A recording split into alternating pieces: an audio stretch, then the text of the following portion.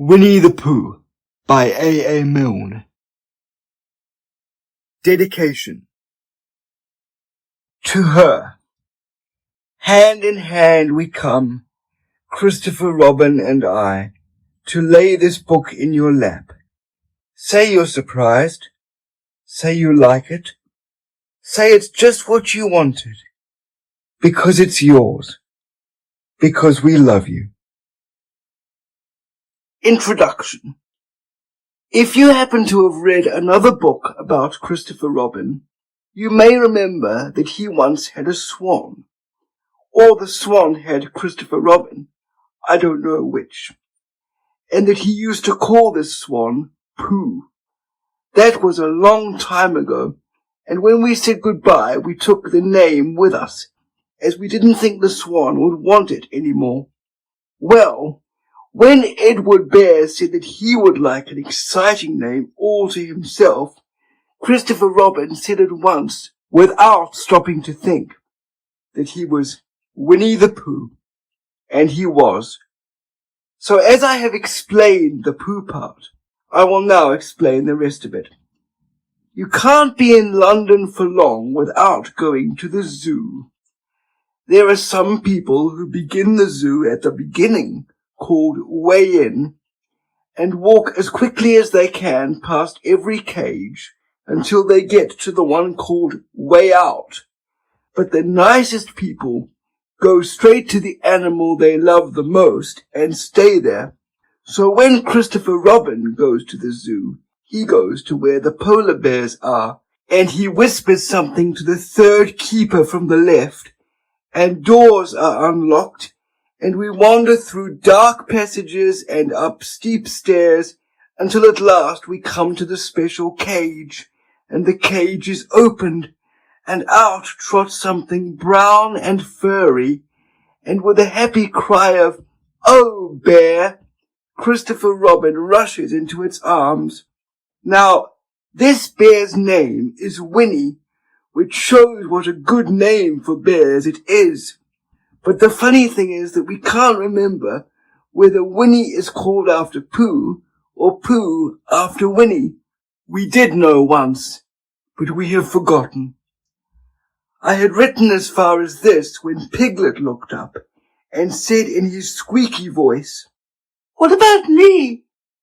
"My dear Piglet," I said, "the whole book is about you." "So it is about Pooh," he squeaked. You see what it is. He is jealous because he thinks Pooh is having a grand introduction all to himself. Pooh is the favourite, of course, there's no denying it. But Piglet comes in for a good many things which Pooh misses, because you can't take Pooh to school without everybody knowing it.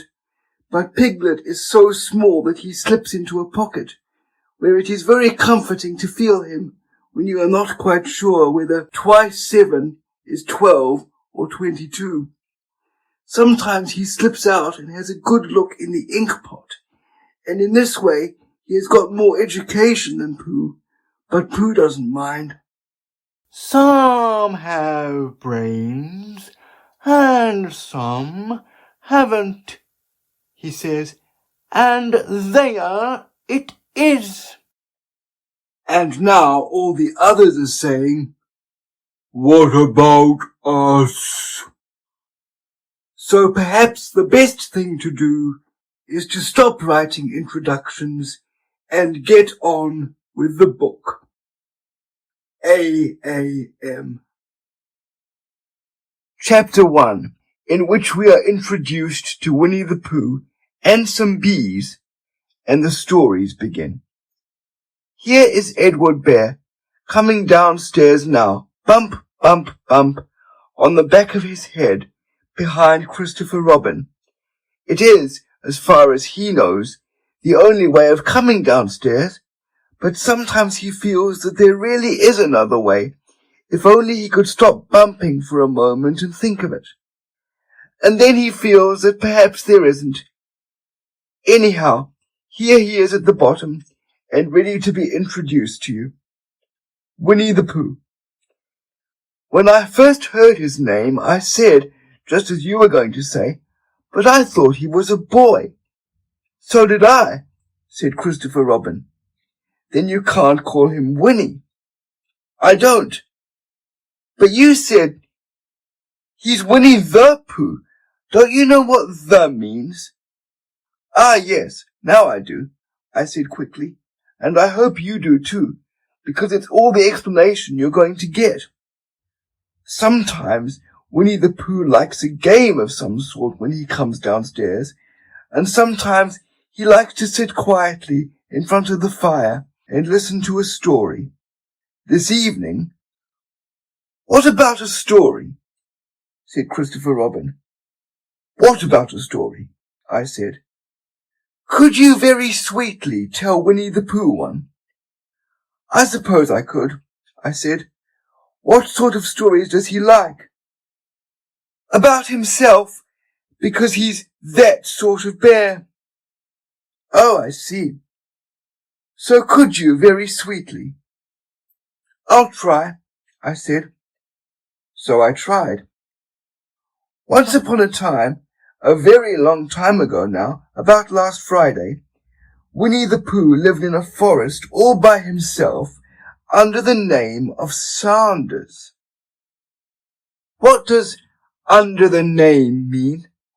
Asked Christopher Robin. It means he had the name over the door in gold letters and lived under it. Winnie-the-Pooh wasn't quite sure, said Christopher Robin. No, I am, said a growly voice. Then I will go on, said I. One day when he was out walking, he came to an open place in the middle of the forest, and in the middle of this place was a large oak tree, and from the top of the tree there came a loud buzzing noise. Winnie-the-Pooh sat down at the foot of the tree, put his head between his paws, and began to think. First of all, he said to himself, that buzzing noise means something. You don't get a buzzing noise like that, just buzzing and buzzing, without its meaning something. If there's a buzzing noise, somebody's making a buzzing noise, and the only reason for making a buzzing noise that I know of is because you're a bee. Then he thought another long time and said, and the only reason for being a bee that I know of is making honey. And then he got up and said, and the only reason for making honey is so as I can eat it. So he began to climb the tree. He climbed, and he climbed, and he climbed. And as he climbed, he sang a little song to himself. It went like this. Isn't it funny how a bear likes honey? Buzz, buzz, buzz. I wonder why he does. Then he climbed a little further, and a little further, and then just a little further. By that time, he had thought of another song. It's a very funny thought that if bears were bees, they'd build their nests at the bottom of trees, and that being so, if the bees were bears, we shouldn't have to climb up all these stairs. He was getting rather tired by this time, so that is why he sang a complaining song. He was nearly there now, and if he just stood on that branch... Crack! No, help, said Pooh, as he dropped 10 feet onto the branch below him. If only I hadn't, he said as he bounced 20 feet onto the next branch. You see, what I meant to do. he explained as he turned head over heels and crashed onto another branch 30 feet below. "What I meant to do... Of course, it was rather," he admitted as he slithered very quickly through the next 6 branches. "It all comes, I suppose," he decided as he said goodbye to the last branch, spun round 3 times, and flew gracefully into a gorse bush. "It all comes of liking honey so much. Oh, help!" He crawled out of the gorse bush, brushed the prickles from his nose, and began to think again. And the first person he thought of was Christopher Robin. "Was that me?" said Christopher Robin in an awed voice, hardly daring to believe it. "That was you?" Christopher Robin said nothing, but his eyes got larger and larger, and his face got pinker and pinker. So Winnie-the-Pooh went round to his friend Christopher Robin, who lived behind a green door in another part of the forest. "Good morning, Christopher Robin," he said. "Good morning, Winnie-the-Pooh," said you. "I wonder if you've got such a thing as a balloon about you." "A balloon?" "Yes, I just said to myself coming along, I wonder if Christopher Robin has such a thing as a balloon about him. I just said it to myself, thinking of balloons and wondering." "What do you want a balloon for?" you said. Winnie-the-Pooh looked round to see that nobody was listening, put his paw to his mouth, and said in a deep whisper, "Honey." "But you don't get honey with balloons." "I do," said Pooh. "Well, it just happened that you had been to a party the day before at the house of your friend Piglet, and you had balloons at the party. You'd had a big green balloon, and one of Rabbit's relations had a big blue one, and had left it behind, being really too young to go to a party at all, and so you had brought the green one and the blue one home with you. Which one would you like?" you asked Pooh. He put his head between his paws and thought very carefully. "It's like this," he said. "When you go after honey with a balloon, the great thing is not to let the bees know you're coming. Now, if you have a green balloon, they might think you are only part of the tree and not notice you. And if you have a blue balloon, they might think you are only part of the sky and not notice you. And the question is, which is most likely?" "Wouldn't they notice you underneath the balloon?" you asked. "They might, or they might not," said Winnie-the-Pooh. "You never can tell with bees." He thought for a moment and said, "I shall try to look like a small black cloud. That will deceive them." "Then you had better have the blue balloon," you said. And so it was decided. Well, you both went out with the blue balloon, and you took your gun with you just in case, as you always did.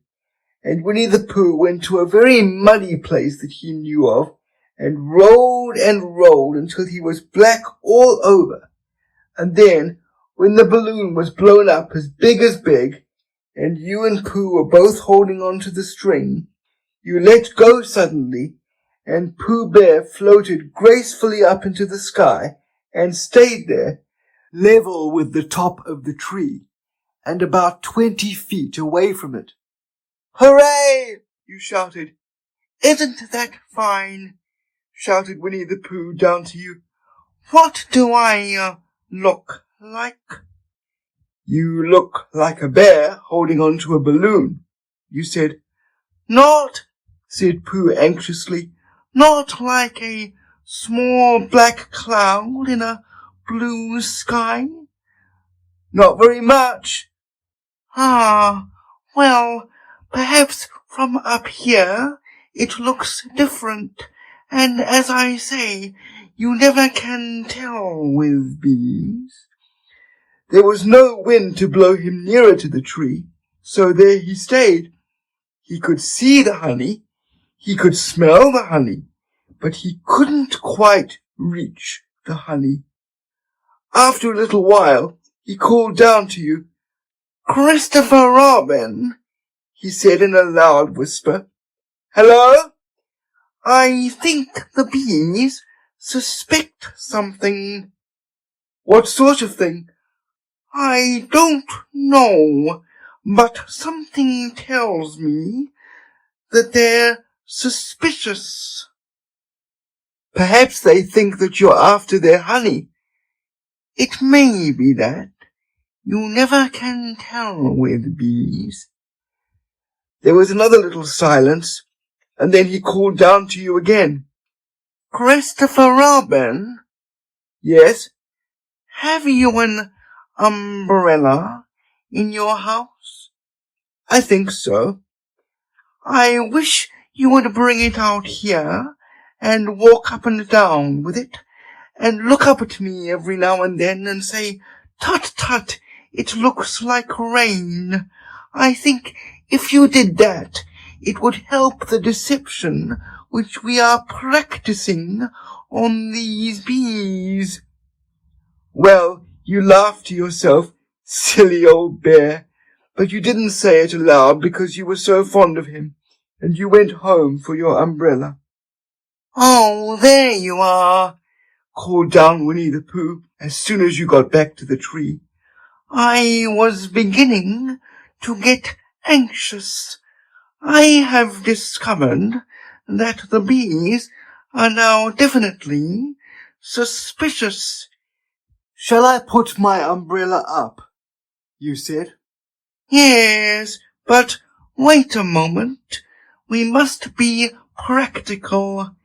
The important bee to deceive is the queen bee. Can you see which is the queen bee from down there? No. A pity. Well, now, if you walk up and down with your umbrella, saying, Tut, tut, it looks like rain, I shall do what I can by singing a little cloud song, such as a cloud might sing. Go! So while you walked up and down and wondered if it would rain, Winnie-the-Pooh sang this song. How sweet to be a cloud, floating in the blue. Every little cloud always sings aloud. How sweet to be a cloud, floating in the blue. It makes him very proud to be a little cloud. The bees were still buzzing as suspiciously as ever. Some of them, indeed, left their nests and flew all round the cloud as it began the second verse of this song, and one bee sat down on the nose of the cloud for a moment and then got up again. Christopher! Oh, Robin! Called out the cloud. Yes? I have just been thinking, and I have come to a very important decision. These are the wrong sort of bees. Are they? Quite the wrong sort, so I should think they would make the wrong sort of honey, shouldn't you? Would they? Yes, so I think I shall come down. How? asked you. Winnie-the-Pooh hadn't thought about this. If he let go of the string, he would fall, bump, and he didn't like the idea of that. So he thought for a long time, and then he said, "Christopher Robin, you must shoot the balloon with your gun. Have you got your gun?"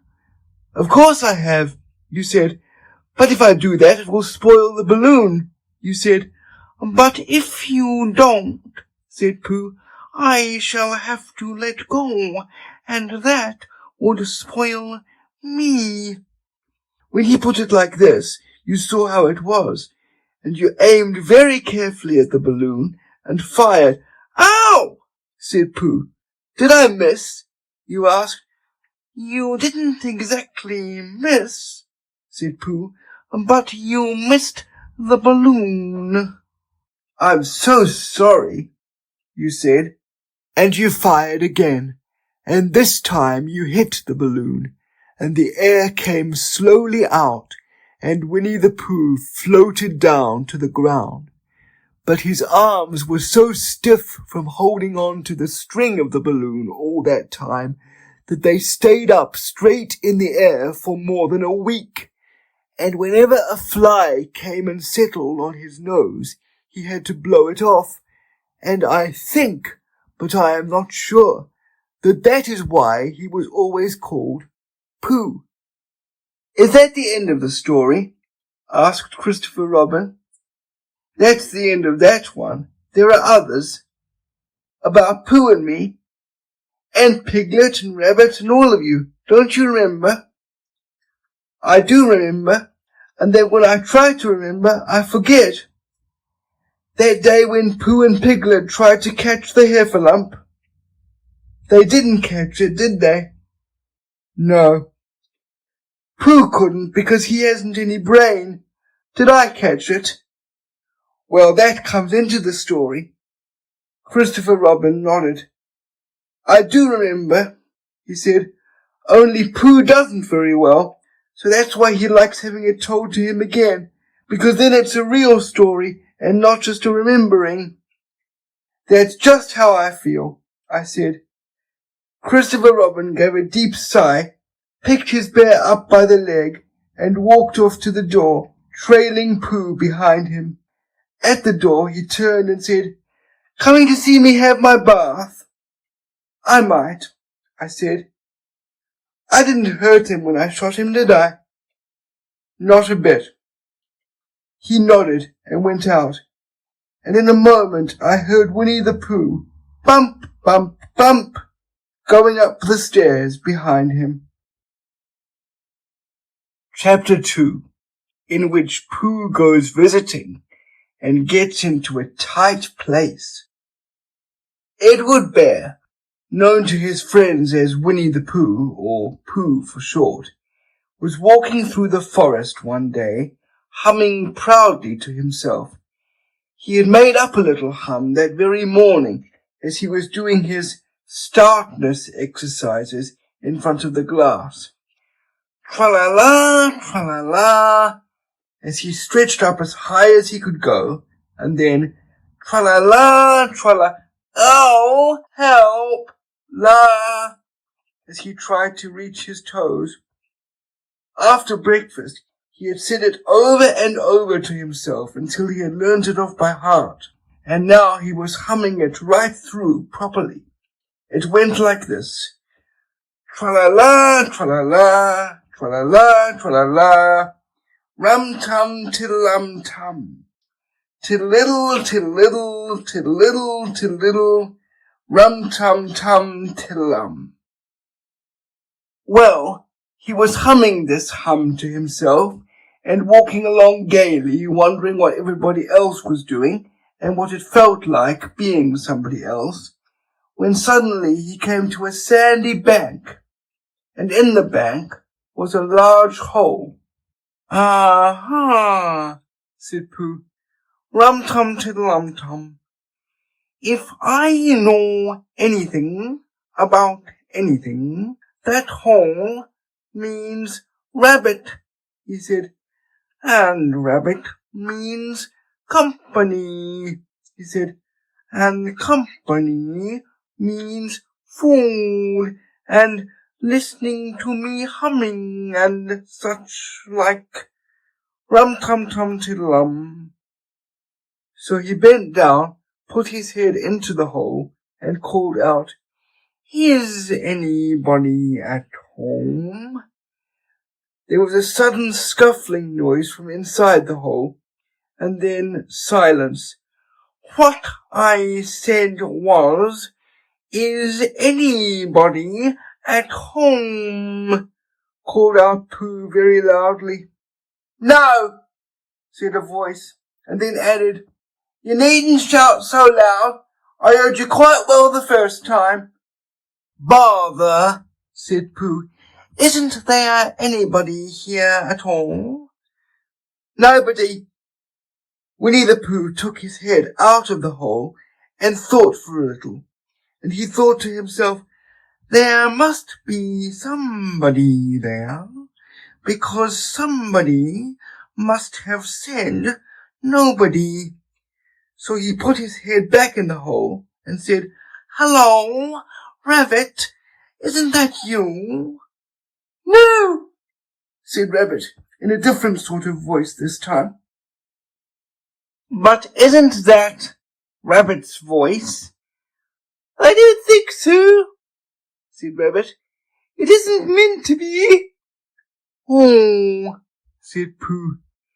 He took his head out of the hole and had another think, and then he put it back and said, "Well, could you very kindly tell me where Rabbit is?" "He has gone to see his friend Pooh Bear, who is a great friend of his." "But this is me," said Bear, very much surprised. "What sort of me?" "Pooh Bear." "Are you sure?" said Rabbit, still more surprised. Quite sure," said Pooh. "Oh, well then come in." So Pooh pushed and pushed and pushed his way through the hole, and at last he got in. "You were quite right," said Rabbit, looking at him all over. "It is you. Glad to see you." "Who did you think it was?" "Well, I wasn't sure. You know how it is in the forest. One can't have anybody coming into one's house.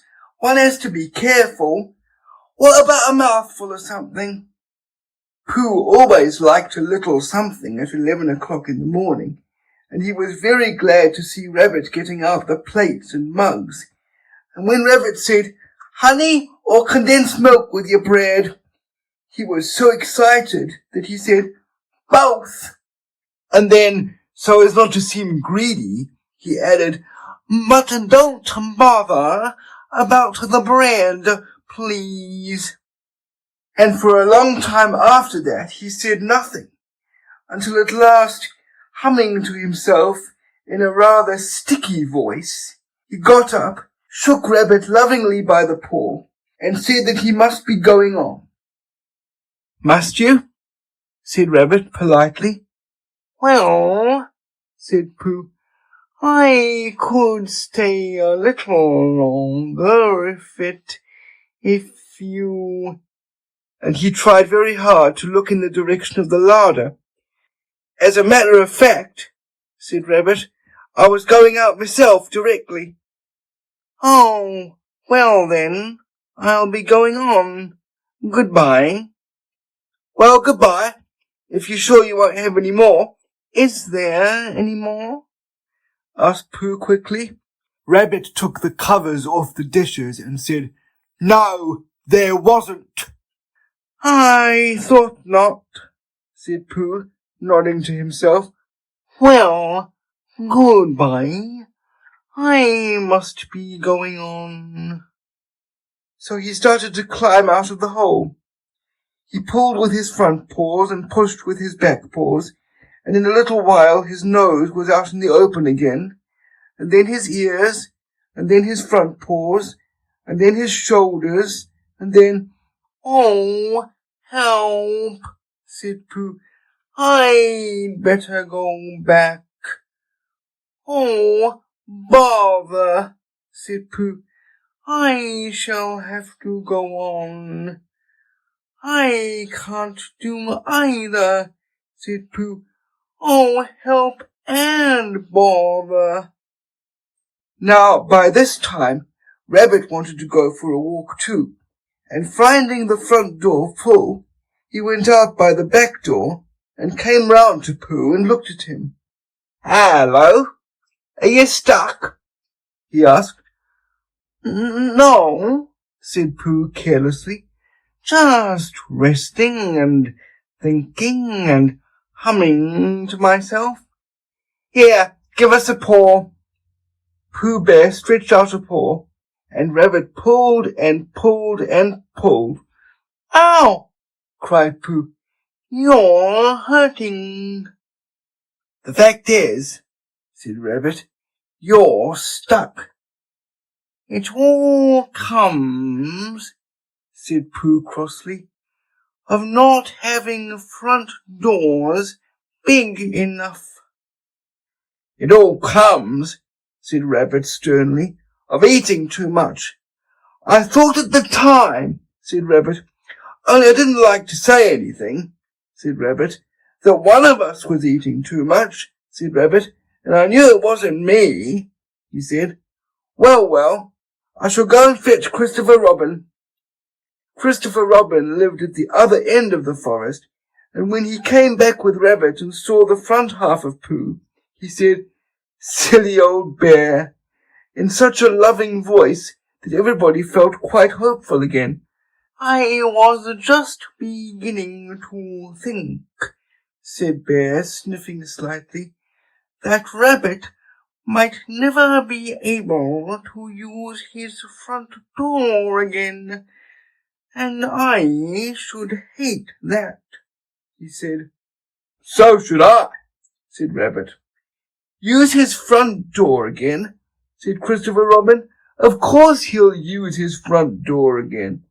"Good," said Rabbit. "If we can't pull you out, Pooh, we might push you back."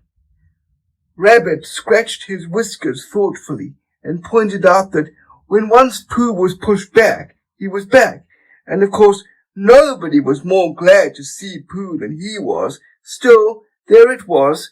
Some lived in trees and some lived underground, and "You mean I'd never get out?" said Pooh.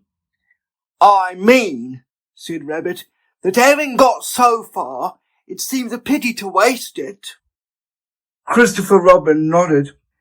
"Then there's only one thing to be done," he said. "We shall have to wait for you to get thin again." "How long does getting thin take?" asked Pooh anxiously.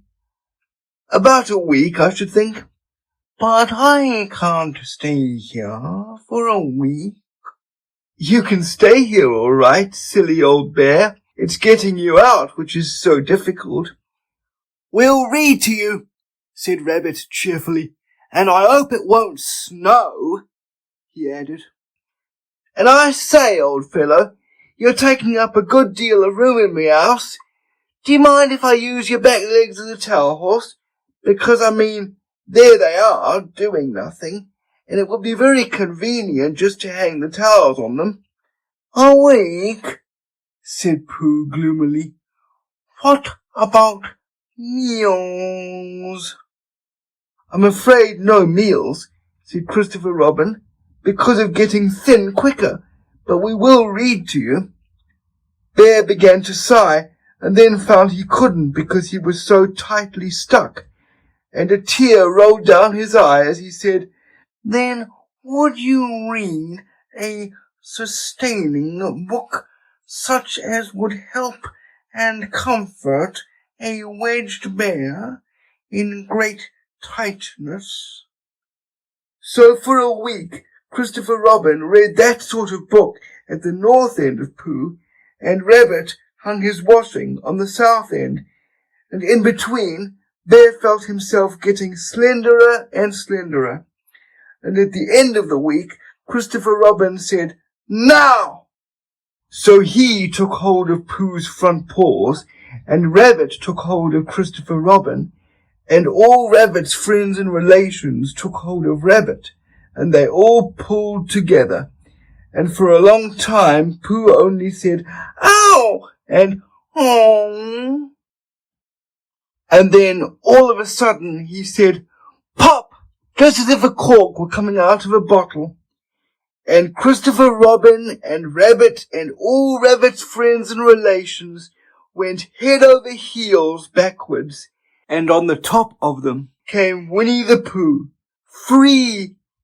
So, with a nod of thanks to his friends, he went on with his walk through the forest, humming proudly to himself. But Christopher Robin looked after him lovingly and said to himself, "Silly old bear." Chapter 3, in which Pooh and Piglet go hunting and nearly catch a woozle.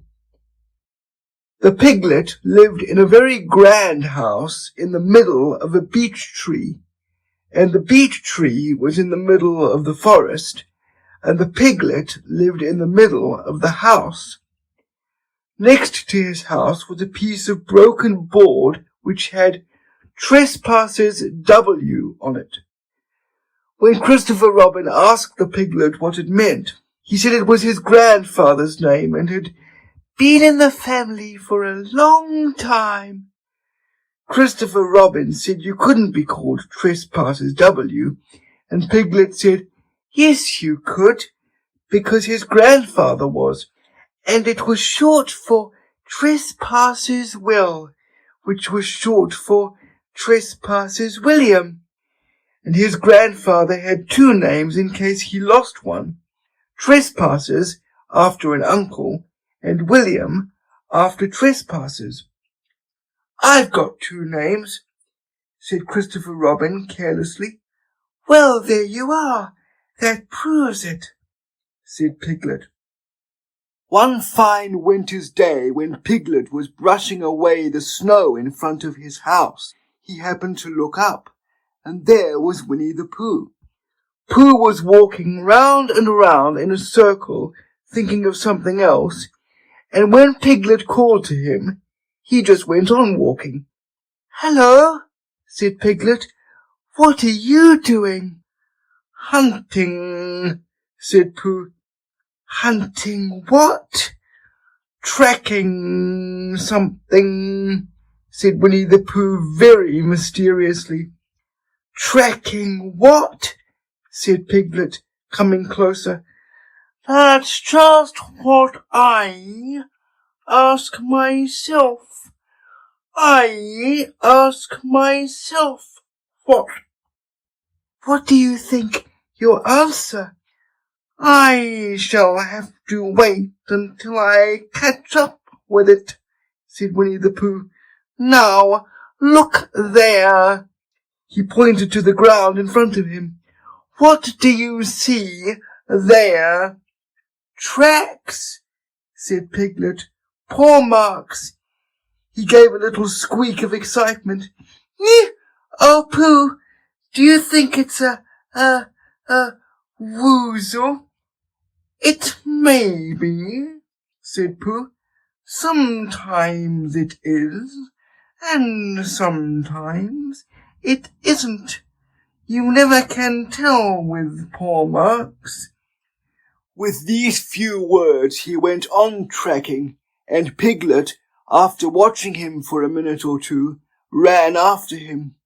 Winnie-the-Pooh had come to a sudden stop and was bending over the tracks in a puzzled sort of way. "What's the matter?" asked Piglet. "It's a very funny thing," said Bear. "But there seem to be two animals now.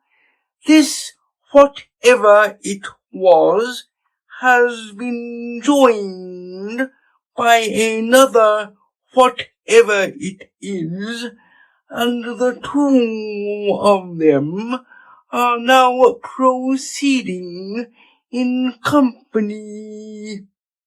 Would you mind coming with me, Piglet, in case they turn out to be, hostile animals? Piglet scratched his ear in a nice sort of way and said that he had nothing to do until Friday and would be delighted to come in case it really was a woozle. You mean in case it really is two woozles, said Winnie-the-Pooh, and Piglet said that anyhow he had nothing to do until Friday, so off they went together. There was a small spinney of larch trees just here, and it seemed as if the two woozles, if that is what they were, had been going round the spinney.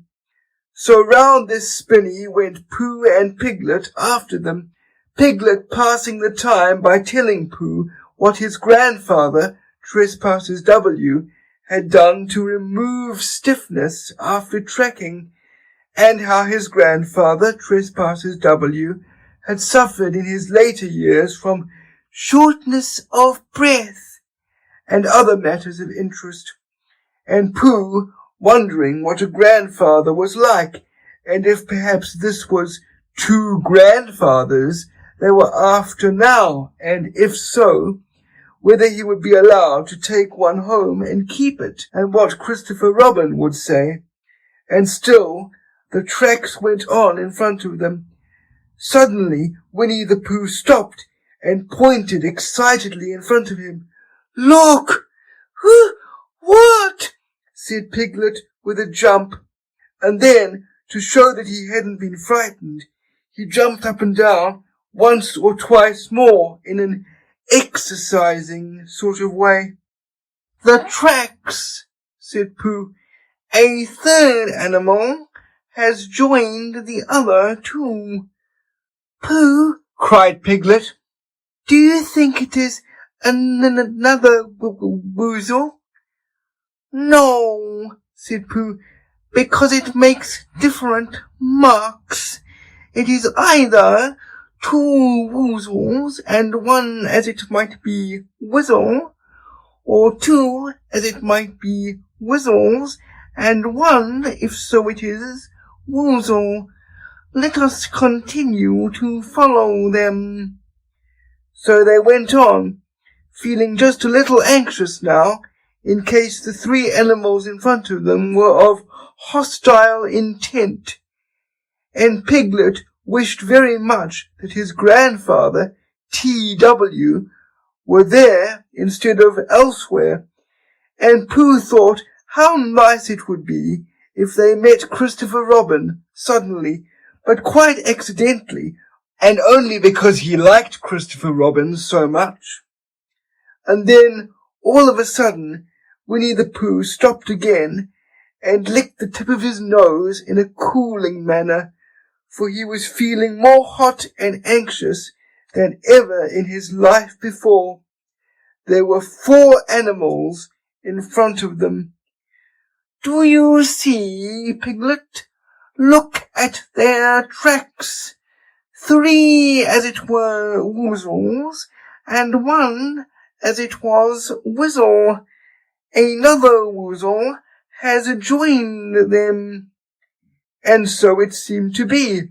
There were the tracks, crossing over each other here, getting muddled up with each other there, but quite plainly, every now and then, the tracks of 4 sets of paws.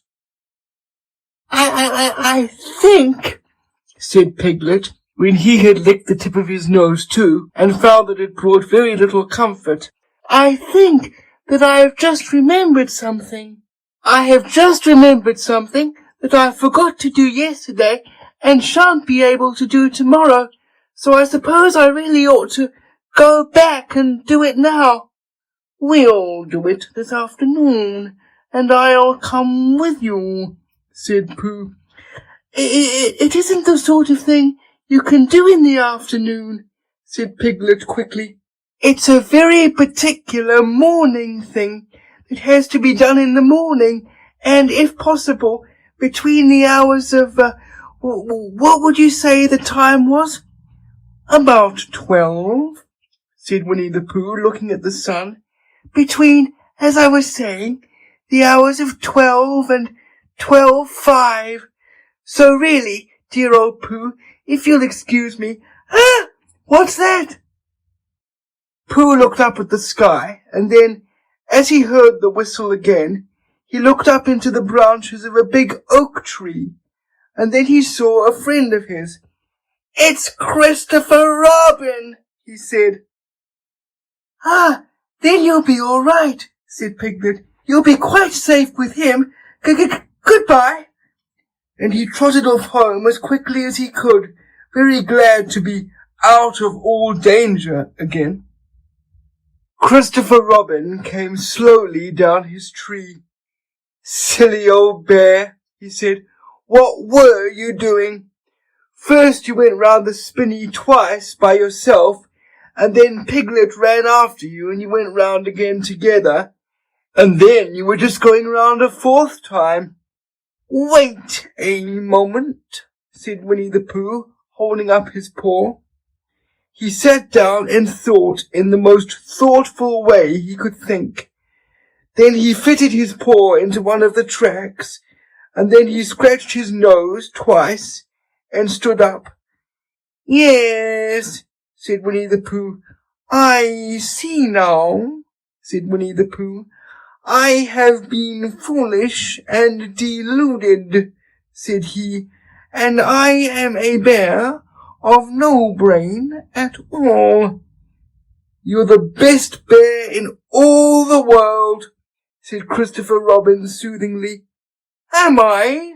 Said Pooh hopefully, and then he brightened up suddenly. Anyhow, he said, it is nearly luncheon time. So he went home for it. Chapter 4, in which Eeyore loses a tail and Pooh finds one. The old grey donkey, Eeyore, stood by himself in a thistly corner of the forest, his front feet well apart, his head on one side, and thought about things. Sometimes he thought sadly to himself, why? And sometimes he thought, wherefore? And sometimes he thought, inasmuch as which? And sometimes he didn't quite know what he was thinking about. So when Winnie-the-Pooh came stumping along, Eeyore was very glad to be able to stop thinking for a little in order to say, how do you do? In a gloomy manner to him. And how are you? Said Winnie-the-Pooh.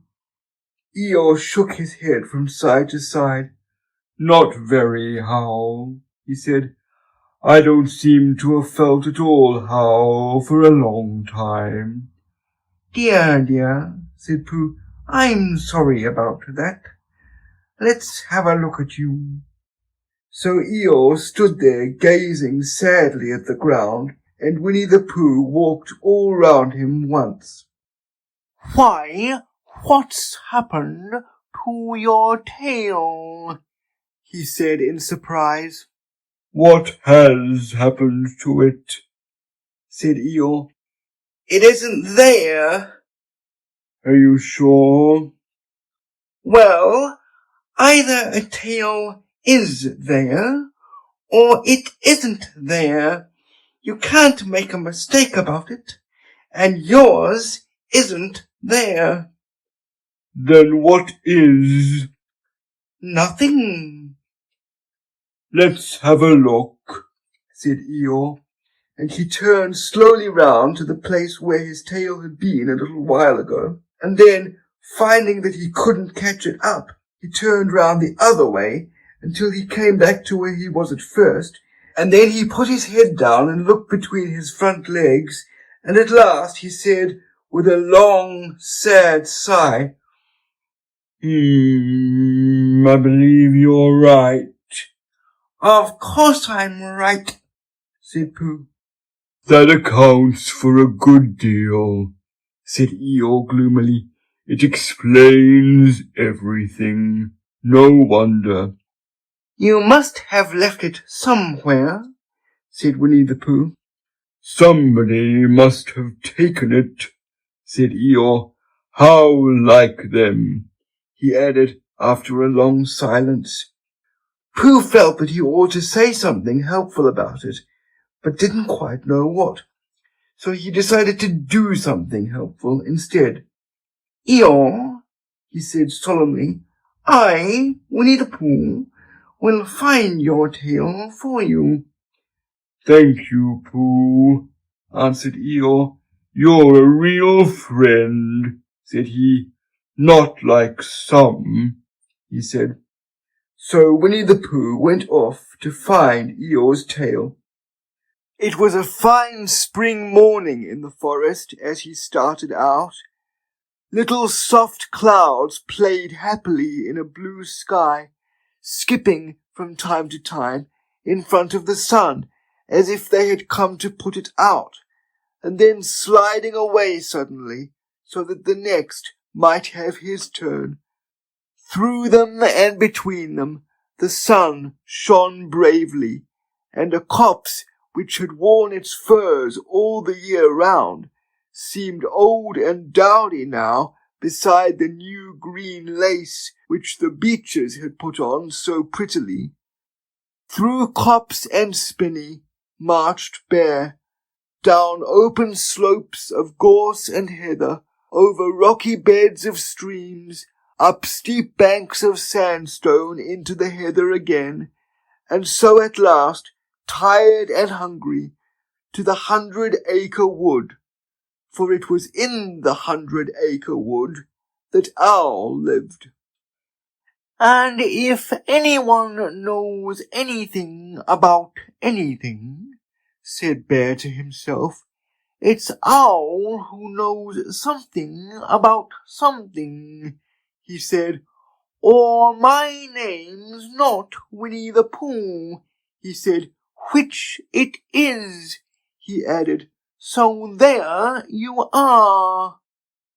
Owl lived at the Chestnuts, an old-world residence of great charm, which was grander than anybody else's, or seemed so to Bear, because it had both a knocker and a bell-pull. Underneath the knocker there was a notice which said, "Please ring if an answer is required." Underneath the bell-pull there was a notice which said, "Please knock if an answer is not required." These notices had been written by Christopher Robin, who was the only one in the forest who could spell. For Owl, wise though he was in many ways, able to read and write and spell his own name, Woe, yet somehow went all to pieces over delicate words like measles and buttered toast. Winnie-the-Pooh read the two notices very carefully, first from left to right, and afterwards, in case he had missed some of it, from right to left.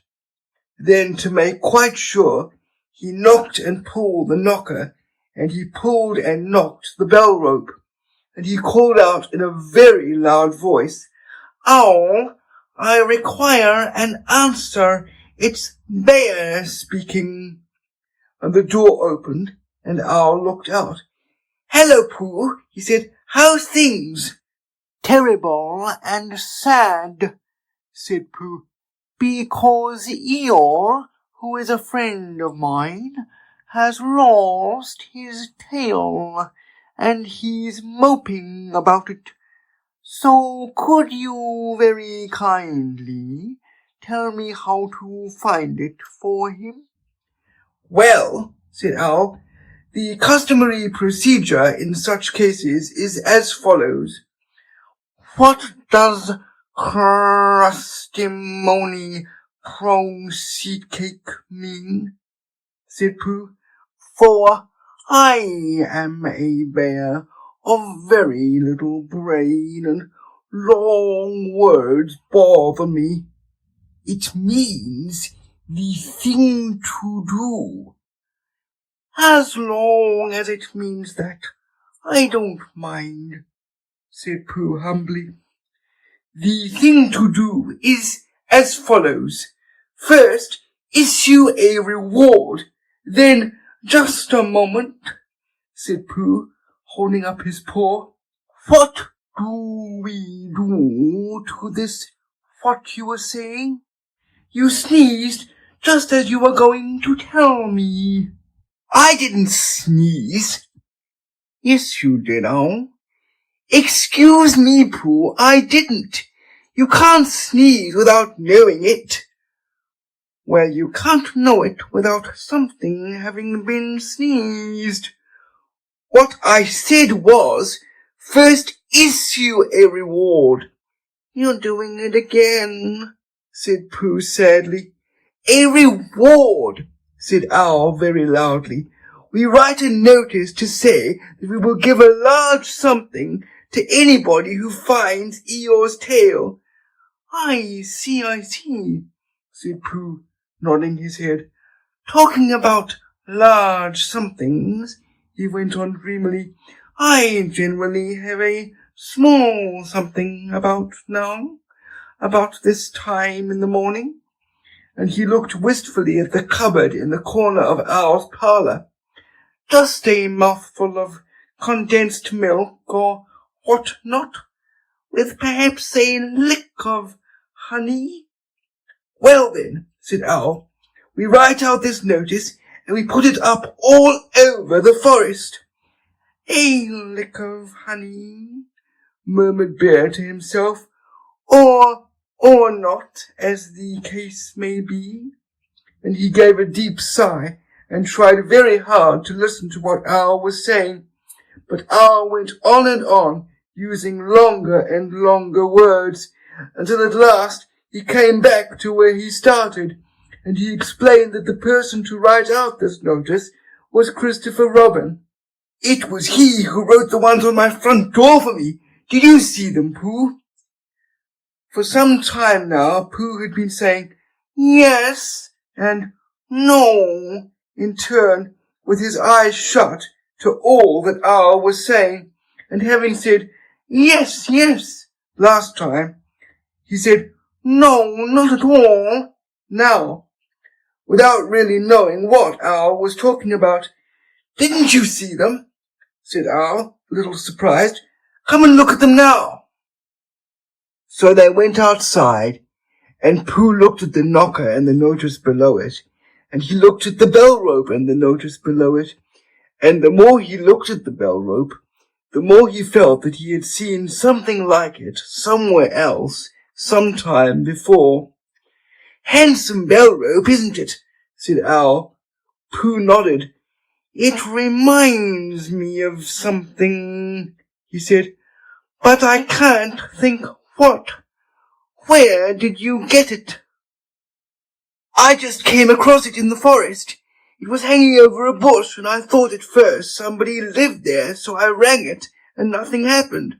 And then I rang it again very loudly, and it came off in my hand, and as nobody seemed to want it, I took it home and— Owl, said Pooh solemnly, you made a mistake. Somebody did want it. Who? Eeyore, my dear friend Eeyore. He was fond of it. Fond of it? Attached to it, said Winnie-the-Pooh sadly. So with these words he unhooked it and carried it back to Eeyore, and when Christopher Robin had nailed it on in its right place again, Eeyore frisked about the forest, waving his tail so happily that Winnie-the-Pooh came over all funny and had to hurry home for a little snack of something to sustain him, and, wiping his mouth half an hour afterwards, he sang to himself proudly, Who found the tail? I, said Pooh, at 2:15. Only it was 11:15, really. I found the tail. Chapter 5. in which Piglet meets a heffalump. One day, when Christopher Robin and Winnie-the-Pooh and Piglet were all talking together, Christopher Robin finished the mouthful he was eating and said carelessly, "I saw a heffalump today, Piglet." What was it doing? asked Piglet. "Just lumping along," said Christopher Robin. "I don't think it saw me." I saw one once, said Piglet. "At least, I think I did," he said. "Only, perhaps it wasn't." "So did I," said Pooh, wondering what a heffalump was like. "You don't often see them," said Christopher Robin carelessly. "Not now," said Piglet. "Not at this time of year," said Pooh. Then they all talked about something else until it was time for Pooh and Piglet to go home together.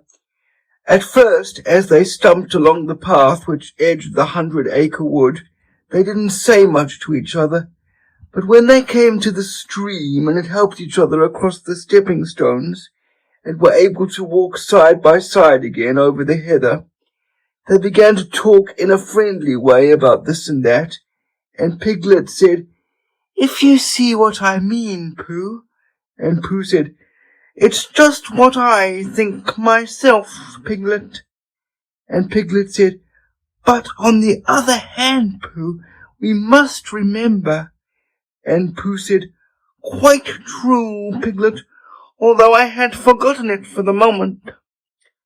And then, just as they came to the 6 pine trees, Pooh looked round to see that nobody else was listening, and said in a very solemn voice, "Piglet, I have decided something."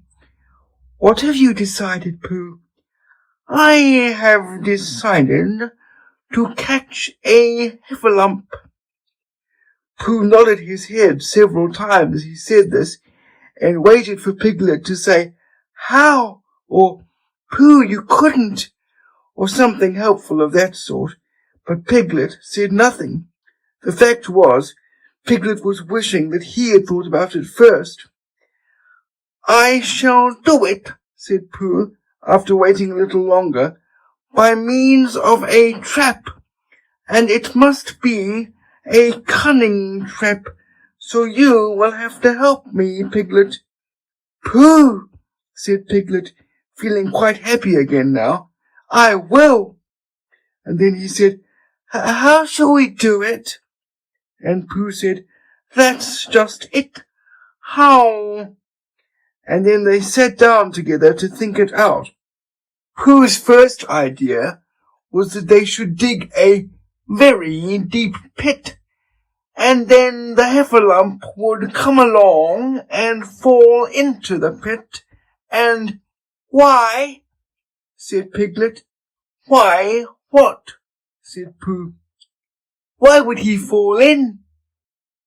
Pooh rubbed his nose with his paw and said that the heffalump might be walking along, humming a little song and looking up at the sky, wondering if it would rain, and so he wouldn't see the very deep pit until he was halfway down, when it would be too late.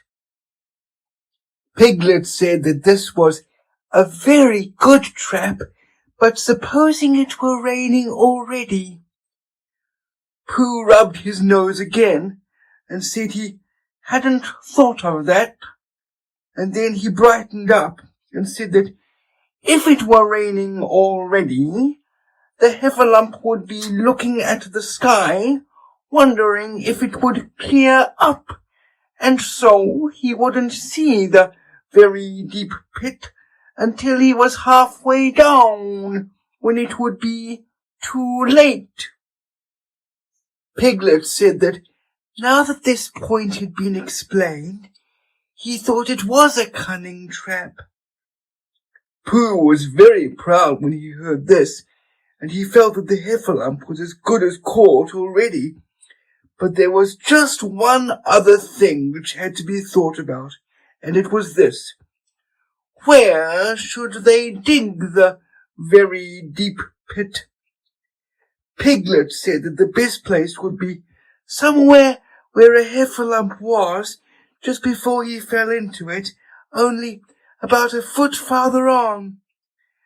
But then he would see us digging it, said Pooh. Not if he was looking at the sky. He would suspect, said Pooh, if he happened to look down.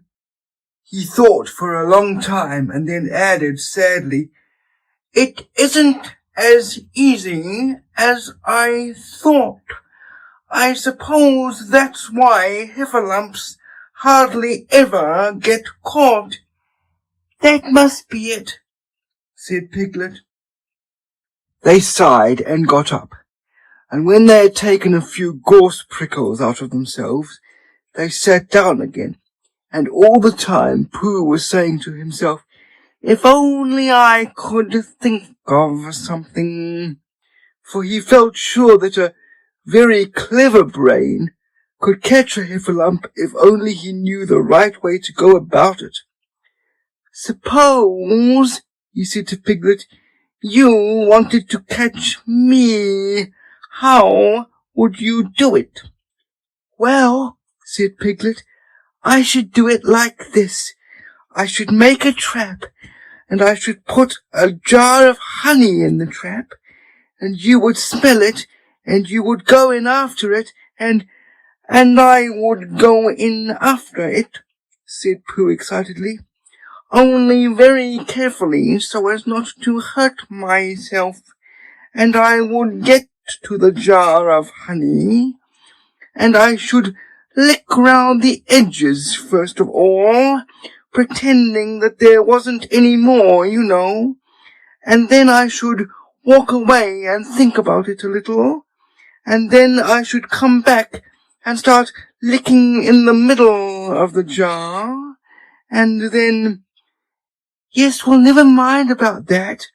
There you would be, and there I should catch you. Now, the first thing to think of is, what do heffalumps like?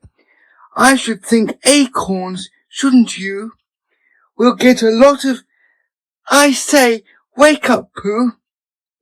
Pooh, who had gone into a happy dream, woke up with a start and said that honey was a much more trappy thing than acorns. Piglet didn't think so, and they were just going to argue about it when Piglet remembered that if they put acorns in the trap, he would have to find the acorns, but if they put honey, then Pooh would have to give up some of his own honey. So he said, All right, honey then. Just as Pooh remembered it too, and was going to say, All right, acorns. Honey, said Piglet to himself in a thoughtful way, as if it were now settled. I'll dig the pit, while you go and get the honey. Very well, said Pooh, and he stumped off. As soon as he got home, he went to the larder, and he stood on a chair, and took down a very large jar of honey from the top shelf. It had HUNNY written on it. But just to make sure, he took off the paper cover and looked at it, and it looked just like honey. But you never can tell, said Pooh. I remember my uncle saying once that he had seen cheese just this colour. So he put his tongue in and took a large lick. Yes, he said, it is, no doubt about that. And honey, I should say, right down to the bottom of the jar, unless, of course, he said, somebody put cheese in at the bottom just for a joke. Perhaps I had better go a little further, just in case heffalumps don't like cheese, same as me. Ah! And he gave a deep sigh. I was right. It is honey, right the way down. Having made certain of this, he took the jar back to Piglet, and Piglet looked up from the bottom of his very deep pit and said, Got it? And Pooh said, Yes, but it isn't quite a full jar. And he threw it down to Piglet, and Piglet said, No, it isn't. Is that all you've got left? And Pooh said, Yes, because it was. So Piglet put the jar at the bottom of the pit and climbed out, and they went off home together. Well, good night, Pooh, said Piglet when they had got to Pooh's house, and we meet at 6 o'clock tomorrow morning by the pine trees and see how many heffalumps we've got in our trap. 6 o'clock, Piglet. Have you got any string? No. Why do you want string? To lead them home with. Oh, I think heffalumps come if you whistle. Some do, and some don't. You never can tell with heffalumps. Well, good night. Good night. And off Piglet trotted to his house, Trespassers W, while Pooh made his preparations for bed. Some hours later, just as the night was beginning to steal away, Pooh woke up suddenly with a sinking feeling. He had had that sinking feeling before, and he knew what it meant. He was hungry. So he went to the larder, and he stood on a chair, and reached up to the top shelf, and found nothing. That's funny, he thought. I know I had a jar of honey there, a full jar full of honey right up to the top, and it had HUNNY written on it, so that I should know it was honey. That's very funny. And then he began to wander up and down, wondering where it was, and murmuring a murmur to himself, like this. It's very, very funny, 'cause I know I had some honey, 'cause it had a label on, saying honey, a galoptious full-up pot too, and I don't know where it's got to. No, I don't know where it's gone. Well, it's funny. He had murmured this to himself 3 times in a singing sort of way, when suddenly he remembered he had put it into the cunning trap to catch the heffalump. Bother, said Pooh. It all comes of trying to be kind to heffalumps. And he got back into bed. But he couldn't sleep. The more he tried to sleep, the more he couldn't.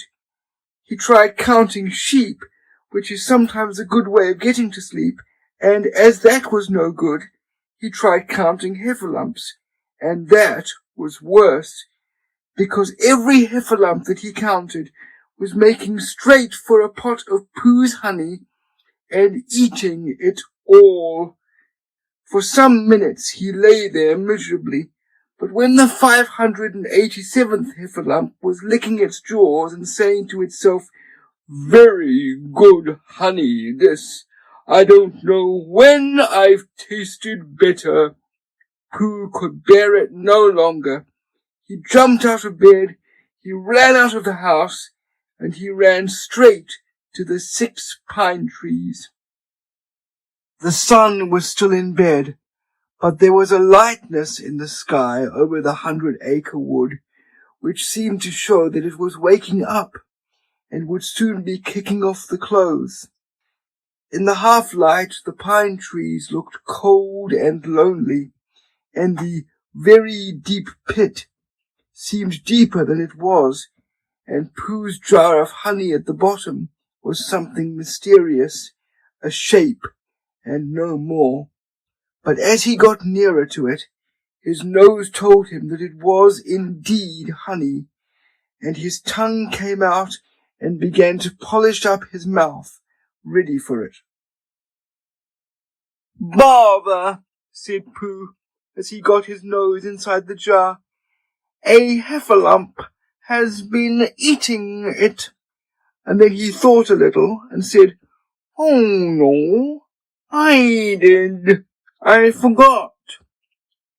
Indeed, he had eaten most of it, but there was a little left at the very bottom of the jar, and he pushed his head right in and began to lick. By and by, Piglet woke up. As soon as he woke, he said to himself, "Oh." Then he said bravely, "Yes," and then still more bravely, "Quite so." But he didn't feel very brave, for the word which was really jiggetting about in his brain was heffalumps. What was a heffalump like? Was it fierce? Did it come when you whistled? And how did it come?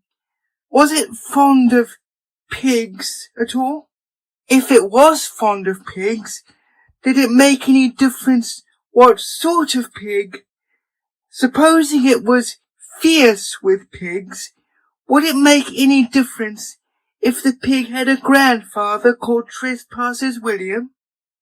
He didn't know the answer to any of these questions, and he was going to see his first heffalump in about an hour from now. Of course, Pooh would be with him, and it was much more friendly with two. But suppose heffalumps were very fierce with pigs and bears, wouldn't it be better to pretend that he had a headache and couldn't go up to the 6 pine trees this morning? But then suppose that it was a very fine day and there was no heffalump in the trap. Here he would be in bed all the morning, simply wasting his time for nothing. What should he do? And then he had a clever idea. He would go up very quietly to the 6 pine trees now, peep very cautiously into the trap, and see if there was a heffalump there. And if there was, he would go back to bed, and if there wasn't, he wouldn't. So off he went. At first he thought that there wouldn't be a heffalump in the trap, and then he thought that there would. And as he got nearer, he was sure that there would, because he could hear it heffalumping about it like anything. "Oh dear, oh dear, oh dear," said Piglet to himself, and he wanted to run away. But somehow, having got so near, he felt that he must just see what a heffalump was like. So he crept to the side of the trap and looked in. And all the time, Winnie-the-Pooh had been trying to get the honey jar off his head. The more he shook it, the more tightly it stuck. "Bother," he said inside the jar, and "Oh, help," and mostly "Ow!" And he tried bumping it against things, but as he couldn't see what he was bumping it against, it didn't help him. And he tried to climb out of the trap, but as he could see nothing but jar, and not much of that, he couldn't find his way. So at last he lifted up his head, jar and all, and made a loud roaring noise of sadness and despair. "Oh!" And it was at that moment that Piglet looked down. "Help! Help!" cried Piglet. "A heffalump! A horrible heffalump!" And he scampered off as hard as he could, still crying out, "Help! Help! A horrible heffalump! Hoff! Hoff! A horrible horrorlump! Hole! Hole! A hoffable hillarump!" And he didn't stop crying and scampering until he got to Christopher Robin's house. "Whatever's the matter, Piglet?" said Christopher Robin, who was just getting up. "Heff," said Piglet, breathing so hard that he could hardly speak. I have a lump. Where? Up there, said Piglet, waving his paw. What did it look like? Like it had the biggest head you ever saw, Christopher Robin. A great, enormous thing, like nothing. A huge, big, well, like an enormous big nothing, like a jar. Well, said Christopher Robin, putting on his shoes, I shall go and look at it. Come on. Piglet wasn't afraid if he had Christopher Robin with him, so off they went. I can hear it, can't you? Said Piglet anxiously as they got near. I can hear something, said Christopher Robin. It was Pooh bumping his head against a tree root he had found. There, said Piglet, isn't it awful? And he held on tight to Christopher Robin's hand. Suddenly Christopher Robin began to laugh, and he laughed, and he laughed, and he laughed, and while he was still laughing, crash went the Heffalump's head against the tree root, smash went the jar, and out came Pooh's head again. Then Piglet saw what a foolish Piglet he had been, and he was so ashamed of himself that he ran straight off home and went to bed with a headache. But Christopher Robin and Pooh went home to breakfast together. Oh, Bear, said Christopher Robin, how I do love you. So do I, said Pooh. Chapter 6, in which Eeyore has a birthday and gets 2 presents. Eeyore, the old grey donkey, stood by the side of the stream and looked at himself in the water. Pathetic, he said. That's what it is. Pathetic. He turned and walked slowly down the stream for 20 yards, splashed across it, and walked slowly back on the other side. Then he looked at himself in the water again. As I thought, he said, no better from this side, but nobody minds, nobody cares. Pathetic, that's what it is. There was a crackling noise in the bracken behind him, and out came Pooh. Good morning, Eeyore, said Pooh. Good morning, Pooh Bear, said Eeyore gloomily. If it is a good morning, he said, which I doubt, said he. Why, what's the matter?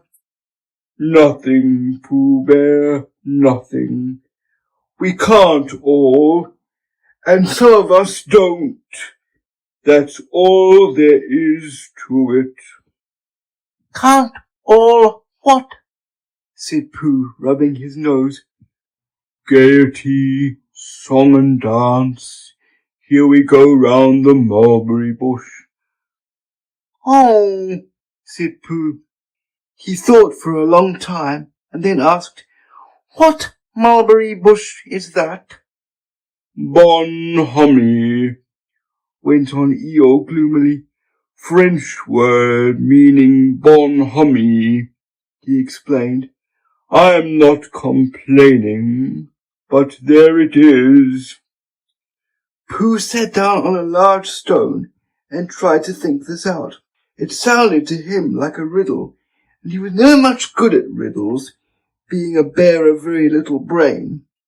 So he sang Cottleston Pie instead. Cottleston, Cottleston, Cottleston Pie. A fly can't bird, but a bird can fly.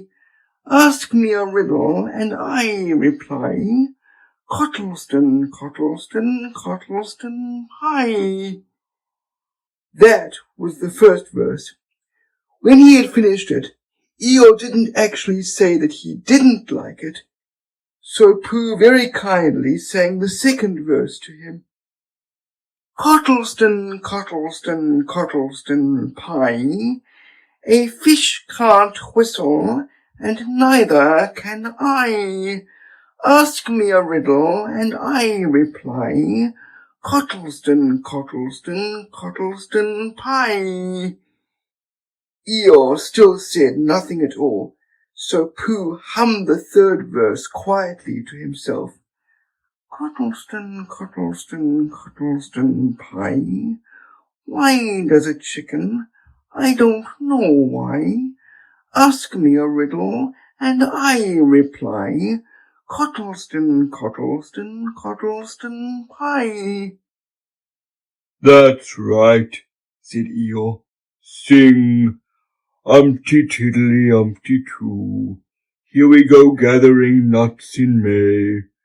Enjoy yourself.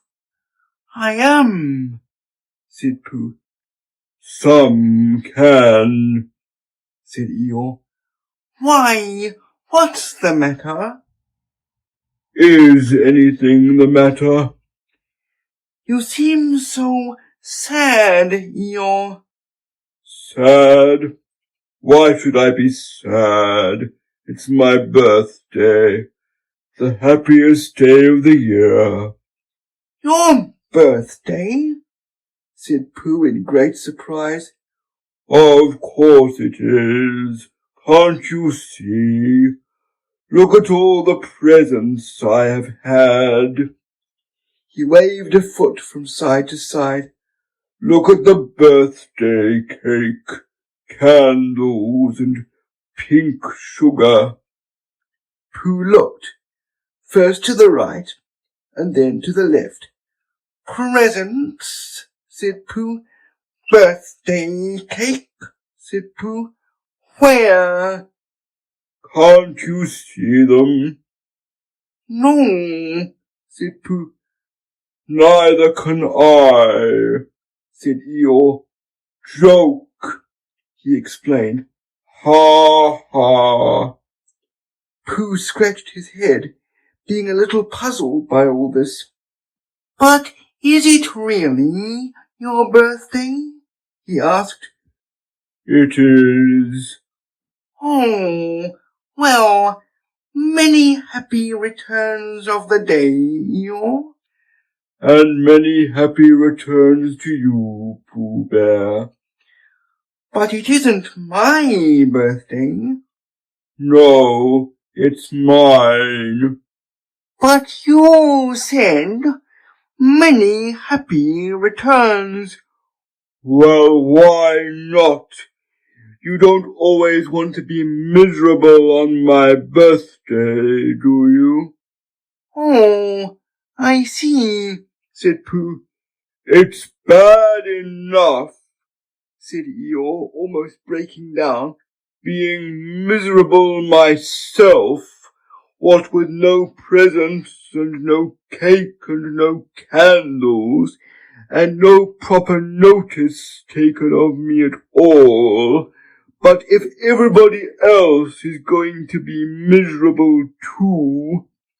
This was too much for Pooh. Stay there, he called to Eeyore as he turned and hurried back home as quick as he could, for he felt that he must get poor Eeyore a present of some sort at once, and he could always think of a proper one afterwards. Outside his house, he found Piglet jumping up and down trying to reach the knocker. Hello, Piglet, he said. Hello, Pooh, said Piglet. What are you trying to do? I was trying to reach the knocker, said Piglet. I just came round. Let me do it for you, said Pooh kindly. So he reached up and knocked at the door. I have just seen Eeyore, he began, and poor Eeyore is in a very sad condition because it's his birthday and nobody has taken any notice of it, and he's very gloomy. You know what EEYORE is. And there he was, and what a long time whoever lives here is, answering this door. And he knocked again. But Pooh, said Piglet, it's your own house. Oh, said Pooh, so it is, he said. Well, let's go in. So in they went. The first thing Pooh did was to go to the cupboard to see if he had quite a small jar of honey left, and he had, so he took it down. I am giving this to EEYORE, he explained, as a present. What are you going to give? Couldn't I give it too, said Piglet, from both of us? No, said Pooh. That would not be a good plan. All right then, I'll give him a balloon. I've got one left from my party. I'll go and get it now, shall I? That, Piglet, is a very good idea. It is just what EEYORE wants to cheer him up. Nobody can be uncheered with a balloon. So off Piglet trotted, and in the other direction went Pooh, with his jar of honey. It was a warm day, and he had a long way to go. He hadn't gone more than halfway when a sort of funny feeling began to creep all over him. It began at the tip of his nose, and trickled all through him, and out at the soles of his feet. It was just as if somebody inside him was saying, Now then, Pooh, time for a little something. Dear, said Pooh, I didn't know it was as late as that. So he sat down and took the top off his jar of honey. Lucky I brought this with me, he thought. Many a bear going out on a warm day like this would never have thought of bringing a little something with him. And he began to eat. Now, let me see, he thought, as he took his last lick of the inside of the jar. Where was I going? Ah, yes, EEYORE. He got up slowly, and then suddenly he remembered.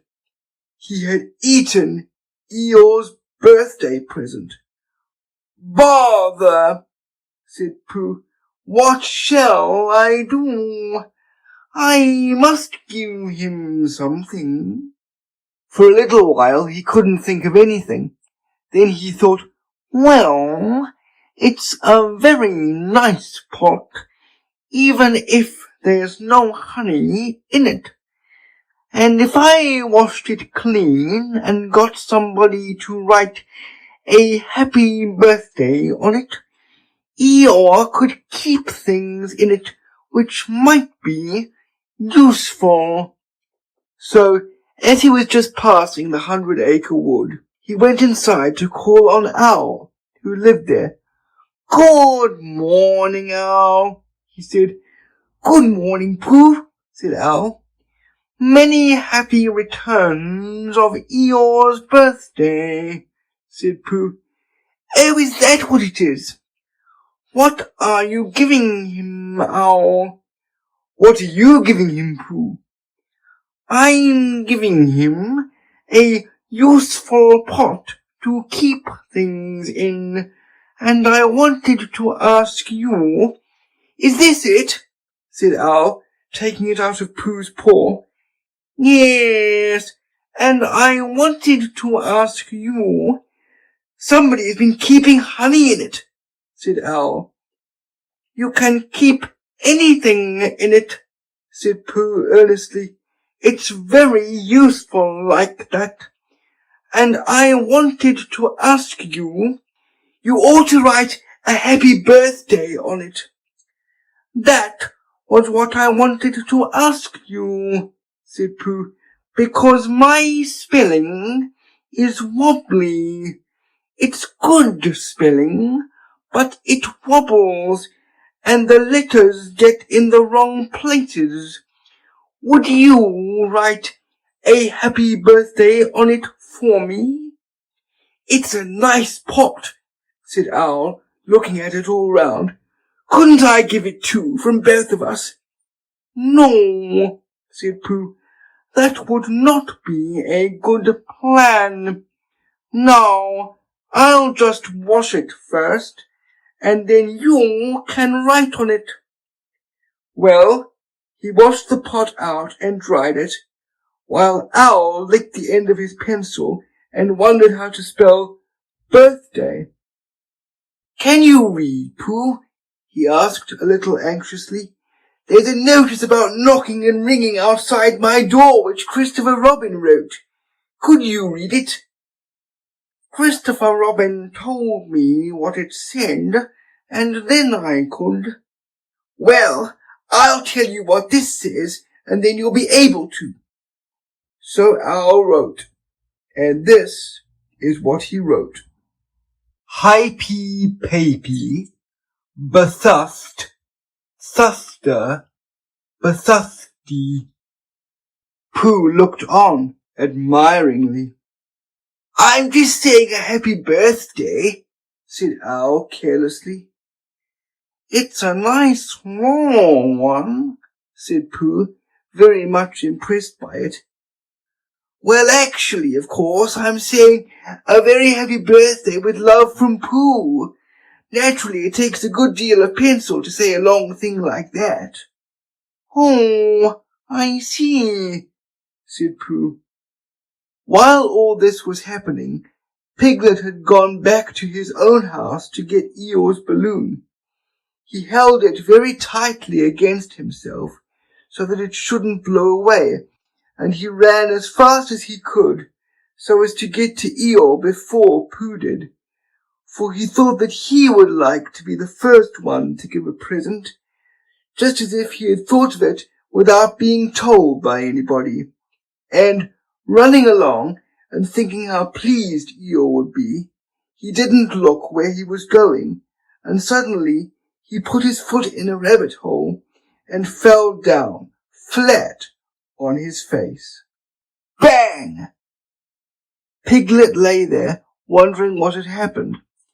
At first he thought that the whole world had blown up, and then he thought that perhaps only the forest part of it had, and then he thought that perhaps only he had, and he was now alone in the moon or somewhere, and would never see Christopher Robin or Pooh or Eeyore again. And then he thought, well, even if I'm in the moon, I needn't be face downwards all the time. So he got cautiously up and looked about him. He was still in the forest. Well, that's funny, he thought. I wonder what that bang was. I couldn't have made such a noise just falling down. And where's my balloon? And what's that small piece of damp rag doing? It was the balloon. Oh dear, said Piglet. Oh dearie, dearie, dear. Well, it's too late now. I can't go back, and I haven't another balloon, and perhaps Eeyore doesn't like balloons so very much. So he trotted on, rather sadly now, and down he came to the side of the stream where Eeyore was, and called out to him. Good morning, Eeyore, shouted Piglet. Good morning, little Piglet, said Eeyore. If it is a good morning, he said, which I doubt, said he. Not that it matters, he said. Many happy returns of the day, said Piglet, having now got closer. Eeyore stopped looking at himself in the stream, and turned to stare at Piglet. Just say that again, he said. Many happy... Wait a moment. Balancing on 3 legs, He began to bring his fourth leg very cautiously up to his ear. I did this yesterday, he explained, as he fell down for the third time. It's quite easy. It's so as I can hear better. There, that's done it. Now then, what were you saying? He pushed his ear forward with his hoof. Many happy returns of the day, said Piglet again. Meaning me? Of course, Eeyore. My birthday? Yes. Me having a real birthday? Yes, Eeyore, and I brought you a present. Eeyore took down his right hoof from his right ear, turned round, and with great difficulty put up his left hoof. I must have that in the other ear, he said. Now then. A present, said Piglet very loudly. Meaning me again? Yes. My birthday still? Of course, Eeyore. Me going on having a real birthday? Yes, Eeyore, and I brought you a balloon. Balloon, said Eeyore. You did say balloon. One of those big coloured things you blow up. Gaiety, song and dance. Here we are and there we are. Yes, but I'm afraid I'm very sorry, Eeyore. But when I was running along to bring it to you, I fell down. Dear, dear, how unlucky. You ran too fast, I expect. You didn't hurt yourself, little Piglet? No, but oh, Eeyore, I burst the balloon. There was a very long silence. My balloon, said Eeyore at last. Piglet nodded. My birthday balloon. Yes, Eeyore, said Piglet, sniffing a little. Here it is, with many happy returns of the day. And he gave Eeyore the small piece of damp rag. Is this it? said Eeyore, a little surprised. Piglet nodded. My present. Piglet nodded again. The balloon. Yes. Thank you, Piglet, said Eeyore. You don't mind my asking, he went on, but what colour was this balloon when it was a balloon? Red. I just wondered. Red, he murmured to himself. My favourite colour. How big was it? About as big as me. I just wondered. About as big as Piglet, he said to himself sadly. My favourite size. Well, well. Piglet felt very miserable and didn't know what to say. He was still opening his mouth to begin something, and then deciding that it wasn't any good saying that, when he heard a shout from the other side of the river, and there was Pooh. Many happy returns of the day, called out Pooh, forgetting that he had said it already. Thank you, Pooh. I'm having them, said Eeyore gloomily. I've brought you a little present, said Pooh excitedly. I've had it, said Eeyore. Pooh had now splashed across the stream to Eeyore, and Piglet was sitting a little way off, his head in his paws, snuffling to himself. It's a useful pot, said Pooh. Here it is, and it's got a very happy birthday with love from Pooh written on it. That's what all that writing is, and it's for putting things in there. When Eeyore saw the pot, he became quite excited. Why, he said, I believe my balloon will just go into that pot. Oh, no, Eeyore, said Pooh. Balloons are much too big to go into pots. What you do with a balloon is you hold the balloon. Not mine, said Eeyore proudly. Look, Piglet. And as Piglet looked sorrowfully round, Eeyore picked the balloon up with his teeth and placed it carefully in the pot, picked it out and put it on the ground, and then picked it up again and put it carefully back. So it does, said Pooh. It goes in. So it does, said Piglet, and it comes out. Doesn't it? Said Eeyore. It goes in and out like anything.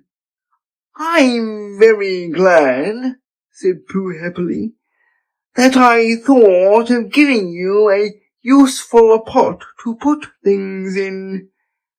I'm very glad, said Piglet happily, that I thought of giving you something to put in a useful pot. But Eeyore wasn't listening. He was taking the balloon out and putting it back again, as happy as could be. And didn't I give him anything? Asked Christopher Robin sadly. Of course you did, I said. You gave him, don't you remember, a little, I gave him a box of paints to paint things with. That was it. Why didn't I give it to him in the morning? You were so busy getting his party ready for him. He had a cake with icing on the top and 3 candles and his name in pink sugar and, yes, I remember, said Christopher Robin. Chapter 7, in which Kanga and Baby Roo come to the forest and Piglet has a bath. Nobody seemed to know where they came from, but there they were in the forest, Kanga and Baby Roo. When Pooh asked Christopher Robin, how did they come here? Christopher Robin said, in the usual way, if you know what I mean, Pooh. And Pooh, who didn't, said, oh. Then he nodded his head twice and said, in the usual way. Ah. Then he went to call upon his friend Piglet to see what he thought about it. And at Piglet's house he found Rabbit. So they all talked about it together. What I don't like about it is this, said Rabbit. Here are we, you Pooh and you Piglet and me, and suddenly, and Eeyore, said Pooh, and Eeyore, and then suddenly, and Owl, said Pooh, and Owl, and then all of a sudden, oh, and Eeyore, said Pooh, I was forgetting him.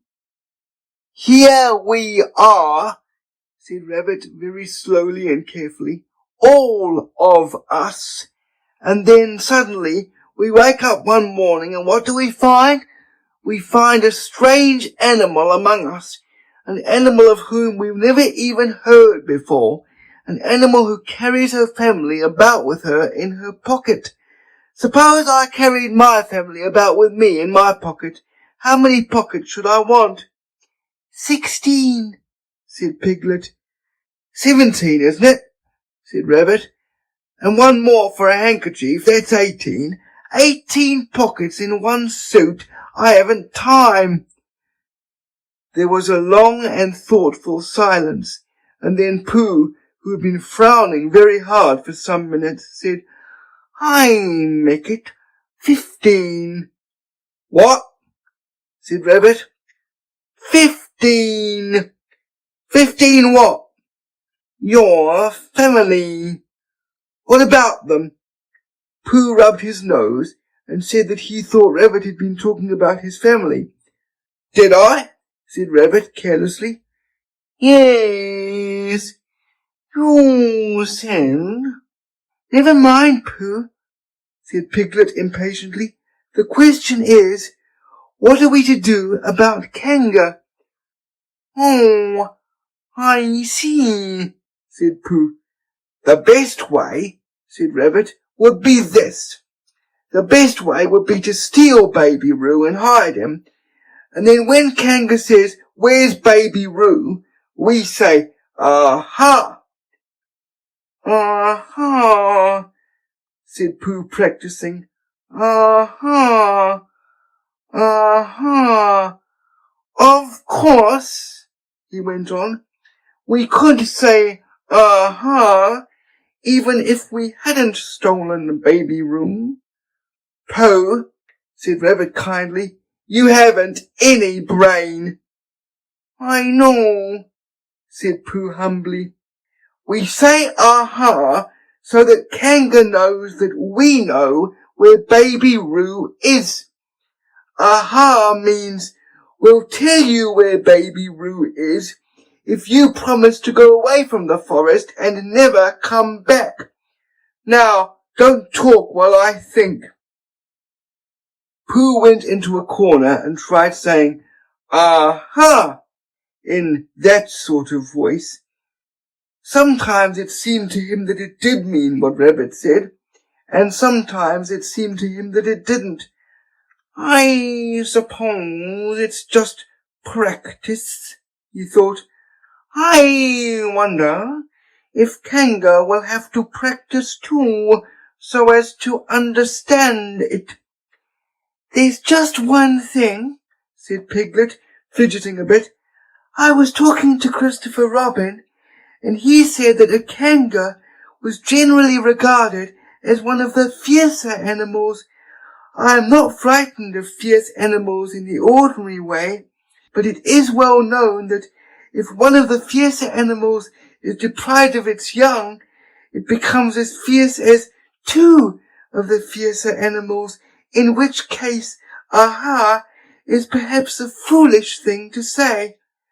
Piglet, said Rabbit, taking out a pencil and licking the end of it, you haven't any pluck. It is hard to be brave, said Piglet, sniffing slightly, when you're only a very small animal. Rabbit, who had begun to write very busily, looked up and said, It is because you are a very small animal that you will be useful in the adventure before us. Piglet was so excited at the idea of being useful that he forgot to be frightened any more. And when Rabbit went on to say that KANGAs were only fierce during the winter months, being at other times of an affectionate disposition, he could hardly sit still. He was so eager to begin being useful at once. What about me? Said Pooh sadly. I suppose I shan't be useful. Never mind, Pooh, said Piglet comfortingly. Another time, perhaps. Without Pooh, said Rabbit solemnly as he sharpened his pencil, the adventure would be impossible. Oh, said Piglet, and tried not to look disappointed. But Pooh went into a corner of the room and said proudly to himself, Impossible without me, that sort of bear. Now listen, all of you, said Rabbit, when he had finished writing, and Pooh and Piglet sat listening very eagerly with their mouths open. This was what Rabbit read out. Plan to capture Baby Roo. 1. General remarks. KANGA runs faster than any of us, even me. 2.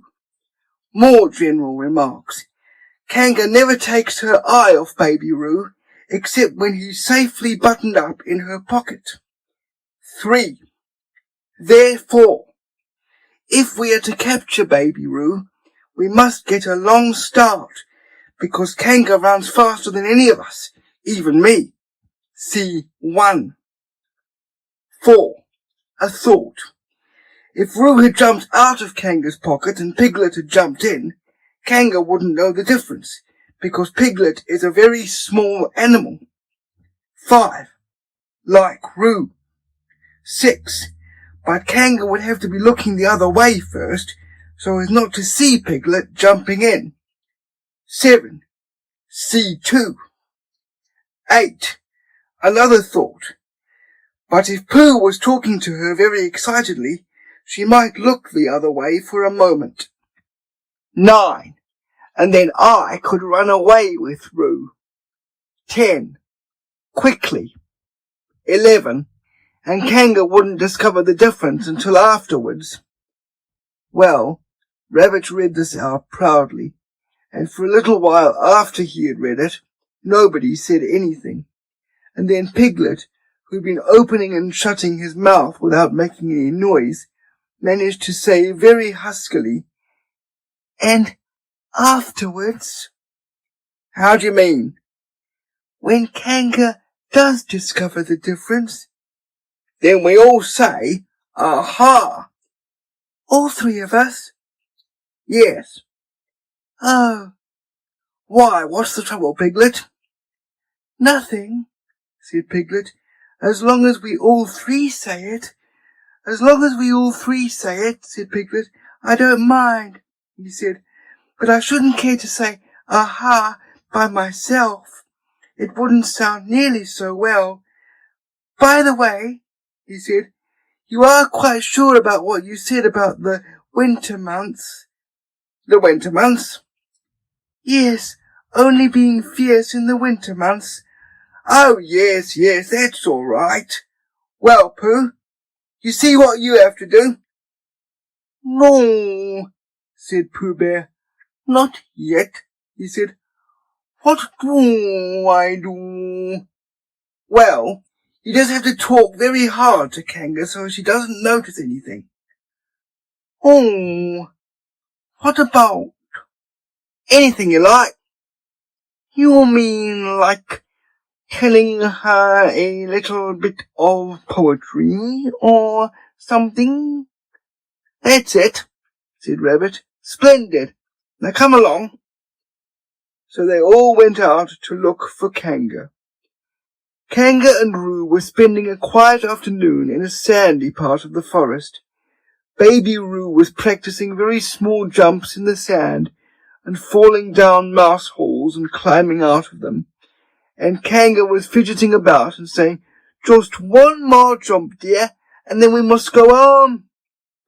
And at that moment, who should come stumping up the hill but Pooh. "Good afternoon, KANGA." "Good afternoon, Pooh." "Look at me jumping," squeaked Roo, and fell into another mouse hole. "Hello, Roo, my little fellow." "We were just going on," said KANGA. "Good afternoon, Rabbit. Good afternoon, Piglet."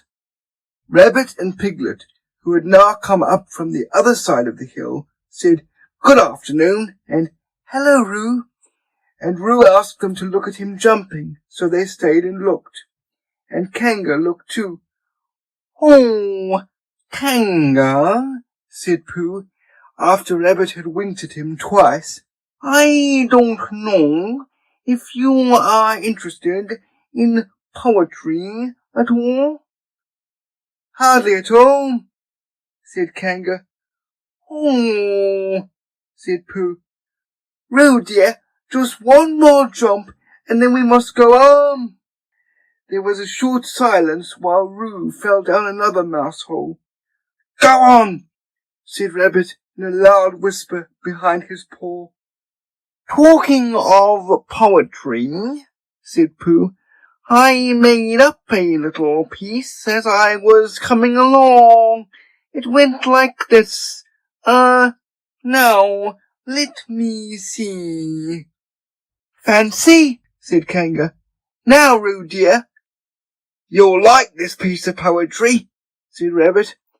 You'll love it, said Piglet. You must listen very carefully, said Rabbit, so as not to miss any of it, said Piglet. Oh, yes, said Kanga, but she still looked at Baby Roo. How did it go, Pooh? Said Rabbit. Pooh gave a little cough and began. Ahem! Lines written by a bear of very little brain. On Monday, when the sun is hot, I wonder to myself a lot. Now, is it true, or is it not, that what is which, and which is what?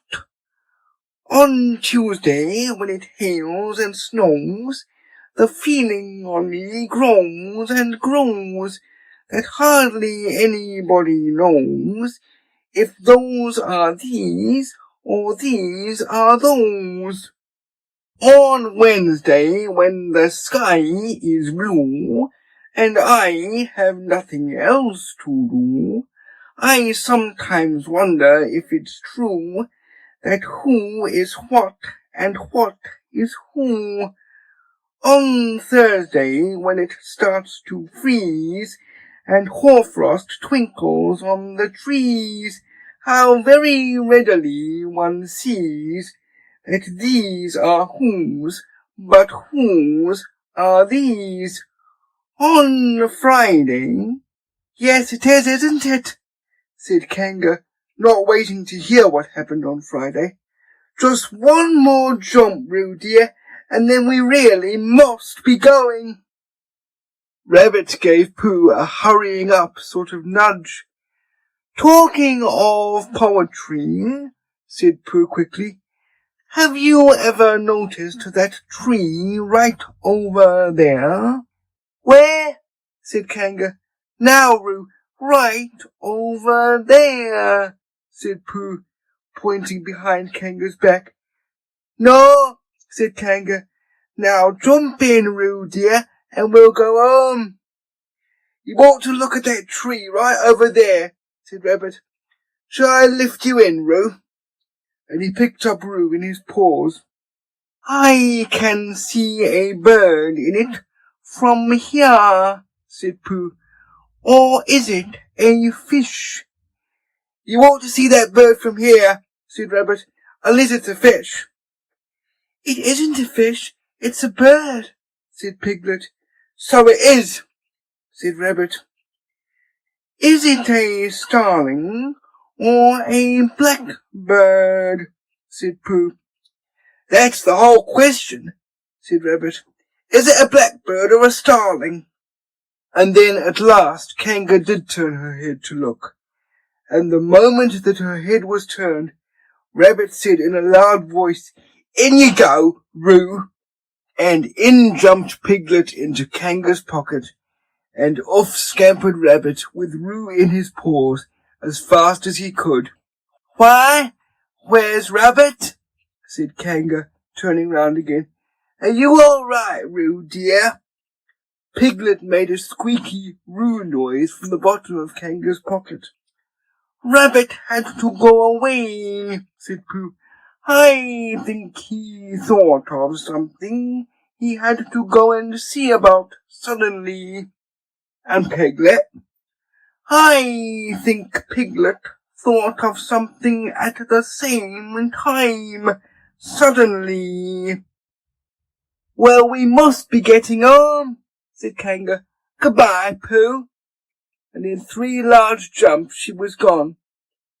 Pooh looked after her as she went. I wish I could jump like that, he thought. Some can, and some can't. That's how it is. But there were moments when Piglet wished that Kanga couldn't. Often when he had had a long walk home through the forest, he had wished that he were a bird, but now he thought jerkily to himself at the bottom of Kanga's pocket, if this is flying, I shall never really take to it. And as he went up in the air, he said, Ooh, And as he came down, he said, "Ow!" And he was saying, "Ooh, ow, ooh, ow, ooh, ow," all the way to Kanga's house. Of course, as soon as Kanga unbuttoned her pocket, she saw what had happened. Just for a moment she thought she was frightened, and then she knew she wasn't, for she felt quite sure that Christopher Robin would never let any harm happen to Roo. So she said to herself, "If they're having a joke with me, I will have a joke with them." "Now then, Roo dear," she said as she took Piglet out of her pocket, "bedtime." "Aha," said Piglet, as well as he could after his terrifying journey.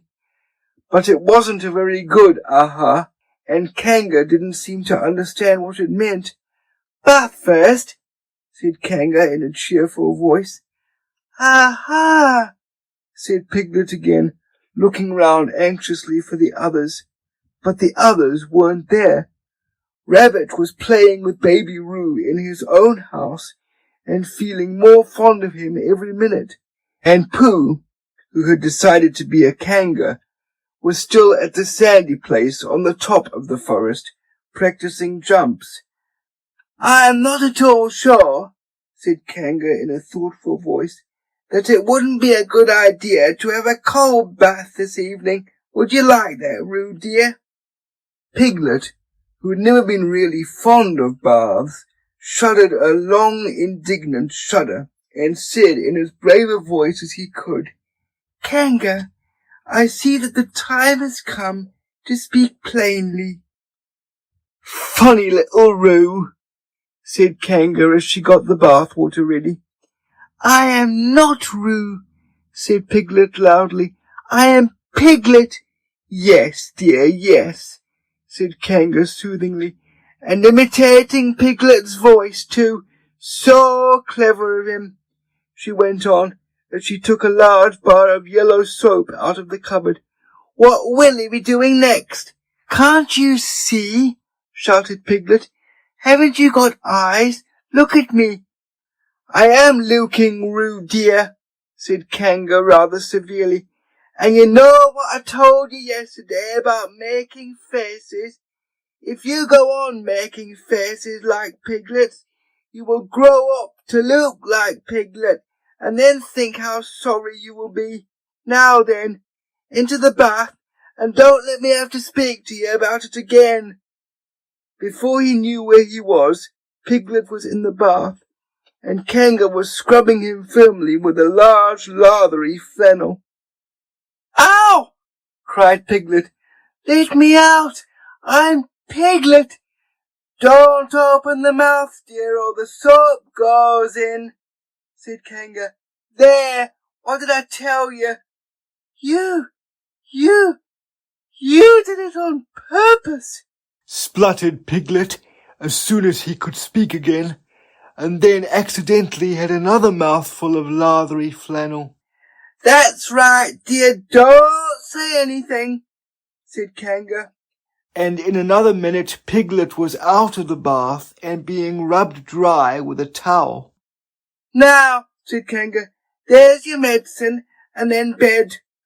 "What medicine?" said Piglet. "To make you grow big and strong, dear.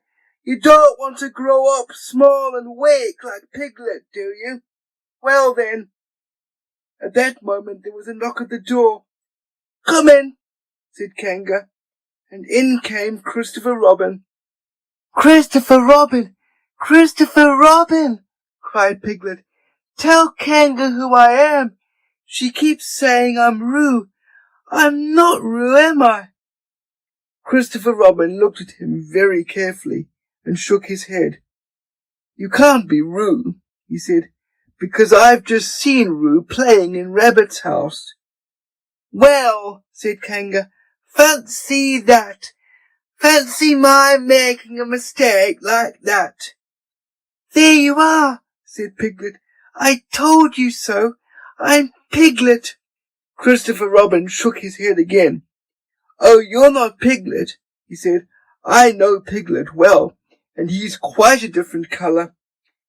Piglet began to say that this was because he had just had a bath, and then he thought that perhaps he wouldn't say that, and as he opened his mouth to say something else, KANGA slipped the medicine spoon in, and then patted him on the back and told him that it was really quite a nice taste when you got used to it.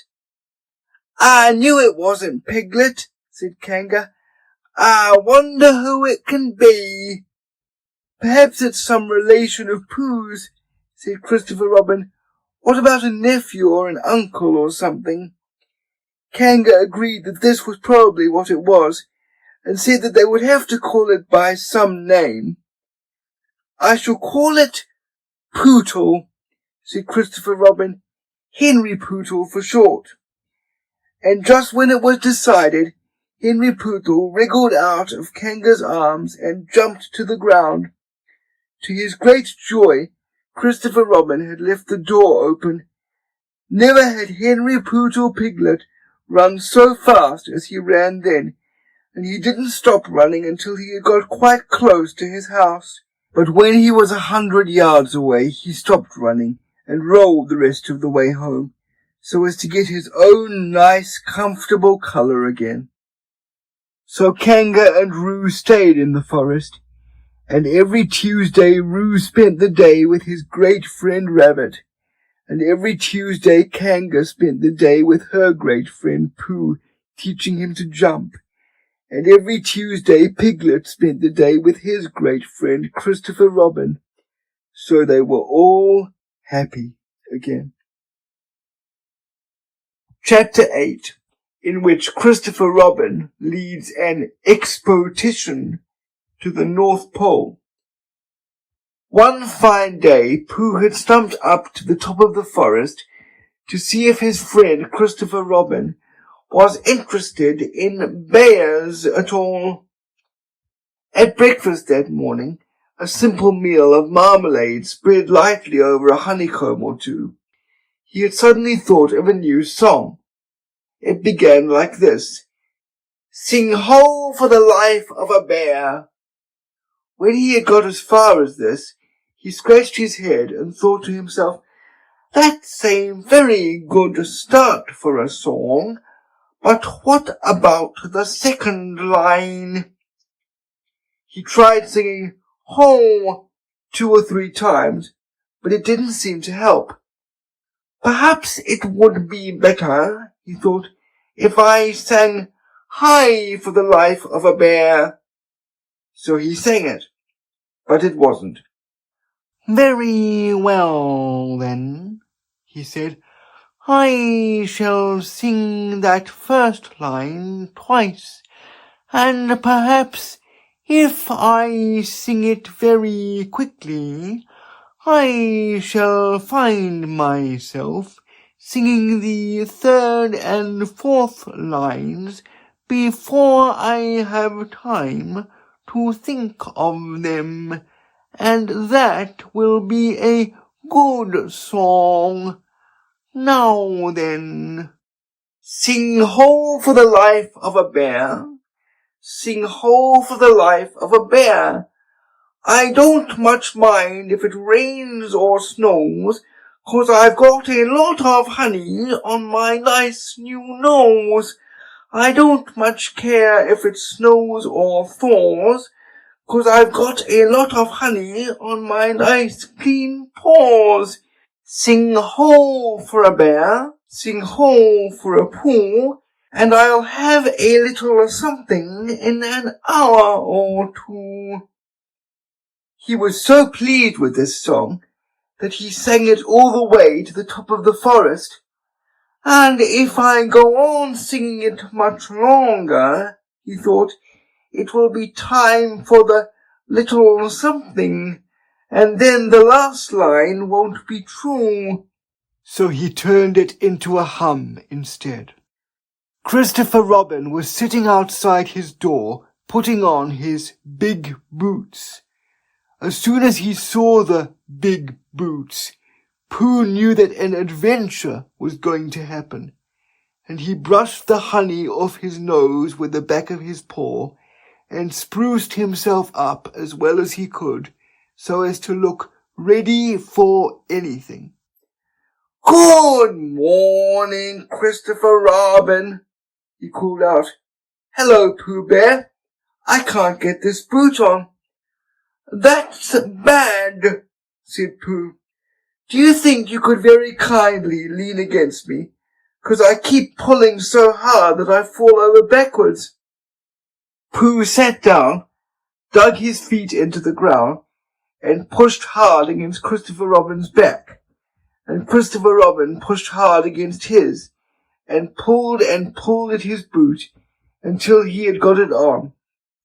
And that's that, said Pooh. What do we do next? We are all going on an expedition, said Christopher Robin as he got up and brushed himself. Thank you, Pooh. Going on an expedition, said Pooh eagerly.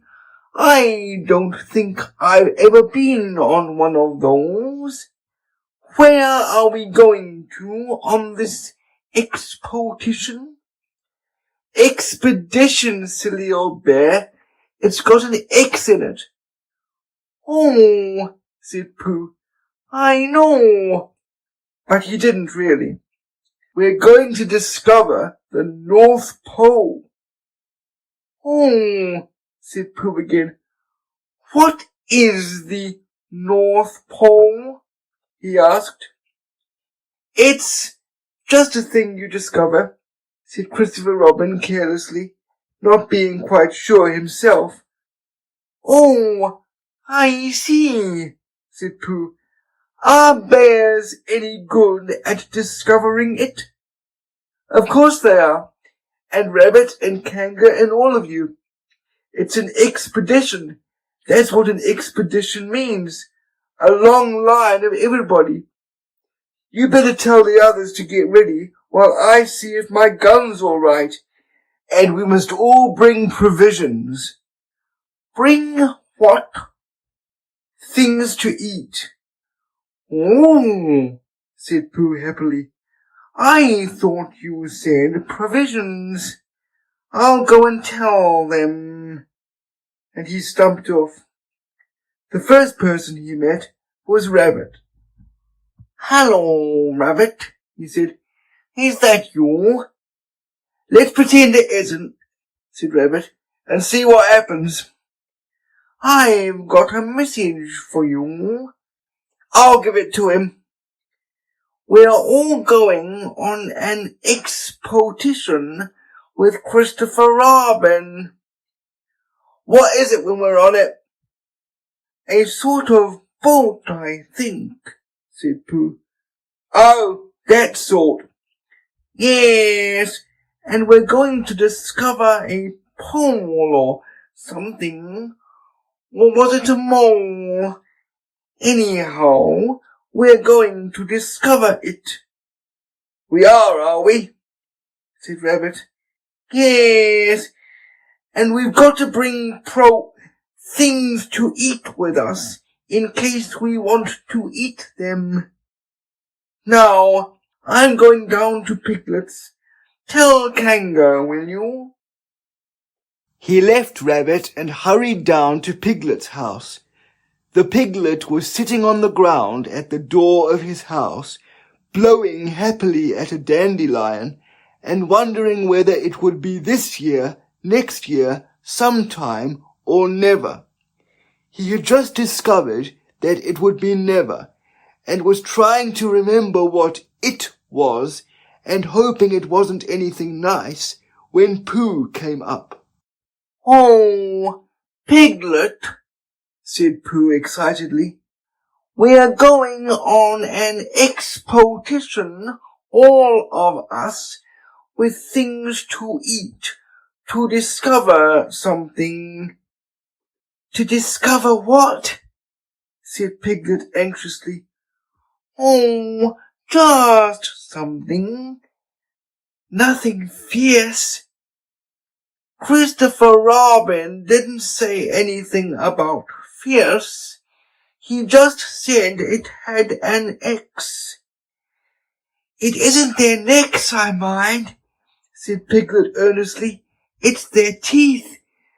But if Christopher Robin is coming, I don't mind anything.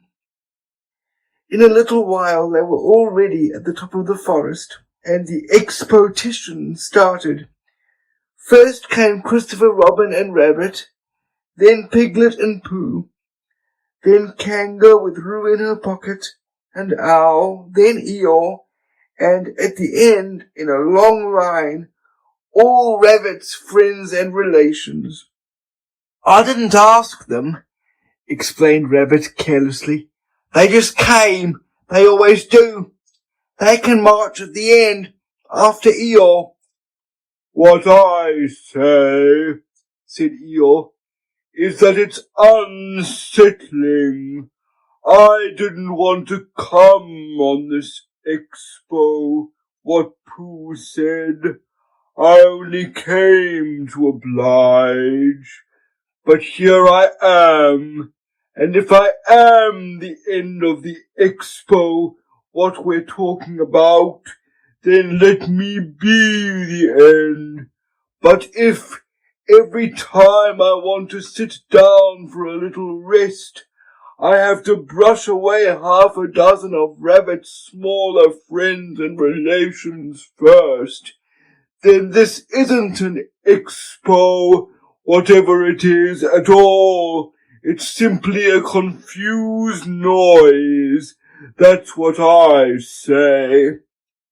I see what Eeyore means, said Owl. If you ask me. I'm not asking anybody, said Eeyore. I'm just telling everybody. We can look for the North Pole, or we can play Here We Go Gathering Nuts in May with the end part of an ant's nest. It's all the same to me. There was a shout from the top of the line.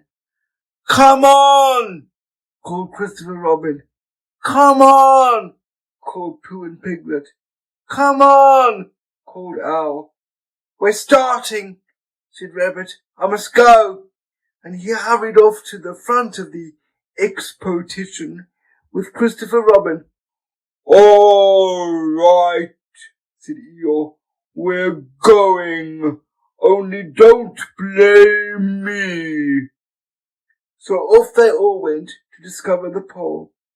And as they walked, they chatted to each other of this and that, all except Pooh, who was making up a song. This is the first verse, he said to Piglet when he was ready with it. First verse of what? My song. What song? This one. Which one? Well, if you listen, Piglet, you'll hear it. How do you know I'm not listening? Pooh couldn't answer that one, so he began to sing. They all went off to discover the pole, Owl and Piglet and Rabbit and all. It's a thing you'll discover, as I've been told by Owl and Piglet and Rabbit and all. Eeyore, Christopher Robin and Pooh, and Rabbit's relations all went too, and where the pole was, none of them knew. Sing hey for Owl and Rabbit and all. Hush, said Christopher Robin, turning round to Pooh. We're just coming to a dangerous place. Hush, said Pooh, turning round quickly to Piglet. Hush, said Piglet to Kanga. Hush, said Kanga to Owl, while Roo said, Hush, several times to himself, very quietly. Hush, said Owl to Eeyore. Hush, said Eeyore in a terrible voice to all Rabbit's friends and relations, and hush, they said hastily to each other all down the line until it got to the last one of all. And the last and smallest friend and relation was so upset to find that the whole expotition was saying hush to him that he buried himself head downwards in a crack in the ground and stayed there for 2 days until the danger was over, and then went home in a great hurry and lived quietly with his aunt ever afterwards. His name was Alexander Beetle. They had come to a stream which twisted and tumbled between high rocky banks, and Christopher Robin saw at once how dangerous it was. "It's just the place," he explained, "for an ambush." "What sort of bush?" whispered Pooh to Piglet. "A gorse bush." "My dear Pooh," said Owl in his superior way, "don't you know what an ambush is?" "Owl," said Piglet, looking round at him severely. Pooh's whisper was a perfectly private whisper, and there was no need. "An ambush," said Owl, "is a sort of surprise." "So is a gorse bush sometimes," said Pooh. "An ambush, as I was about to explain to Pooh," said Piglet, "is a sort of surprise. If people jump out at you suddenly, that's an ambush," said Owl. "It's an ambush, Pooh, when people jump out at you suddenly," explained Piglet. Pooh, who now knew what an ambush was, said that a gorse bush had sprung at him suddenly one day when he fell off a tree, and he had taken 6 days to get all the prickles out of himself. "We are not talking about gorse bushes," said Owl a little crossly. "I am," said Pooh. They were climbing very cautiously up the stream now, going from rock to rock, and after they had gone a little way they came to a place where the banks widened out at each side, so that on each side of the water there was a level strip of grass on which they could sit down and rest. As soon as he saw this, Christopher Robin called, "Halt!" and they all sat down and rested. "I think," said Christopher Robin, "that we ought to eat all our provisions now, so that we shan't have so much to carry." "Eat all our what?" said Pooh. "All that we've brought," said Piglet, getting to work.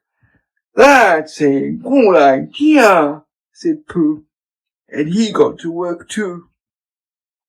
"Have you all got something?" asked Christopher Robin with his mouth full. "All except me," said Eeyore, "as usual." He looked round at them in his melancholy way.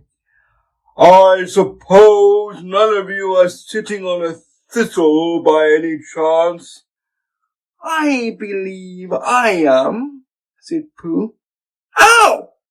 He got up and looked behind him. "Yes, I was. I thought so." "Thank you, Pooh. If you've quite finished with it." He moved across to Pooh's place and began to eat.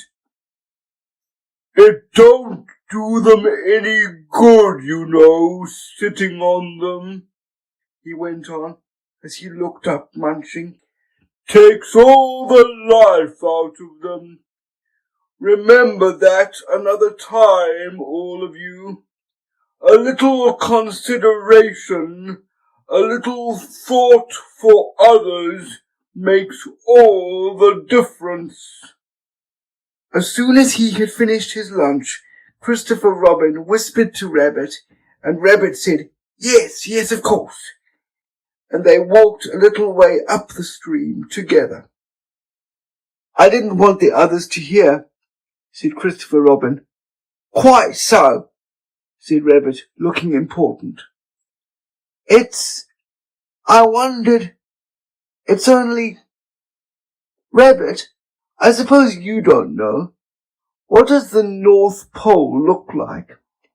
"Well," said Rabbit, stroking his whiskers, "now you're asking me. I did know once, only I've sort of forgotten." said Christopher Robin carelessly. It's a funny thing, said Rabbit, but I've sort of forgotten too, although I did know once. I suppose it's just a pole stuck in the ground. Sure to be a pole, said Rabbit, because of calling it a pole. And if it's a pole, well, I should think it would be sticking in the ground, shouldn't you? Because there'd be nowhere else to stick it. Yes, that's what I thought. The only thing, said Rabbit, is where is it sticking? That's what we're looking for, said Christopher Robin. They went back to the others. Piglet was lying on his back, sleeping peacefully. Roo was washing his face and paws in the stream, while Kanga explained to everybody proudly that this was the first time he had ever washed his face himself. And Owl was telling Kanga an interesting anecdote, full of long words like encyclopedia and rhododendron, to which Kanga wasn't listening. I don't hold with all this washing, grumbled Eeyore. This modern behind the ears nonsense. What do you think, Pooh? Well, said Pooh, I think. But we shall never know what Pooh thought, for there came a sudden squeak from Roo, a splash, and a loud cry of alarm from Kanga. So much for washing, said Eeyore. Roo's fallen in, cried Rabbit, and he and Christopher Robin came rushing down to the rescue. Look at me swimming, squeaked Roo from the middle of his pool, and was hurried down a waterfall into the next pool. Are you all right, Roo dear? Called Kanga anxiously. Yes, said Roo. Look at me And down he went over the next waterfall into another pool. Everybody was doing something to help. Piglet, wide awake suddenly, was jumping up and down and making, "Oh, I say," noises. Owl was explaining that in a case of sudden and temporary immersion, the important thing was to keep the head above water. Kanga was jumping along the bank saying, "Are you sure you're all right, Roo dear?" To which Roo, from whatever pool he was in at the moment, was answering, "Look at me swimming." Eeyore had turned round and hung his tail over the first pool into which Roo fell, and with his back to the accident, was grumbling quietly to himself and saying, "All this washing, but catch on to my tail, little Roo, and you'll be all right." And Christopher Robin and Rabbit came hurrying past Eeyore and were calling out to the others in front of them. "All right, Roo, I'm coming," called Christopher Robin. "Get something across the stream lower down, some of you fellows," called Rabbit. But Pooh was getting something. 2 pools below Roo, he was standing with a long pole in his paws, and Kanga came up and took one end of it, and between them they held it across the lower part of the pool, and Roo, still bubbling proudly, "Look at me swimming," drifted up against it and climbed out. "Did you see me swimming?" squeaked Roo excitedly, while Kanga scolded him and rubbed him down. "Pooh, did you see me swimming? That's called swimming, what I was doing. Rabbit, did you see what I was doing? Swimming. Hello, Piglet. I say, Piglet, what do you think I was doing? Swimming. Christopher Robin, did you see me?" But Christopher Robin wasn't listening. He was looking at Pooh. "Pooh," he said, "where did you find that pole?" Pooh looked at the pole in his hands. "I just found it, he said. I thought it ought to be useful. I just picked it up. Pooh, said Christopher Robin solemnly, the expedition is over. You have found the North Pole. Oh, said Pooh. Eeyore was sitting with his tail in the water when they all got back to him. Tell Roo to be quick, somebody, he said. My tail's getting cold. I don't want to mention it, but I just mention it. I don't want to complain, but there it is. My tail's cold. Here I am, squeaked Roo. Oh, there you are. Did you see me swimming? Eeyore took his tail out of the water and swished it from side to side. As I expected, he said. Lost all feeling. Numbed it. That's what it's done. Numbed it. Well, as long as nobody minds, I suppose it's all right. Poor old Eeyore. I'll dry it for you, said Christopher Robin, and he took out his handkerchief and rubbed it up. Thank you, Christopher Robin. You're the only one who seems to understand about tails. They don't think. That's what's the matter with some of these others. They've no imagination. A tail isn't a tail to them. It's just a little bit extra at the back. Never mind, Eeyore, said Christopher Robin, rubbing his hardest. Is that better? It's feeling more like a tail, perhaps. It belongs again, if you know what I mean. Hello, Eeyore, said Pooh, coming up to them with his pole. Hello, Pooh. Thank you for asking, but I shall be able to use it again in a day or two.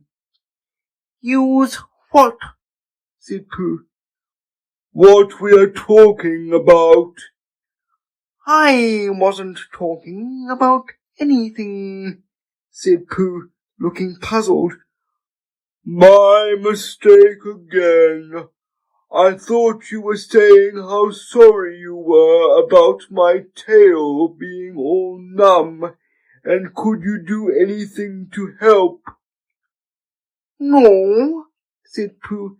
that wasn't me, he said.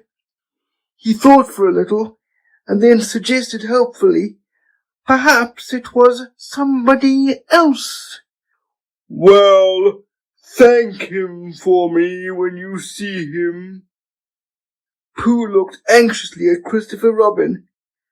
Pooh has found the North Pole, said Christopher Robin. Isn't that lovely? Pooh looked modestly down.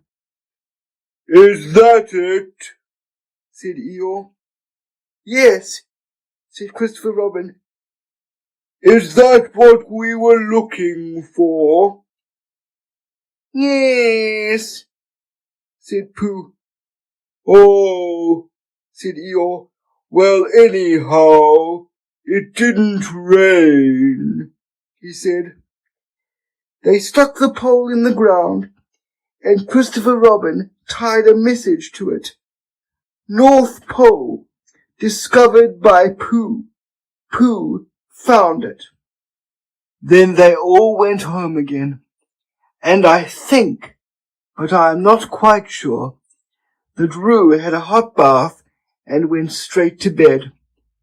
But Pooh went back to his own house and, feeling very proud of what he had done, had a little something to revive himself.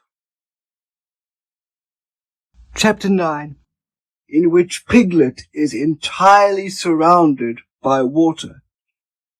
It rained and it rained and it rained. Piglet told himself that never in all his life, and he was goodness knows how old, 3 was it or 4, never had he seen so much rain. Days and days and days. If only, he thought as he looked out of the window, I had been in Pooh's house, or Christopher Robin's house, or Rabbit's house when it began to rain. Then I should have had company all this time, instead of being here all alone, with nothing to do except wonder when it will stop. And he imagined himself with Pooh saying, Did you ever see such rain, Pooh? And Pooh saying, Isn't it awful, Piglet? And Piglet saying, I wonder how it is over Christopher Robin's way. And Pooh saying, I should think poor old Rabbit is about flooded out by this time. It would have been jolly to talk like this, and really, it wasn't much good having anything exciting like floods if you couldn't share them with somebody. For it was rather exciting. The little dry ditches in which Piglet had nosed about so often had become streams. The little streams across which he had splashed were rivers, and the river, between whose steep banks they had played so happily, had sprawled out of its own bed and was taking up so much room everywhere that Piglet was beginning to wonder whether it would be coming into his bed soon. It's a little anxious, he said to himself, to be a very small animal entirely surrounded by water. Christopher Robin and Pooh could escape by climbing trees, and KANGA could escape by jumping, and Rabbit could escape by burrowing, and Owl could escape by flying, and EEYORE could escape by making a loud noise until rescued, and here am I, surrounded by water, and I can't do anything. It went on raining, and every day the water got a little higher, until now it was nearly up to Piglet's window, and still he hadn't done anything. There's Pooh, he thought to himself. Pooh hasn't much brain, but he never comes to any harm. He does silly things, and they turn out right. There's Owl. Owl hasn't exactly got brain, but he knows things. He would know the right thing to do when surrounded by water. There's Rabbit. He hasn't learned in books, but he can always think of a clever plan. There's KANGA. She isn't clever, KANGA isn't, but she would be so anxious about Roo that she would do a good thing to do without thinking about it. And then there's EEYORE, and EEYORE is so miserable anyhow that he wouldn't mind about this. But I wonder what Christopher Robin would do. Then suddenly he remembered a story which Christopher Robin had told him about a man on a desert island who had written something in a bottle and thrown it in the sea. And Piglet thought that if he wrote something in a bottle and threw it in the water, perhaps somebody would come and rescue him. He left the window and began to search his house, all of it that wasn't under water, and at last he found a pencil and a small piece of dry paper and a bottle with a cork to it, and he wrote on one side of the paper, Help! Piglet! Me! And on the other side, It's me, Piglet! Help! Help! Then he put the paper in the bottle, and he corked the bottle up as tightly as he could, and he leant out of his window as far as he could lean without falling in, and he threw the bottle as far as he could throw. Splash! and in a little while it bobbed up again on the water, and he watched it floating slowly away in the distance until his eyes ached with looking. And sometimes he thought it was the bottle, and sometimes he thought it was just a ripple on the water which he was following. And then suddenly he knew that he would never see it again, and that he had done all that he could do to save himself. So now, he thought, somebody else will have to do something, and I hope they will do it soon, because if they don't, I shall have to swim, which I can't. So I hope they do it soon. And then he gave a very long sigh and said, I wish Pooh were here. It's so much more friendly with two. When the rain began, Pooh was asleep. It rained and it rained and it rained, and he slept and he slept and he slept. He had had a tiring day. You remember how he discovered the North Pole? Well, he was so proud of this that he asked Christopher Robin if there were any other poles such as a bear of little brain might discover. There's a South Pole, said Christopher Robin, and I expect there's an East Pole and a West Pole, though people don't like talking about them. Pooh was very excited when he heard this, and suggested that they should have an expedition to discover the East Pole. But Christopher Robin had thought of something else to do with KANGA, so Pooh went out to discover the East Pole by himself.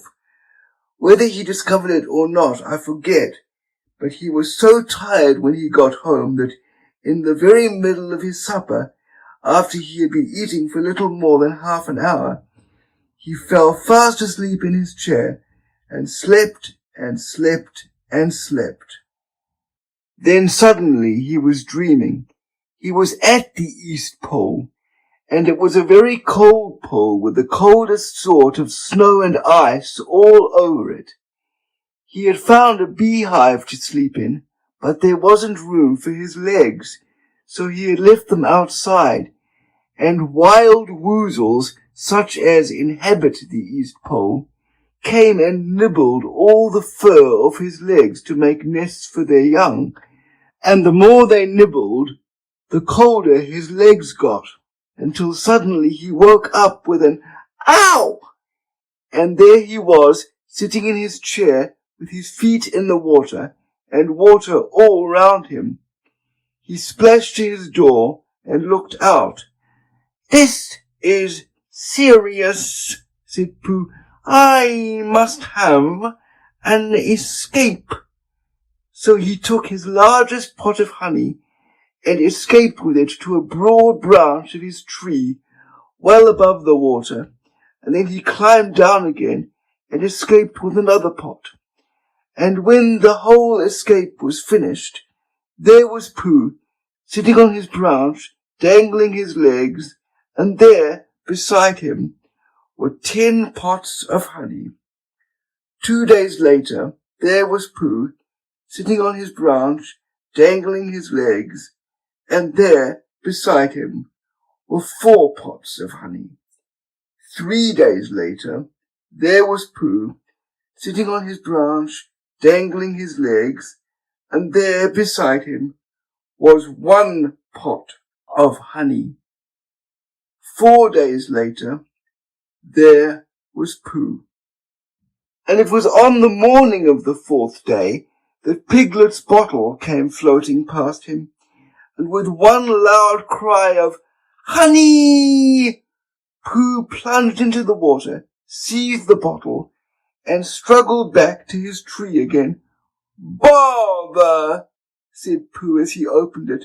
"All that wet for nothing. What's that bit of paper doing?" He took it out and looked at it. "It's a message," he said to himself. "That's what it is. And that letter is a P, and so is that, and so is that. And P means Pooh. So it's a very important message to me, and I can't read it. I must find Christopher Robin, or Owl, or Piglet, one of those clever readers who can read things, and they will tell me what this message means. Only I can't swim. Bother. Then he had an idea, and I think that for a bear of very little brain, it was a good idea. He said to himself, if a bottle can float, then a jar can float, and if a jar floats, I can sit on the top of it, if it's a very big jar. So he took his biggest jar and corked it up. All boats have to have a name, he said, so I shall call mine the Floating Bear. And with these words, he dropped his boat into the water and jumped in after it. For a little while, Pooh and the Floating Bear were uncertain as to which of them was meant to be on the top, but after trying one or two different positions, they settled down with the Floating Bear underneath, and Pooh triumphantly astride it, paddling vigorously with his feet. Christopher Robin lived at the very top of the forest. It rained and it rained and it rained, but the water couldn't come up to his house. It was rather jolly to look down into the valleys and see the water all round him, but it rained so hard that he stayed indoors most of the time and thought about things. Every morning he went out with his umbrella and put a stick in the place where the water came up to, and every next morning he went out and couldn't see his stick any more, so he put another stick in the place where the water came up to, and then he walked home again, and each morning he had a shorter way to walk than he had had the morning before. On the morning of the 5th day, he saw the water all round him, and knew that for the first time in his life he was on a real island, which was very exciting. It was on this morning that Owl came flying over the water to say, "How do you do?" to his friend Christopher Robin. "I say, Owl," said Christopher Robin, "isn't this fun? I'm on an island. The atmospheric conditions have been very unfavourable lately," said Owl. "The what?" "It has been raining," explained Owl. "Yes," said Christopher Robin, "it has. The flood level has reached an unprecedented height." "The who?" "There's a lot of water about," explained Owl. "Yes," said Christopher Robin, "there is. However, the prospects are rapidly becoming more favourable. At any moment—" "Have you seen Pooh?" "No, at any moment. I hope he's all right," said Christopher Robin. "I've been wondering about him. I expect Piglet's with him. Do you think they're all right, Owl?" "I expect so. You see, at any moment. Do go and see, Owl, because Pooh hasn't got very much brain, and he might do something silly, and I do love him so, Owl. Do you see, Owl?" "That's all right," said Owl. "I'll go. Back directly." And he flew off. In a little while, he was back again. "Pooh isn't there," he said. "Not there?" "He's been there. He's been sitting on a branch of his tree outside his house with 9 pots of honey, but he isn't there now." "Oh, Pooh," cried Christopher Robin, "where are you?" "Here I am," said a growly voice behind him.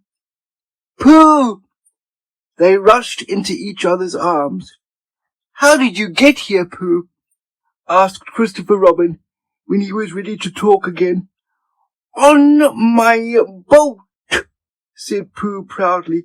I had a very important message sent me in a bottle, and owing to having got some water in my eyes, I couldn't read it, so I brought it to you on my boat. With these proud words, he gave Christopher Robin the message. But it's from Piglet, cried Christopher Robin when he had read it. Isn't there anything about Pooh in it? Asked Bear, looking over his shoulder. Christopher Robin read the message aloud. Oh, are those peas piglets? I thought they were Pooh's. We must rescue him at once. I thought he was with you, Pooh. Owl, could you rescue him on your back? I don't think so, said Owl, after grave thought. It is doubtful if the necessary dorsal muscles. Then would you fly to him at once and say that rescue is coming, and Pooh and I will think of a rescue and come as quick as ever we can. Oh, don't talk, Owl, go on quick. And still thinking of something to say, Owl flew off. Now then, Pooh, said Christopher Robin, where's your boat?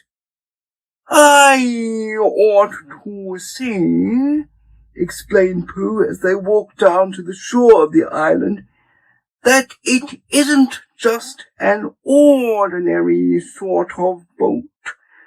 Sometimes it's a boat, and sometimes it's more of an accident. It all depends. Depends on what? On whether I'm on the top of it or underneath it. Oh, well, where is it? There, said Pooh, pointing proudly to the floating bear. It wasn't what Christopher Robin expected, and the more he looked at it, the more he thought what a brave and clever bear Pooh was. And the more Christopher Robin thought this, the more Pooh looked modestly down his nose and tried to pretend he wasn't. But it's too small for two of us, said Christopher Robin sadly. 3 of us with Piglet.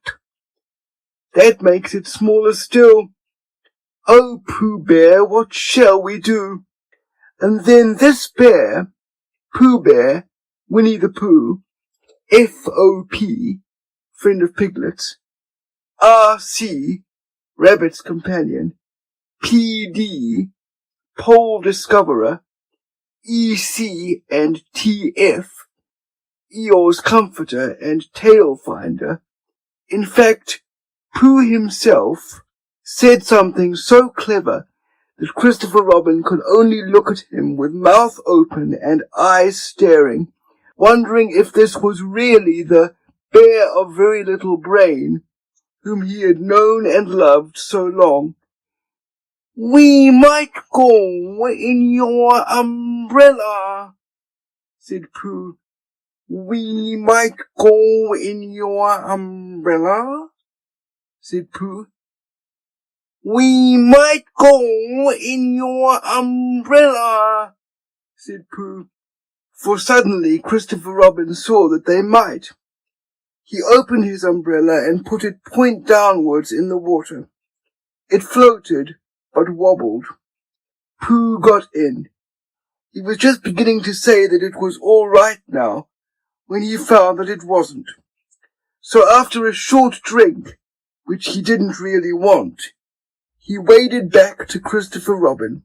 Then they both got in together, and it wobbled no longer. I shall call this boat the Brain of Pooh, said Christopher Robin, and the Brain of Pooh set sail forthwith, in a southwesterly direction, revolving gracefully. You can imagine Piglet's joy when at last the ship came in sight of him.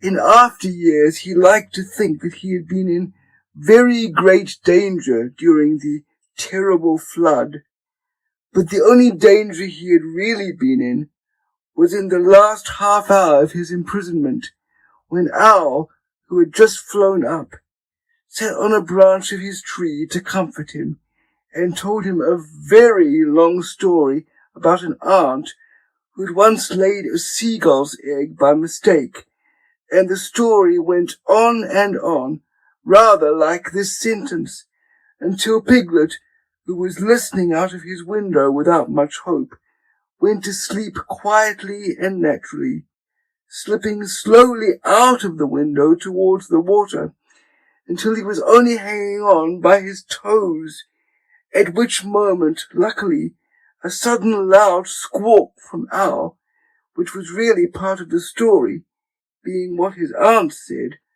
woke the piglet up, and just gave him time to jerk himself back into safety and say, "How interesting! And did she?" When, well, you can imagine his joy when at last he saw the good ship Brain of Pooh, Captain C. Robin, First Mate P. Bear, coming over the sea to rescue him. Christopher Robin and Pooh again. And as that is really the end of the story, and I am very tired after that last sentence, I think I shall stop there. Chapter 10, in which Christopher Robin gives a Pooh party, and we say goodbye. One day when the sun had come back over the forest, bringing with it the scent of May, and all the streams of the forest were tinkling happily to find themselves their own pretty shape again, and the little pools lay dreaming of the life they had seen and the big things they had done, and in the warmth and quiet of the forest, the cuckoo was trying over his voice carefully and listening to see if he liked it, and wood pigeons were complaining gently to themselves in their lazy, comfortable way that it was the other fellow's fault, but it didn't matter very much.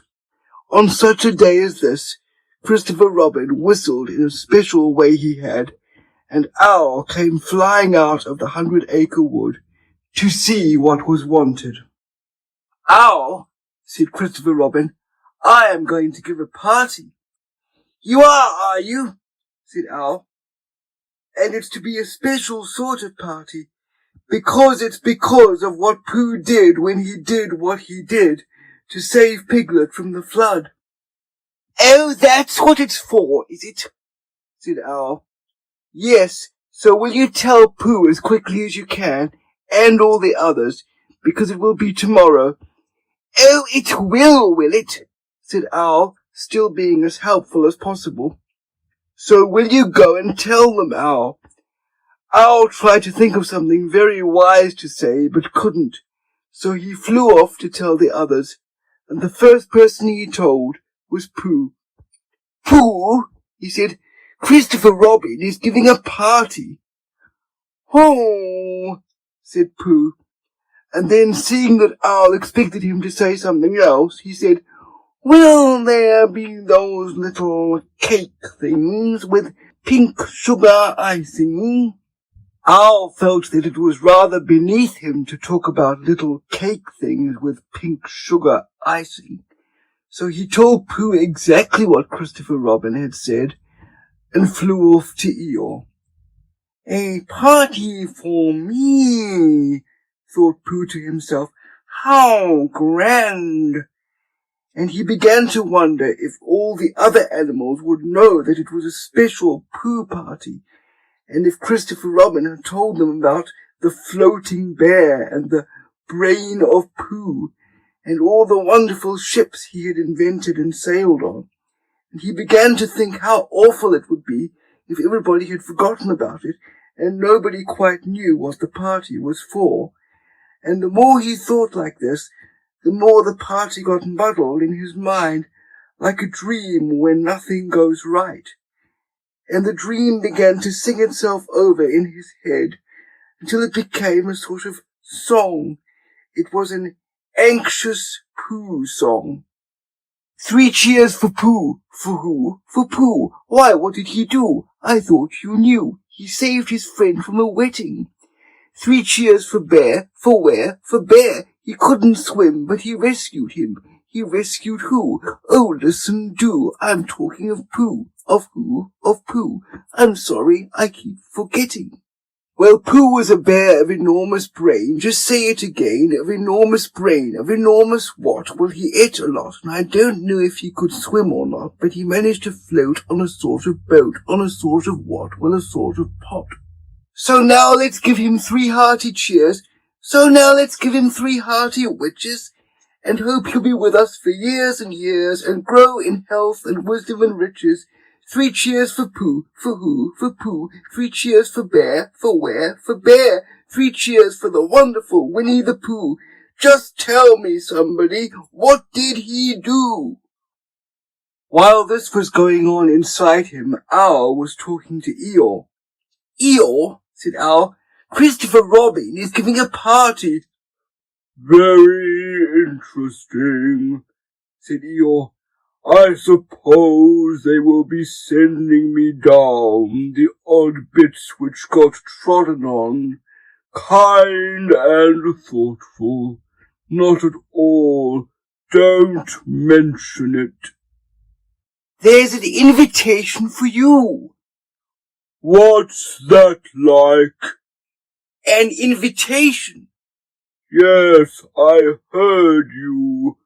Who dropped it? This isn't anything to eat. It's asking you to the party tomorrow. Eeyore shook his head slowly. You mean Piglet, the little fellow with the excited ears. That's Piglet. I'll tell him. No, no, said Owl, getting quite fussy. It's you. Are you sure? Of course I'm sure. Christopher Robin said all of them. Tell all of them. All of them except Eeyore. All of them, said Owl sulkily. Ah, said Eeyore. A mistake, no doubt.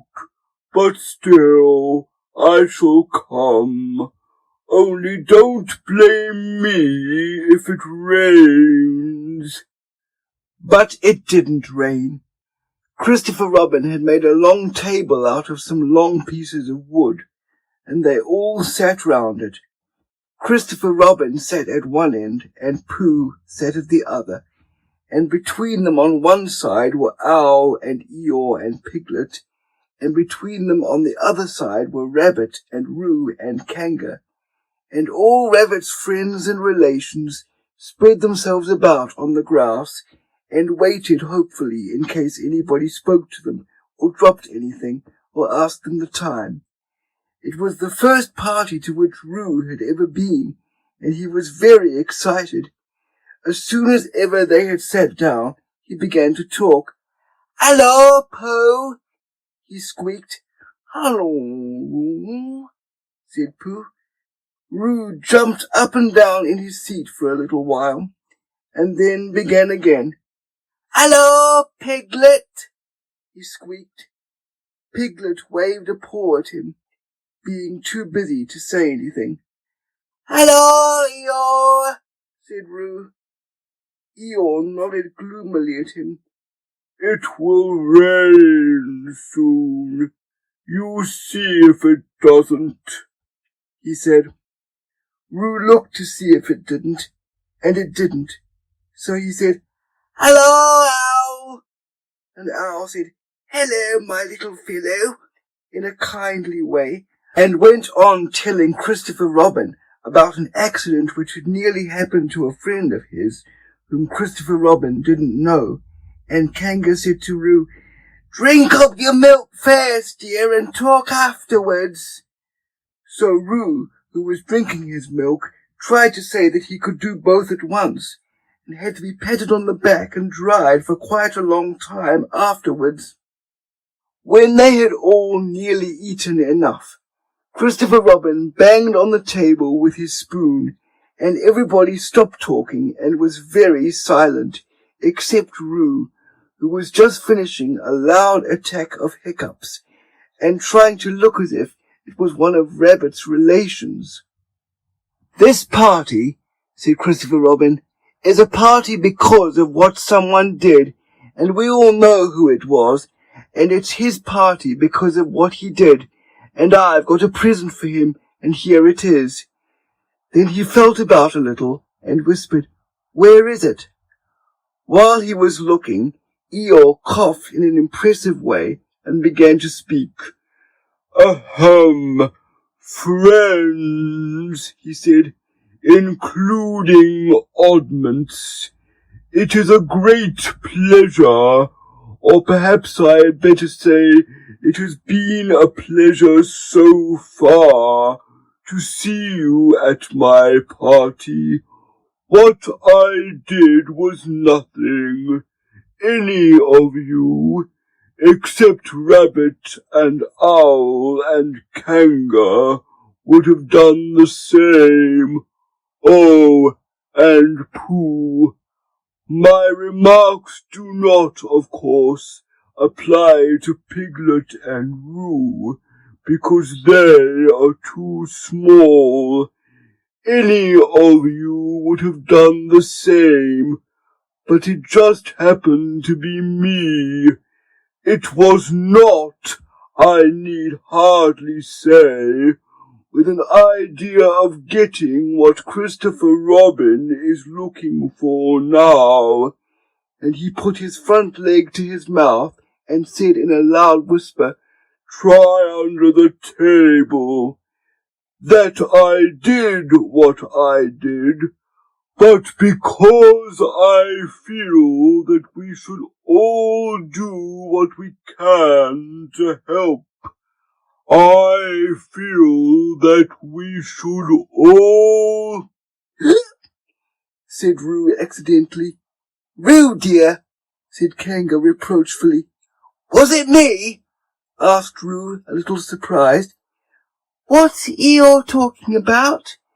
Piglet whispered to Pooh.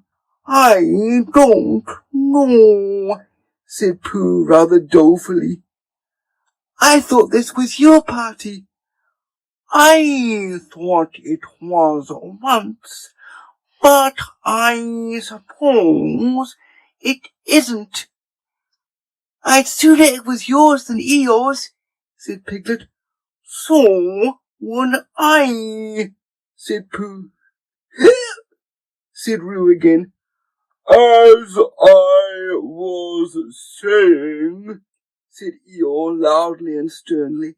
"As I was saying when I was interrupted by various loud sounds, I feel that—" "Here it is," cried Christopher Robin excitedly.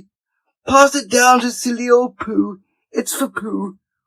"For Pooh," said Eeyore. "Of course it is.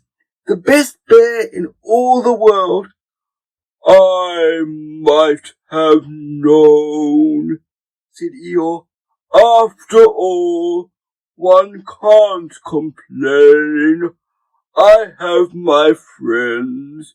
Somebody spoke to me only yesterday, and was it last week or the week before that Rabbit bumped into me and said, 'Bother, the social round, always something going on.'" Nobody was listening, for they were all saying, "Open it, Pooh." "What is it, Pooh?" "I know what it is." "No, you don't." And other helpful remarks of this sort. And of course Pooh was opening it as quickly as ever he could, but without cutting the string, because you never know when a bit of string might be useful. At last it was undone. When Pooh saw what it was, he nearly fell down, he was so pleased. It was a special pencil case. There were pencils in it marked B for bear, and pencils marked HB for helping bear, and pencils marked BB for brave bear.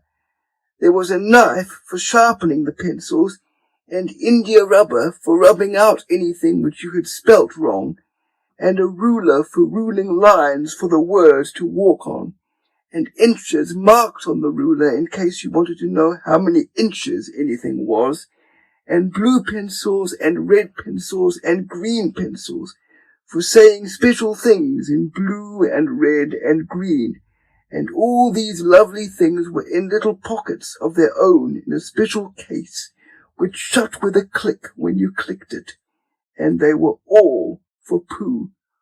"Oh," said Pooh.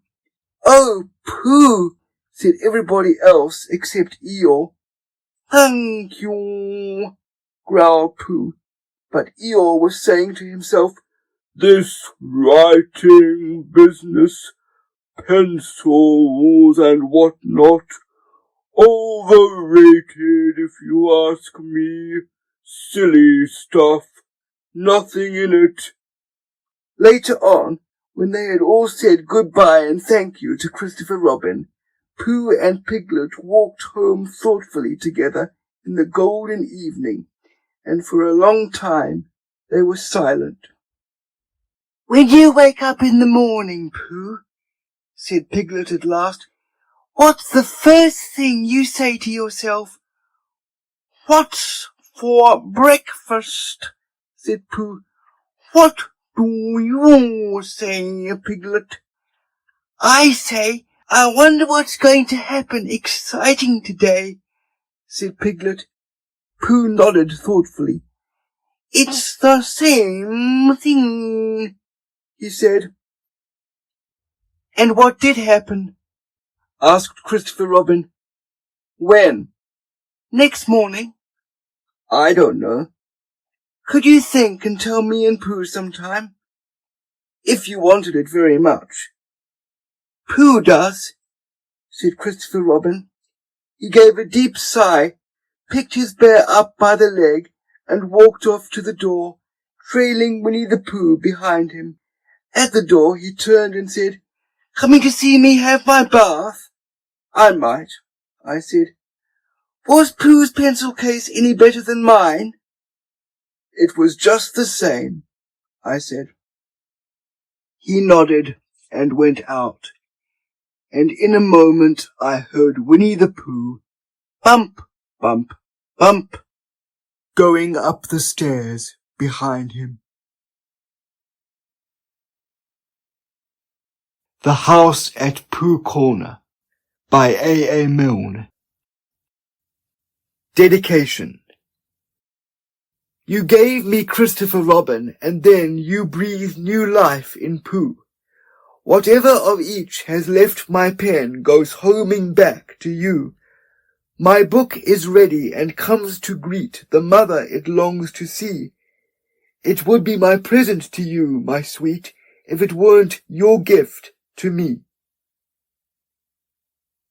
Contradiction.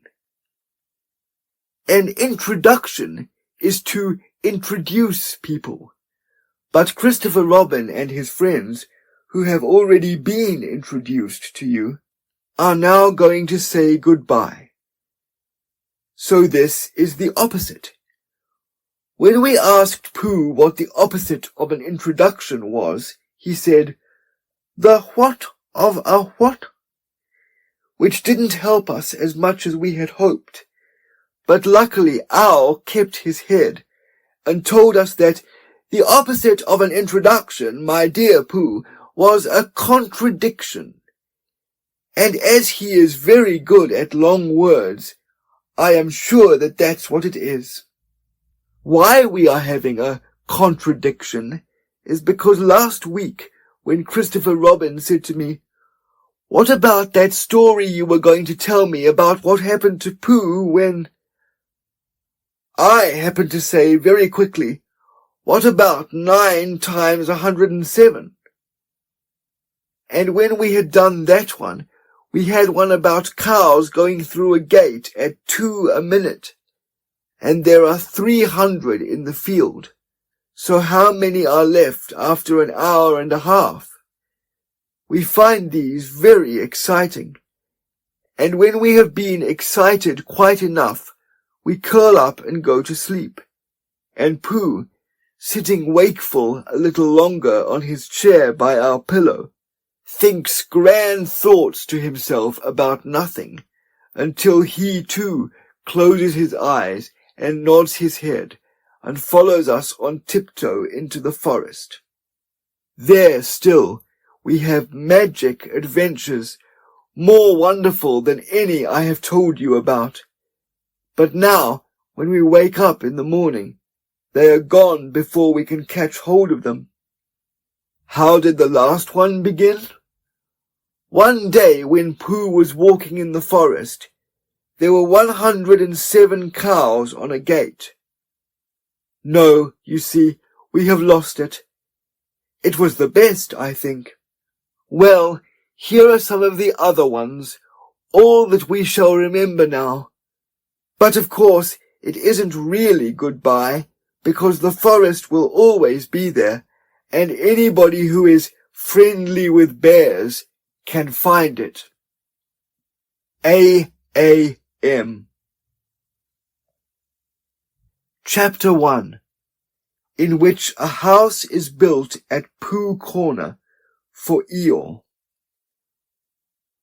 One day when Pooh Bear had nothing else to do, he thought he would do something.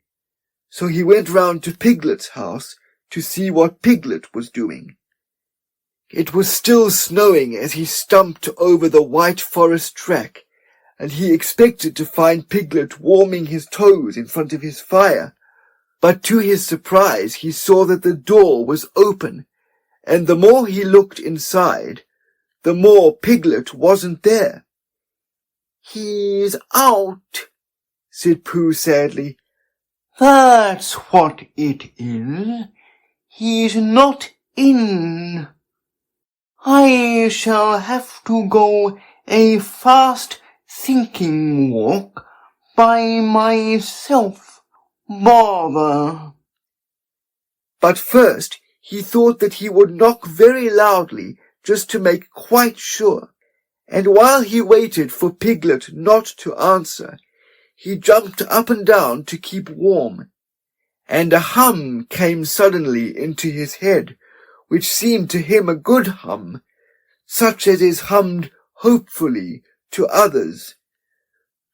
"The more it snows, tiddly-pom, the more it goes, tiddly-pom, the more it goes, tiddly-pom, on snowing, and nobody knows, tiddly-pom, how cold my toes, tiddly-pom, how cold my toes, tiddly-pom, are growing."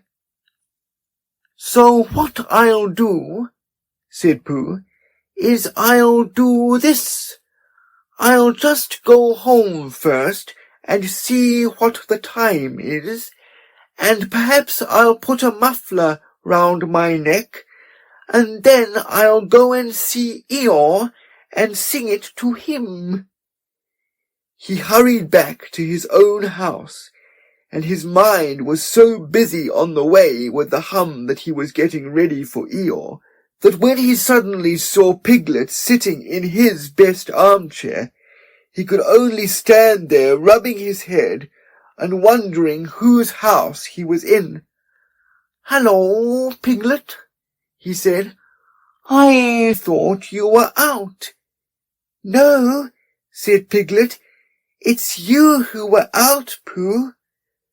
"So it was," said Pooh. "I knew one of us was." He looked up at his clock, which had stopped at 5 minutes to 11 some weeks ago. "Nearly 11 o'clock," said Pooh happily. "You're just in time for a little smackerel of something." and he put his head into the cupboard. "And then we'll go out, Piglet, and sing my song to EEYORE." "Which song, Pooh?" "The one we're going to sing to EEYORE," explained Pooh. The clock was still saying 5 minutes to 11 when Pooh and Piglet set out on their way half an hour later. The wind had dropped, and the snow, tired of rushing round in circles trying to catch itself up, now fluttered gently down until it found a place on which to rest, and sometimes the place was Pooh's nose, and sometimes it wasn't. And in a little while Piglet was wearing a white muffler round his neck and feeling more snowy behind the ears than he had ever felt before. "Pooh," he said at last, and a little timidly, because he didn't want Pooh to think he was giving in, "I was just wondering, how would it be if we went home now and practiced your song and then sang it to EEYORE tomorrow or the next day when we happen to see him?" "That's a very good idea, Piglet," said Pooh. "We'll practice it now as we go along. But it's no good going home to practice it, because it's a special outdoor song which has to be sung in the snow." "Are you sure?" asked Piglet anxiously. "Well, you'll see, Piglet, when you listen, because this is how it begins. The more it snows, Tiddly-pom." "Tiddly what?" said Piglet. "Pom," said Pooh. "I put that in to make it more hummy. The more it goes, Tiddly-pom, the more—" "Didn't you say snows?" "Yes, but that was before." "Before the Tiddly-pom?" "It was a different Tiddly-pom," said Pooh, feeling rather muddled now. "I'll sing it to you properly, and then you'll see." So he sang it again. "The more it snows, Tiddly-pom, the more it goes, Tiddly-pom, the more it goes, Tiddly-pom, on snowing, and nobody knows, Tiddly-pom, how cold my toes, Tiddly-pom, how cold my toes, Tiddly-pom, are growing." He sang it like that, which is much the best way of singing it, and when he had finished, he waited for Piglet to say that of all the outdoor hums for snowy weather he had ever heard, this was the best. And after thinking the matter out carefully, Piglet said, "Pooh," he said solemnly, "it isn't the toes so much as the ears." By this time they were getting near Eeyore's gloomy place, which was where he lived, and as it was still very snowy behind Piglet's ears, and he was getting tired of it, they turned into a little pine wood and sat down on the gate which led into it. They were out of the snow now, but it was very cold, and to keep themselves warm, they sang Pooh's song right through 6 times, Piglet doing the tiddly-poms, and Pooh doing the rest of it, and both of them thumping on the top of the gate with pieces of stick at the proper places, and in a little while they felt much warmer and were able to walk again. "I've been thinking," said Pooh, "and what I've been thinking is this. I've been thinking about EEYORE." "What about EEYORE?" "Well, poor EEYORE has nowhere to live." Nor has he, said Piglet.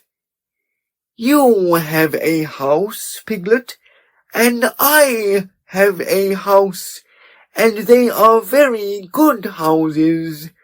And Christopher Robin has a house, and Owl and Kanga and Rabbit have houses, and even Rabbit's friends and relations have houses, or some things, but poor Eeyore has nothing. So what I've been thinking is, let's build him a house. That, said Piglet, is a grand idea. Where shall we build it? We build it here, said Pooh. Just by this wood. Out of the wind, because this is where I thought of it. And we will call this Pooh Corner, and we will build an EEYORE house with sticks at Pooh Corner for Eeyore. There was a heap of sticks on the other side of the wood, said Piglet. I saw them, lots and lots, all piled up. Thank you, Piglet, said Pooh. What you have just said will be a great help to us, and because of it, I could call this place Pooh and Piglet Corner, if Pooh Corner didn't sound better, which it does, being smaller and more like a corner. Come along. So they got down off the gate and went round to the other side of the wood to fetch the sticks. Christopher Robin had spent the morning indoors going to Africa and back, and he had just got off the boat and was wondering what it was like outside, when who should come knocking at the door but Eeyore. Hello, Eeyore, said Christopher Robin as he opened the door and came out. How are you? It's snowing still, said Eeyore gloomily. So it is. And freezing. Is it? Yes, said Eeyore. However, he said, brightening up a little, we haven't had an earthquake lately. What's the matter, Eeyore? Nothing, Christopher Robin. Nothing important. I suppose you haven't seen a house or whatnot anywhere about. What sort of a house? Just a house. Who lives there? I do. At least, I thought I did. But I suppose I don't.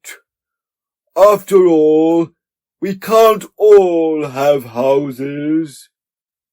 But Eeyore, I didn't know. I always thought... I don't know how it is, Christopher Robin, but what with all this snow and one thing and another, not to mention icicles and such like, it isn't so hot in my field about 3 o'clock in the morning as some people think it is. It isn't close, if you know what I mean. Not so as to be uncomfortable. It isn't stuffy. In fact, Christopher Robin, he went on in a loud whisper, quite between ourselves and don't tell anybody, it's cold. Oh, Eeyore. And I said to myself, the others will be sorry if I'm getting myself all cold. They haven't got brains, any of them, only grey fluff that's blown into their heads by mistake, and they don't think. But if it goes on snowing for another 6 weeks or so, one of them will begin to say to himself, Eeyore can't be so very much too hot about 3 o'clock in the morning, and then it will get about, and they'll be sorry. Oh, Eeyore, said Christopher Robin, feeling very sorry already. I don't mean you, Christopher Robin. You're different. So what it all comes to is that I built myself a house down by my little wood. Did you really? How exciting! The really exciting part, said Eeyore in his most melancholy voice, is that when I left it this morning, it was there, and when I came back, it wasn't. Not at all, very natural, and it was only Eeyore's house, but still, I just wondered. Christopher Robin didn't stop to wonder. He was already back in his house, putting on his waterproof hat, his waterproof boots, and his waterproof mackintosh as fast as he could. We'll go and look for it at once, he called out to Eeyore. Sometimes, said Eeyore, when people have quite finished taking a person's house, there are 1 or 2 bits which they don't want, and are rather glad for the person to take back, if you know what I mean. So I thought if we just went— Come on, said Christopher Robin, and off they hurried, and in a very little time they got to the corner of the field by the side of the pine wood, where Eeyore's house wasn't any longer.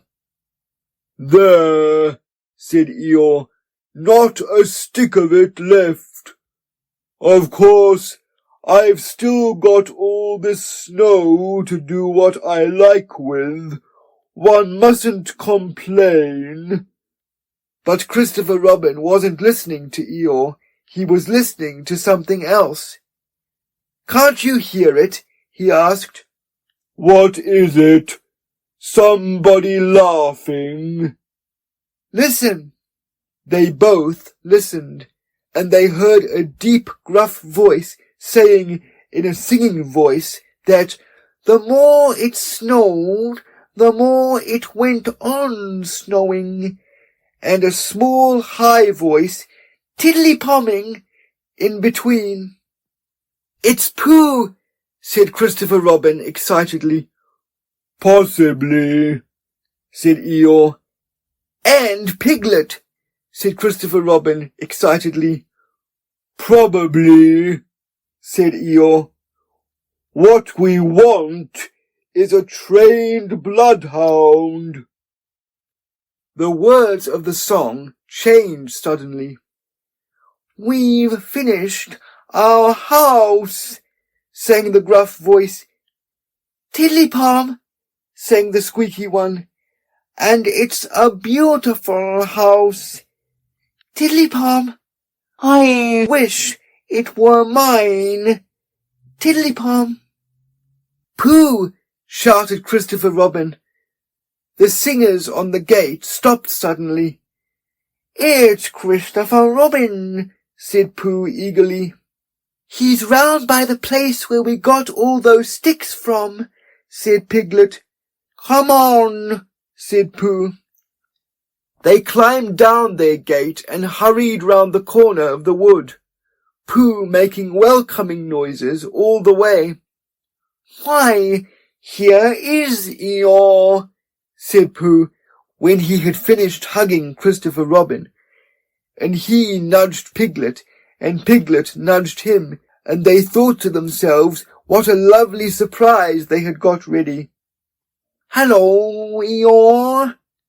Same to you, Pooh Bear, and twice on Thursdays," said Eeyore gloomily. Before Pooh could say, "Why Thursdays?" Christopher Robin began to explain the sad story of Eeyore's lost house, and Pooh and Piglet listened, and their eyes seemed to get bigger and bigger. "Where did you say it was?" asked Pooh. "Just here," said Eeyore. "Made of sticks?" "Yes." "Oh," said Piglet. "What?" said Eeyore. "I just said, oh," said Piglet nervously. And so as to seem quite at ease, he hummed tiddly-pom once or twice in a "what shall we do now" kind of way. "You're sure it was a house?" said Pooh. "I mean, you're sure the house was just here?" "Of course I am," said Eeyore, and he murmured to himself, "No brain at all, some of them." "Why, what's the matter, Pooh?" asked Christopher Robin. "Well," said Pooh. "The fact is," said Pooh. "Well, the fact is," said Pooh. "You see," said Pooh.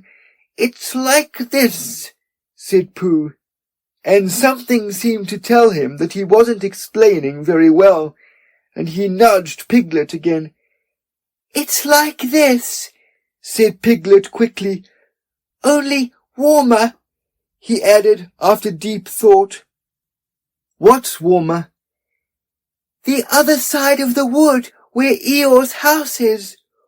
"My house?" said Eeyore. "My house is here." "No," said Piglet firmly, "the other side of the wood."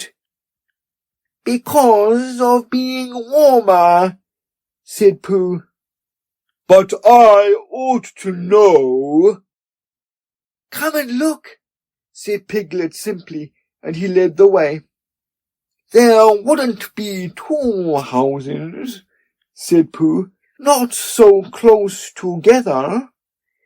They came round the corner, and there was Eeyore's house, looking as comfy as anything. "There you are," said Piglet. "Inside as well as outside," said Pooh proudly. Eeyore went inside and came out again. "It's a remarkable thing," he said. "It is my house, and I built it where I said I did, so the wind must have blown it here, and the wind blew it right over the wood, and blew it down here, and here it is, as good as ever, in fact, better in places." "Much better," said Pooh and Piglet together. "It just shows you what can be done by taking a little trouble," said Eeyore. "Do you see, Pooh? Do you see, Piglet? Brains first, and then hard work. Look at it. That's the way to build a house," said Eeyore proudly. So they left him in it, and Christopher Robin went back to lunch with his friends Pooh and Piglet, and on the way they told him of the awful mistake they had made. And when he had finished laughing, they all sang the outdoor song for snowy weather the rest of the way home. Piglet, who was still not quite sure of his voice, putting in the tiddly-poms again. "And I know it seems easy," said Piglet to himself, "but it isn't everyone who could do it." Chapter 2, in which Tigger comes to the forest and has breakfast. Winnie-the-Pooh woke up suddenly in the middle of the night and listened. Then he got out of bed and lit his candle and stumped across the room to see if anybody was trying to get into his honey cupboard. And they weren't. So he stumped back again, blew out his candle, and got into bed. Then he heard the noise again. "Is that you, Piglet?" he said. But it wasn't. "Come in, Christopher Robin," he said. But Christopher Robin didn't. "Tell me about it tomorrow, EEYORE," said Pooh sleepily. But the noise went on. Said whatever it was, and Pooh found that he wasn't asleep after all. "What can it be?" he thought. "There are lots of noises in the forest, but this is a different one. It isn't a growl, and it isn't a purr, and it isn't a bark, and it isn't the noise you make before beginning a piece of poetry, but it's a noise of some kind, made by a strange animal, and he's making it outside my door. So I shall get up and ask him not to do it." He got out of bed and opened his front door. "Hello," said Pooh, in case there was anything outside. "Hello," said whatever it was. "Oh," said Pooh. "Hello." "Hello." "Oh, there you are," said Pooh. "Hello." "Hello," said the strange animal, wondering how long this was going on. Pooh was just going to say, "Hello," for the 4th time, when he thought that he wouldn't. So he said, "Who is it?" instead. "Me," said a voice. "Oh," said Pooh. "Well, come here." So whatever it was came here, and in the light of the candle, he and Pooh looked at each other. "I'm Pooh," said Pooh. "I'm Tigger," said Tigger. "Oh," said Pooh, for he had never seen an animal like this before. "Does Christopher Robin know about you?" "Of course he does," said Tigger.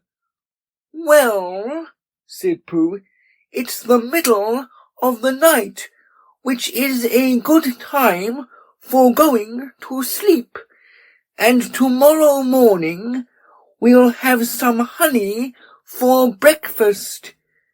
Do Tiggers like honey?" "They like anything," said Tigger cheerfully. "Then, if they like going to sleep on the floor, I'll go back to bed," said Pooh, "and we'll do things in the morning. Good night." And he got back into bed and went fast asleep. When he awoke in the morning, the first thing he saw was Tigger, sitting in front of the glass and looking at himself. "Hello," said Pooh. "Hello," said Tigger. "I've found somebody just like me. I thought I was the only one of them." Pooh got out of bed and began to explain what a looking-glass was, but just as he was getting to the interesting part, Tigger said, "Excuse me a moment, but there's something climbing on your table." And with one loud whoop, he jumped at the end of the tablecloth, pulled it to the ground, wrapped himself up in it 3 times, rolled to the other side of the room, and, after a terrible struggle, got his head into the daylight again, and said cheerfully, Have I won? That's my tablecloth, said Pooh as he began to unwind Tigger. I wondered what it was, said Tigger. It goes on the table and you put things on it. Then why did it try to bite me when I wasn't looking? I don't think it did, said Pooh. It tried, said Tigger, but I was too quick for it. Pooh put the cloth back on the table, and he put a large honey pot on the cloth, and they sat down to breakfast. And as soon as they had sat down, Tigger took a large mouthful of honey, and he looked up at the ceiling with his head on one side, and made exploring noises with his tongue, and considering noises, and what have we got here noises. And then he said in a very decided voice, Tiggers don't like honey. Oh, said Pooh, and tried to make it sound sad and regretful. I thought they liked everything. Everything except honey, said Tigger. Pooh felt rather pleased about this, and said that as soon as he had finished his own breakfast, he would take Tigger round to Piglet's house, and Tigger could try some of Piglet's haycorns. Thank you, Pooh, said Tigger, because haycorns is really what Tiggers like best. So after breakfast they went round to see Piglet, and Pooh explained as they went that Piglet was a very small animal who didn't like bouncing, and asked Tigger not to be too bouncy just at first. And Tigger, who had been hiding behind trees and jumping out on Pooh's shadow when it wasn't looking, said that Tiggers were only bouncy before breakfast, and that as soon as they had had a few haycorns they became quiet and refined. So by and by they knocked at the door of Piglet's house. Hello, Pooh, said Piglet. Hello, Piglet. This is Tigger. Oh, is it? Said Piglet, and he edged round to the other side of the table. I thought Tiggers were smaller than that. Not the big ones, said Tigger. They like haycorns, said Pooh. So that's what we've come for, because poor Tigger hasn't had any breakfast yet. Piglet pushed the bowl of haycorns towards Tigger and said, Help yourself. And then he got close up to Pooh and felt much braver and said, So, you're Tigger. Well, well, in a careless sort of voice. But Tigger said nothing because his mouth was full of haycorns. After a long munching noise, he said, and when Pooh and Piglet said, What? He said, Excuse me, and went outside for a moment. When he came back, he said firmly, Tiggers don't like haycorns. But you said they liked everything except honey, said Pooh. Everything except honey and haycorns, explained Tigger.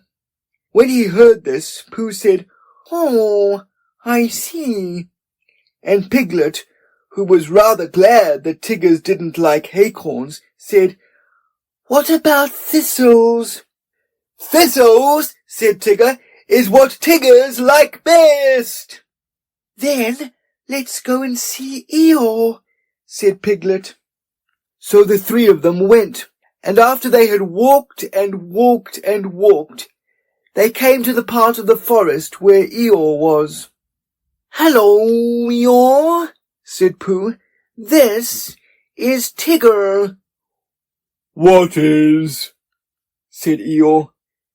"This," explained Pooh and Piglet together, and Tigger smiled his happiest smile and said nothing. Eeyore walked all round Tigger one way, and then turned and walked all round him the other way. "What did you say it was?" he asked.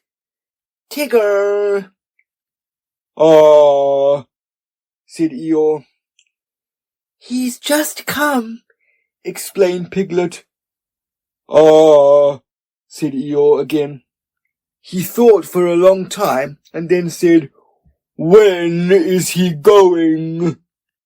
Pooh explained to Eeyore that Tigger was a great friend of Christopher Robin's, who had come to stay in the forest, and Piglet explained to Tigger that he mustn't mind what Eeyore said, because he was always gloomy, and Eeyore explained to Piglet that, on the contrary, he was feeling particularly cheerful this morning.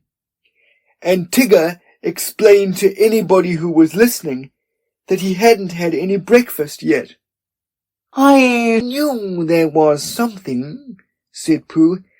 "Tiggers always eat thistles, so that was why we came to see you, Eeyore." "Don't mention it, Pooh." "Oh, Eeyore, I didn't mean that I didn't want to see you." Quite. But your new stripy friend, naturally, he wants his breakfast. What did you say his name was?" "Tigger." "Then come this way, Tigger." Eeyore led the way to the most thistly-looking patch of thistles that ever was, and waved a hoof at it. "A little patch I was keeping for my birthday," he said. "But, after all, what are birthdays? Here today and gone tomorrow. Help yourself, Tigger." Tigger thanked him and looked a little anxiously at Pooh. "Are these really thistles?" he whispered. "Yes," said Pooh. "What Tiggers like best?" "That's right," said Pooh. "I see," said Tigger. So he took a large mouthful, and he gave a large crunch. "Ow!" said Tigger. He sat down and put his paw in his mouth. "What's the matter?" asked Pooh. "Hot," mumbled Tigger. "Your friend," said Eeyore, "appears to have bitten on a bee." Pooh's friend stopped shaking his head to get the prickles out, and explained that Tiggers don't like thistles. "Then why bend a perfectly good one?" asked Eeyore. "But you said," began Pooh, "you said that Tiggers liked everything except honey and acorns." "And thistles," said Tigger, who was now running round in circles with his tongue hanging out. Pooh looked at him sadly. "What are we going to do?" he asked Piglet. Piglet knew the answer to that, and he said at once that they must go and see Christopher Robin. "You'll find him with KANGA," said Eeyore. He came close to Pooh and said in a loud whisper, "Could you ask your friend to do his exercises somewhere else? I shall be having lunch directly, and don't want it bounced on before I begin. A trifling matter, and fussy of me, but we all have our little ways." Pooh nodded solemnly and called to Tigger, "Come along, and we'll go and see KANGA. She's sure to have lots of breakfast for you." Tigger finished his last circle and came up to Pooh and Piglet. "Halt!" he explained with a large and friendly smile. "Come on!" And he rushed off. Pooh and Piglet walked slowly after him, and as they walked, Piglet said nothing because he couldn't think of anything, and Pooh said nothing because he was thinking of a poem. And when he had thought of it, he began, "What shall we do about poor little Tigger? If he never eats nothing, he'll never get bigger. He doesn't like honey and acorns and thistles because of the taste and because of the bristles, and all the good things which an animal likes have the wrong sort of swallow or too many spikes." "He's quite big enough anyhow," said Piglet. "He isn't really very big." "Well, he seems so." Pooh was thoughtful when he heard this, and then he murmured to himself, "But whatever his weight in pounds, shillings, and ounces, he always seems bigger because of his bounces. And that's the whole poem," he said. "Do you like it, Piglet?" "All except the shillings," said Piglet. "I don't think they ought to be there." "They wanted to come in after the pounds," explained Pooh, "so I let them. It is the best way to write poetry, letting things come." "Oh, I didn't know," said Piglet. Tigger had been bouncing in front of them all this time, turning round every now and then to ask, "Is this the way?" And now at last they came in sight of KANGA's house, and there was Christopher Robin. Tigger rushed up to him. "Oh, there you are, Tigger," said Christopher Robin. "I knew you'd be somewhere." "I've been finding things in the forest," said Tigger importantly. "I've found a Pooh and a Piglet and an Eeyore, but I can't find any breakfast." Pooh and Piglet came up and hugged Christopher Robin and explained what had been happening. "Don't you know what Tigger's like?" asked Pooh. "I expect if I thought very hard I should," said Christopher Robin. "But I thought Tigger knew." "I do," said Tigger. "Everything there is in the world, except honey and acorns and what were those hot things called?" "Thistles." "Yes, and those." "Oh, well then, KANGA can give you some breakfast."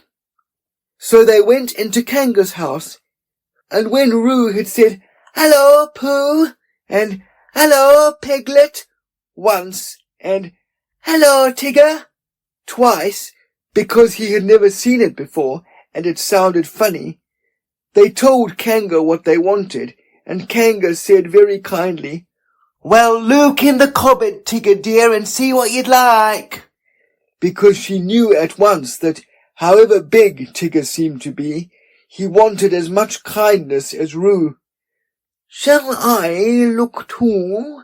said Pooh, who was beginning to feel a little 11 o'clockish, and he found a small tin of condensed milk, and something seemed to tell him that Tiggers didn't like this, so he took it into a corner by itself, and went with it to see that nobody interrupted it.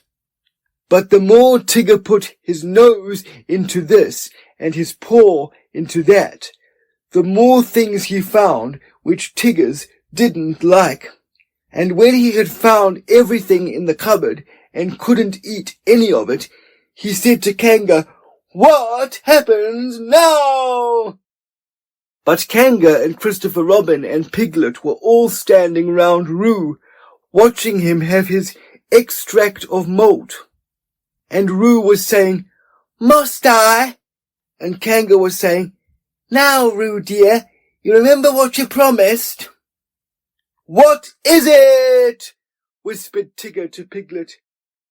"His strengthening medicine," said Piglet. "He hates it." So Tigger came closer, and he leant over the back of Roo's chair, and suddenly he put out his tongue and took one large gallop, and with a sudden jump of surprise, Kanga said, "Oh!" and then clutched at the spoon again just as it was disappearing, and pulled it safely back out of Tigger's mouth. But the extract of malt had gone.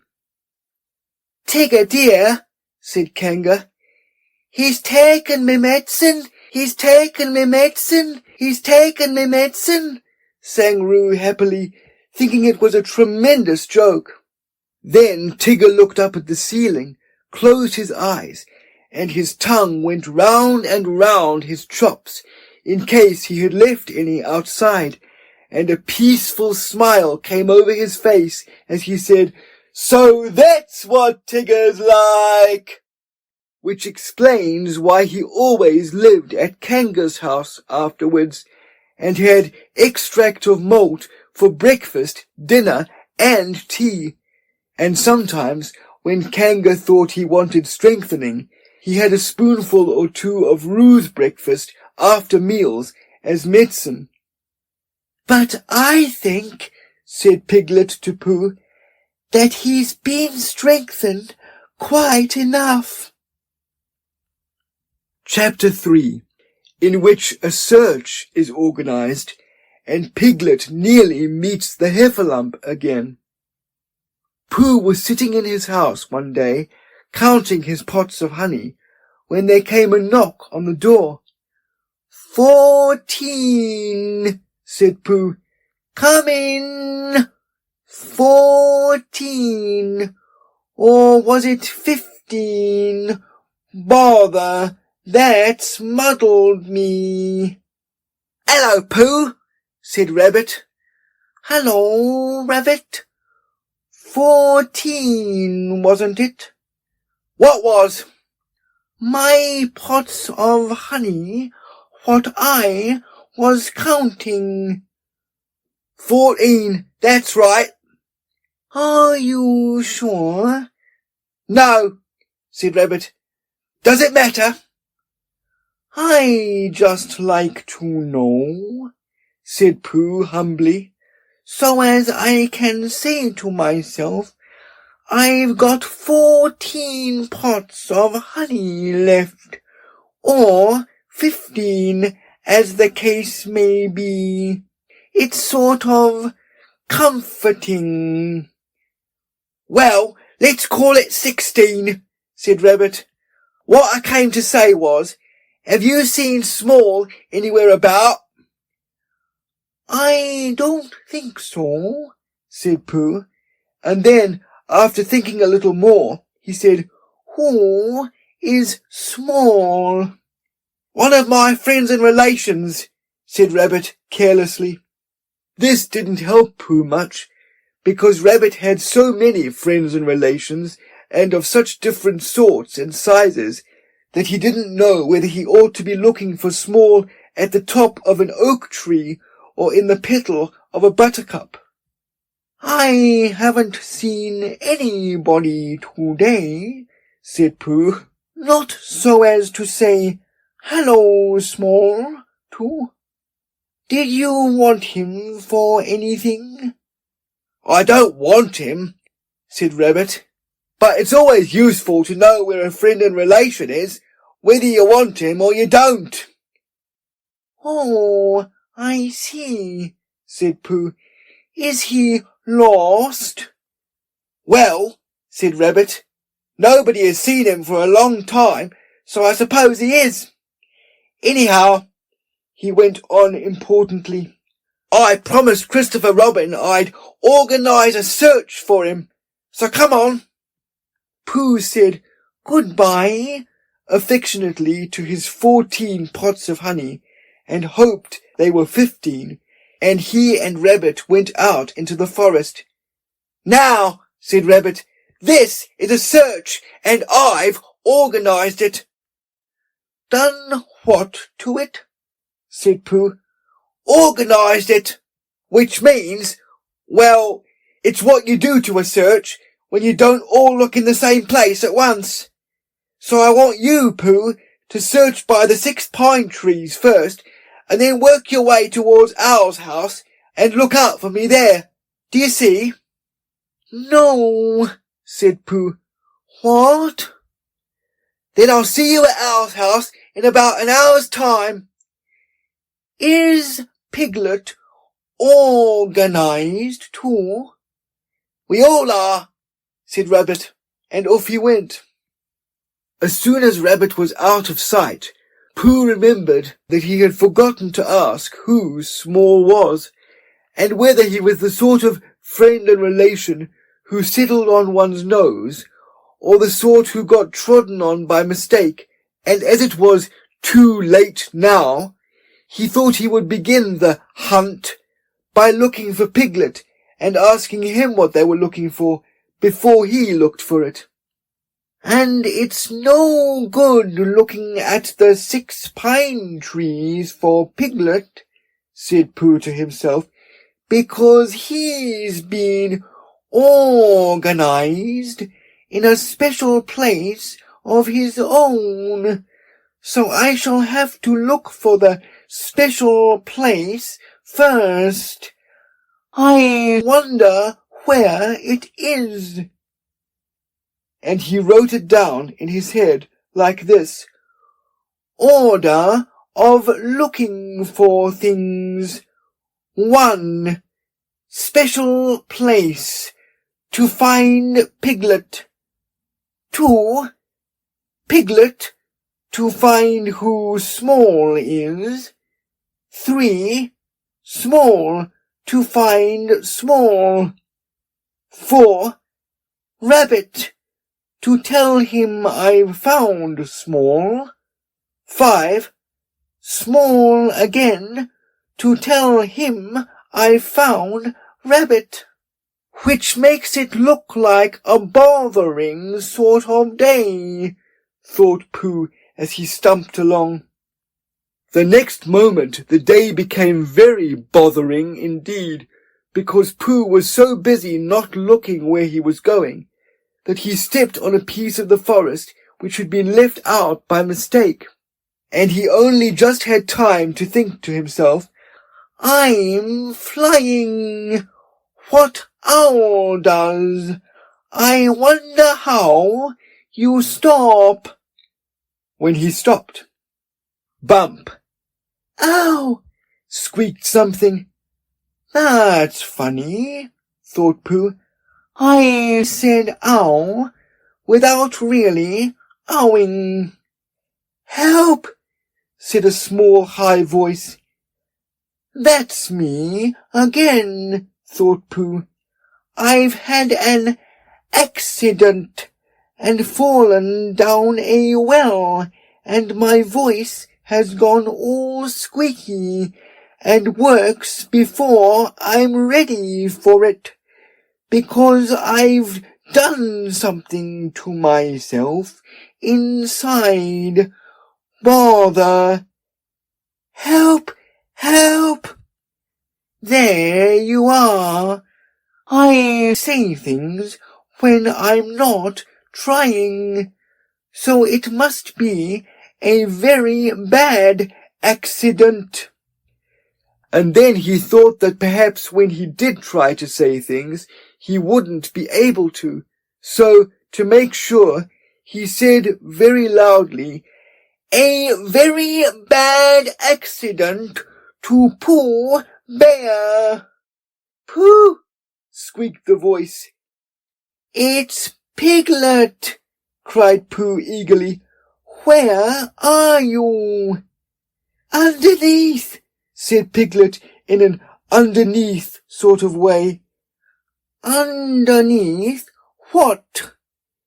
You, squeaked Piglet. Get up. Oh, said Pooh, and scrambled up as quickly as he could. Did I fall on you, Piglet? You fell on me, said Piglet, feeling himself all over. I didn't mean to, said Pooh sorrowfully. I didn't mean to be underneath, said Piglet sadly. But I'm all right now, Pooh, and I am so glad it was you. What's happened? Said Pooh. Where are we? I think we're in a sort of pit. I was walking along, looking for somebody, and then suddenly I wasn't any more, and just when I got up to see where I was, something fell on me, and it was you. So it was, said Pooh. Yes, said Piglet. Pooh, he went on nervously and came a little closer. Do you think we're in a trap?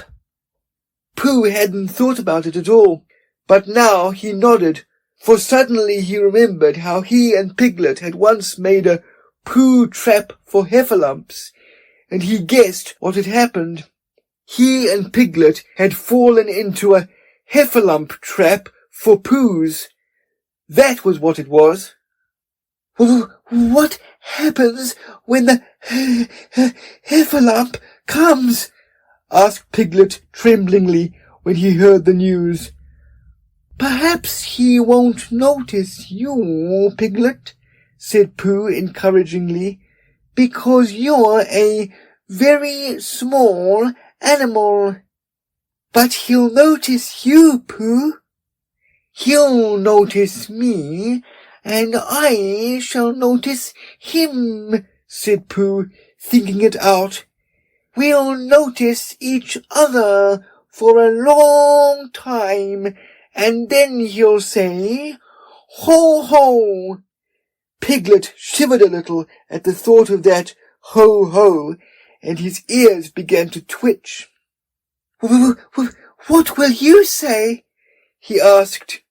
Pooh tried to think of something he would say, but the more he thought, the more he felt that there is no real answer to ho, ho, said by a heffalump in the sort of voice this heffalump was going to say it in. I shan't say anything, said Pooh at last. I shall just hum to myself as if I was waiting for something. Then perhaps he'll say, ho, ho, again, suggested Piglet anxiously. He will, said Pooh. Piglet's ears twitched so quickly that he had to lean them against the side of the trap to keep them quiet. He will say it again, said Pooh, and I shall go on humming, and that will upset him, because when you say ho, ho twice in a gloating sort of way, and the other person only hums, you suddenly find, just as you begin to say it the third time, that, well, you find, what? That it isn't, said Pooh. Isn't what? Pooh knew what he meant, but being a bear of very little brain, couldn't think of the words. Well, it just isn't, he said again. You mean it isn't ho-ho-ish any more? Said Piglet hopefully. Pooh looked at him admiringly and said that that was what he meant. If you went on humming all the time, because you couldn't go on saying ho-ho forever. But he'll say something else, said Piglet. That's just it. He'll say, what's all this? And then I shall say, and this is a very good idea, Piglet, which I've just thought of. I shall say, it's a trap for a heffalump which I've made, and I'm waiting for the heffalump to fall in, and I shall go on humming. That will unsettle him. Pooh! Cried Piglet, and now it was his turn to be the admiring one. You've saved us. Have I? Said Pooh, not feeling quite sure.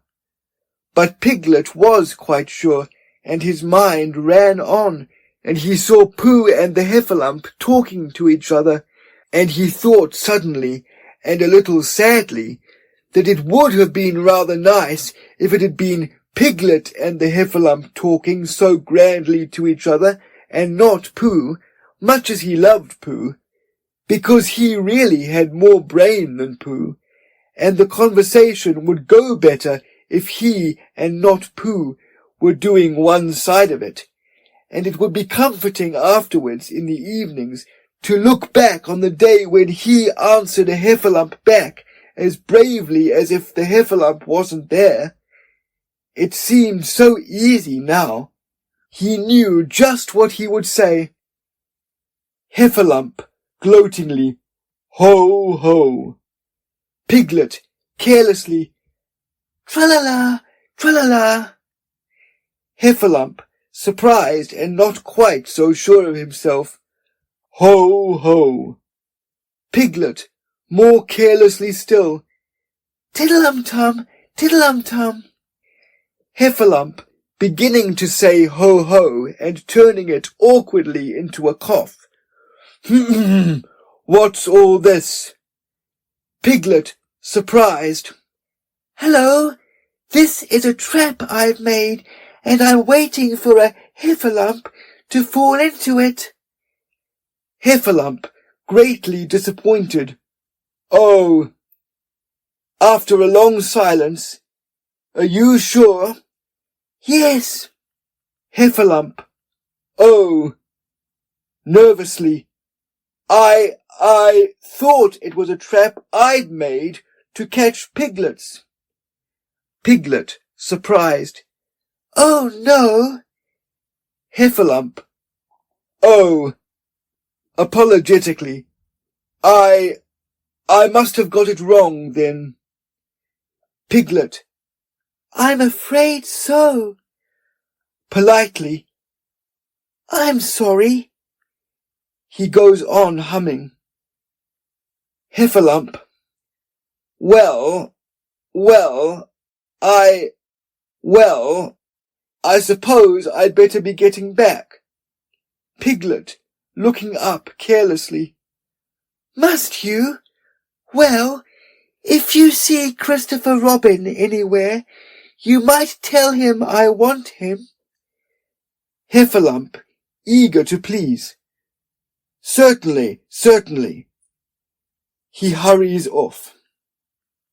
Pooh, who wasn't going to be there, but we find we can't do without him. Oh, Piglet, how brave and clever you are. Piglet, modestly. Not at all, Pooh. And then, when Christopher Robin comes, Pooh can tell him all about it. While Piglet was dreaming this happy dream, and Pooh was wondering again whether it was 14 or 15, the search for Small was still going on all over the forest.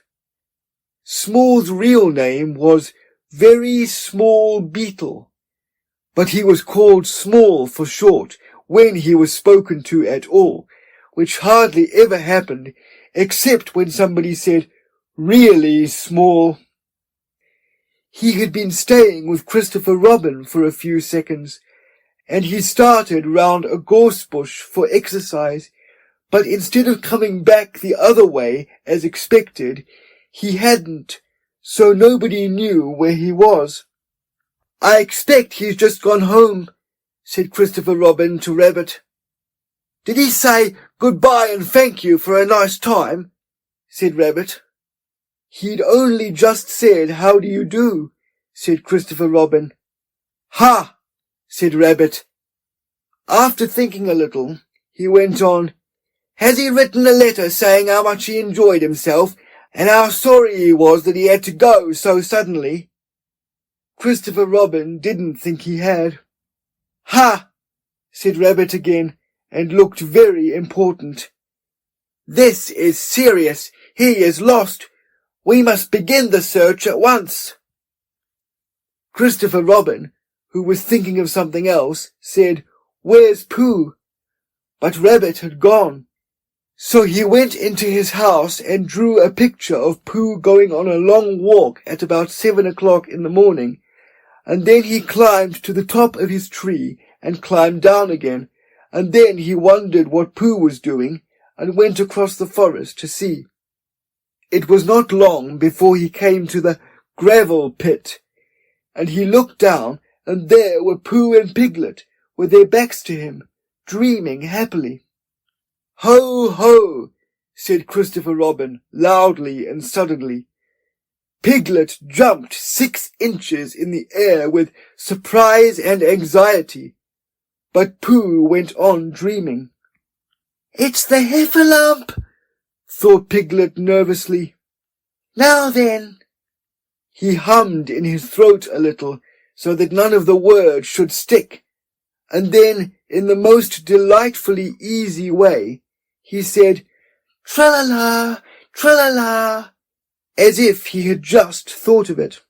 But he didn't look round, because if you look round and see a very fierce heffalump looking down at you, sometimes you forget what you were going to say. "Rum-tum-tum-tiddle-um," said Christopher Robin in a voice like Pooh's, because Pooh had once invented a song which went, "Tra-la-la, tra-la-la, tra-la-la, tra-la-la, rum-tum-tum-tiddle-um." So whenever Christopher Robin sings it, he always sings it in a Pooh voice, which seems to suit it better. "He said the wrong thing," thought Piglet anxiously. "He ought to have said, 'Ho, ho,' again. Perhaps I had better say it for him." And, as fiercely as he could, Piglet said, "Ho, ho." "How did you get there, Piglet?" said Christopher Robin in his ordinary voice. "This is terrible," thought Piglet. "First he talks in Pooh's voice, and then he talks in Christopher Robin's voice, and he's doing it so as to unsettle me." And being now completely unsettled, he said very quickly and squeakily, "This is a trap for Pooh's, and I'm waiting to fall in it. Ho, ho, what's all this? And then I say, ho, ho again." "What?" said Christopher Robin. "A trap for ho-hos," said Piglet huskily. "I've just made it, and I'm waiting for the ho-ho to come." How long Piglet would have gone on like this, I don't know. But at that moment Pooh woke up suddenly and decided that it was 16. So he got up, and as he turned his head so as to soothe himself in that awkward place in the middle of the back where something was tickling him, he saw Christopher Robin. "Hello!" he shouted joyfully. "Hello, Pooh!" Piglet looked up and looked away again, and he felt so foolish and uncomfortable that he had almost decided to run away to sea and be a sailor, when suddenly he saw something. "Pooh!" he cried, "there's something climbing up your back." I thought there was, said Pooh. It's small, cried Piglet. Oh, that's who it is it? Said Pooh. Christopher Robin, I found Small, cried Piglet. Well done, Piglet, said Christopher Robin. And at these encouraging words, Piglet felt quite happy again, and decided not to be a sailor after all. So when Christopher Robin had helped him out of the gravel pit, they all went off together, hand in hand. And 2 days later, Rabbit happened to meet Eeyore in the forest. "Hello, Eeyore," he said. "What are you looking for?" "Small, of course," said Eeyore. "Haven't you any brain?" "Oh, but didn't I tell you?" said Rabbit. "Small was found 2 days ago." There was a moment's silence. "Ha ha," said Eeyore bitterly. "Merriment and what not. Don't apologize. It's just what would happen." Chapter 4, in which it is shown that Tiggers don't climb trees. One day when Pooh was thinking, he thought he would go and see Eeyore, because he hadn't seen him since yesterday. And as he walked through the heather, singing to himself, he suddenly remembered that he hadn't seen Owl since the day before yesterday. So he thought that he would just look in at the 100-acre wood on the way and see if Owl was at home. Well, he went on singing until he came to the part of the stream where the stepping stones were, and when he was in the middle of the 3rd stone, he began to wonder how Kanga and Roo and Tigger were getting on, because they all lived together in a different part of the forest. And he thought, I haven't seen Roo for a long time, and if I don't see him today, it will be a still longer time. So he went down on the stone in the middle of the stream, and sang another verse of his song while he wondered what to do. The other verse of the song was like this. I could spend a happy morning seeing Roo. I could spend a happy morning being Pooh. For it doesn't seem to matter if I don't get any fatter, and I don't get any fatter what I do. The sun was so delightfully warm, and the stone which had been sitting in it for a long time was so warm too, that Pooh had almost decided to go on being Pooh in the middle of the stream for the rest of the morning, when he remembered Rabbit. Rabbit, said Pooh to himself, I like talking to Rabbit. He talks about sensible things. He doesn't use long, difficult words like owl. He uses short, easy words like what about lunch and help yourself, Pooh. I suppose really I ought to go and see Rabbit, which made him think of another verse. Oh, I like his way of talking, yes I do. It's the nicest way of talking just for two.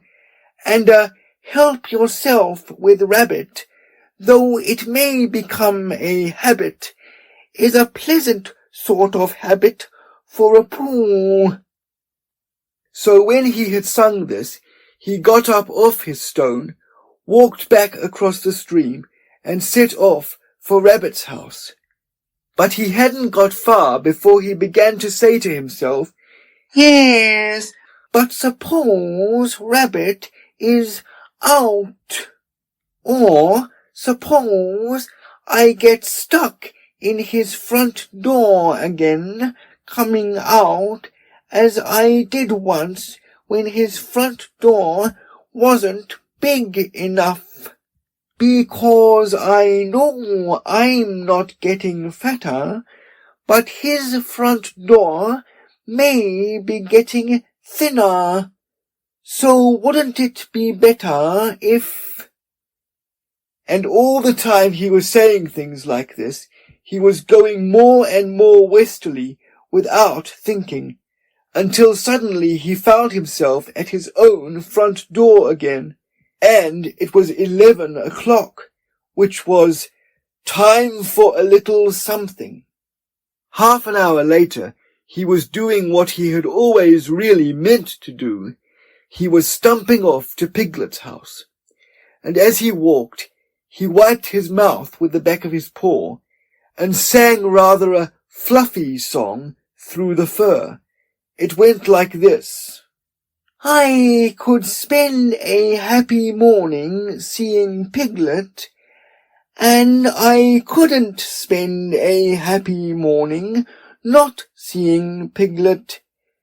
And it doesn't seem to matter if I don't see Owl or Eeyore or any of the others, and I'm not going to see Owl or Eeyore or any of the others, or Christopher Robin.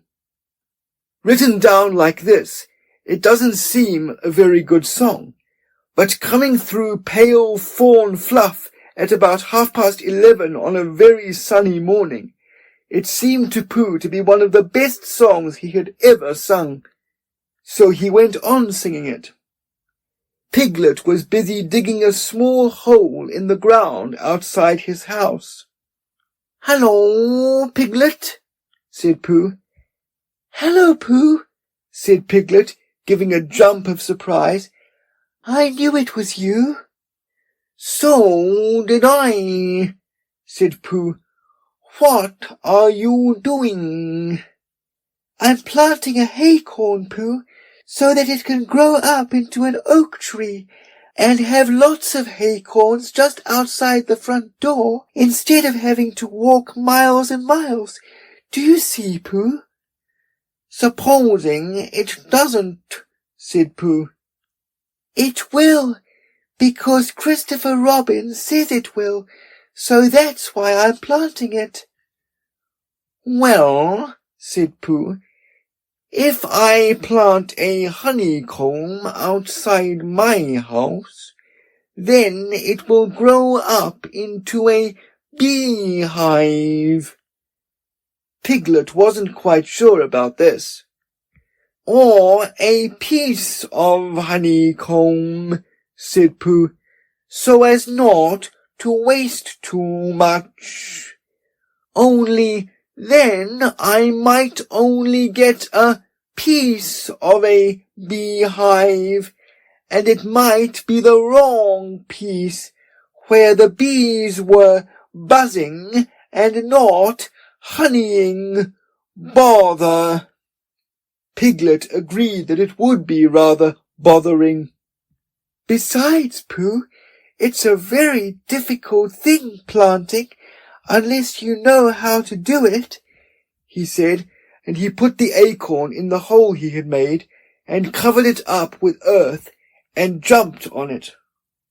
I do know, said Pooh, because Christopher Robin gave me a nasturtium seed, and I planted it, and I'm going to have nasturtiums all over the front door.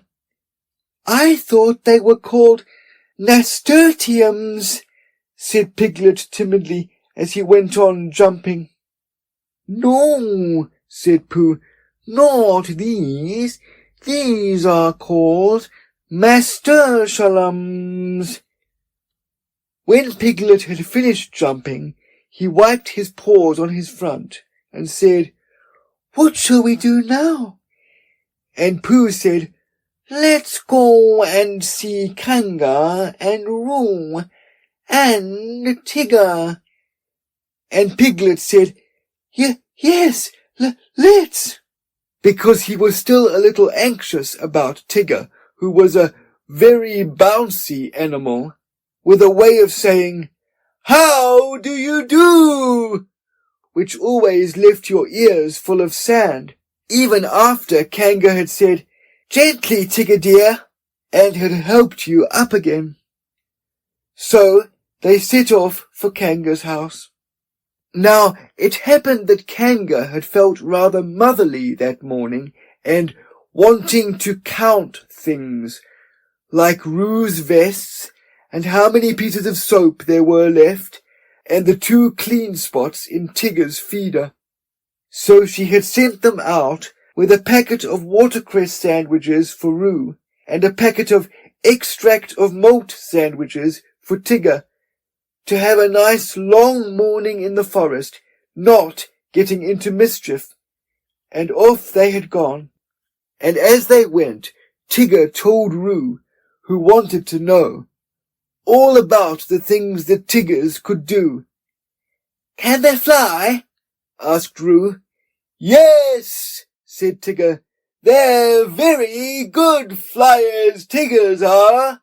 Extremely good flyers. Oh, said Roo. Can they fly as well as Owl? Yes, said Tigger. Only they don't want to. Why don't they want to? Well, they just don't like it somehow. Roo couldn't understand this, because he thought it would be lovely to be able to fly, but Tigger said it was difficult to explain to anybody who wasn't a Tigger himself. Well, said Roo, can they jump as far as Kangas? Yes, said Tigger, when they want to. I love jumping, said Roo. Let's see who can jump farthest, you or me. I can, said Tigger, but we mustn't stop now, or we shall be late. Late for what? For whatever we want to be in time for, said Tigger, hurrying on. In a little while they came to the 6 pine trees. I can swim, said Roo. I fell into river, and I swimmed. Can Tiggers swim? Of course they can. Tiggers can do everything. Can they climb trees better than Pooh? Asked Roo, stopping under the tallest pine tree and looking up at it. Climbing trees is what they do best, said Tigger. Much better than Pooh's. Could they climb this one? They're always climbing trees like that, said Tigger. Up and down all day. Ooh, Tigger, are they really? I'll show you, said Tigger bravely. And you can sit on my back and watch me. For of all the things which he had said Tiggers could do, the only one he felt really certain about suddenly was climbing trees. Ooh, Tigger, ooh, Tigger, ooh, Tigger, squeaked Roo excitedly. So he sat on Tigger's back, and up they went. And for the first 10 feet, Tigger said happily to himself, Up we go! And for the next 10 feet, he said, I always said Tiggers could climb trees. And for the next 10 feet, he said, Not that it's easy, mind you. And for the next 10 feet, he said, Of course there's the coming down too, backwards. And then he said, Which will be difficult unless one fell when it would be easy. And at the word easy, the branch he was standing on broke suddenly, and he just managed to clutch at the one above him as he felt himself going. And then slowly he got his chin over it, and then one back paw, and then the other, until at last he was sitting on it, breathing very quickly, and wishing that he had gone in for swimming instead. Roo climbed off and sat down next to him. "Oh, Tigger," he said excitedly, "are we at the top?" "No," said Tigger. "Are we going to the top?" "No," said Tigger. "Ah," said Roo rather sadly, and then he went on hopefully. "That was a lovely bit just now when you pretended we were going to fall bump to the bottom and we didn't. Will you do that bit again?" "No," said Tigger. Roo was silent for a little while, and then he said, "Shall we eat our sandwiches, Tigger?" And Tigger said, "Yes, where are they?" And Roo said, "At the bottom of the tree." And Tigger said, "I don't think we'd better eat them just yet." So they didn't. By and by, Pooh and Piglet came along, and Pooh was telling Piglet in a singing voice that it didn't seem to matter if he didn't get any fatter, and he didn't think he was getting any fatter, what he did. And Piglet was wondering how long it would be before his haycorn came up.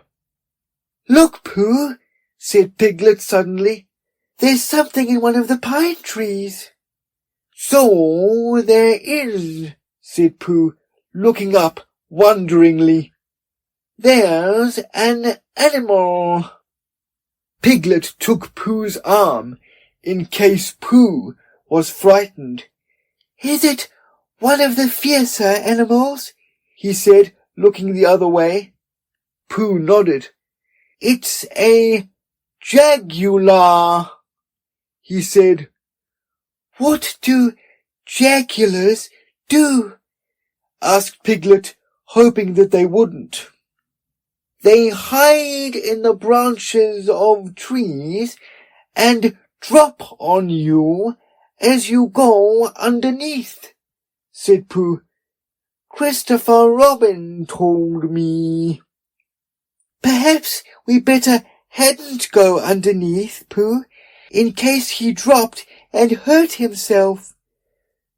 "They don't hurt themselves," said Pooh. "They're such very good droppers."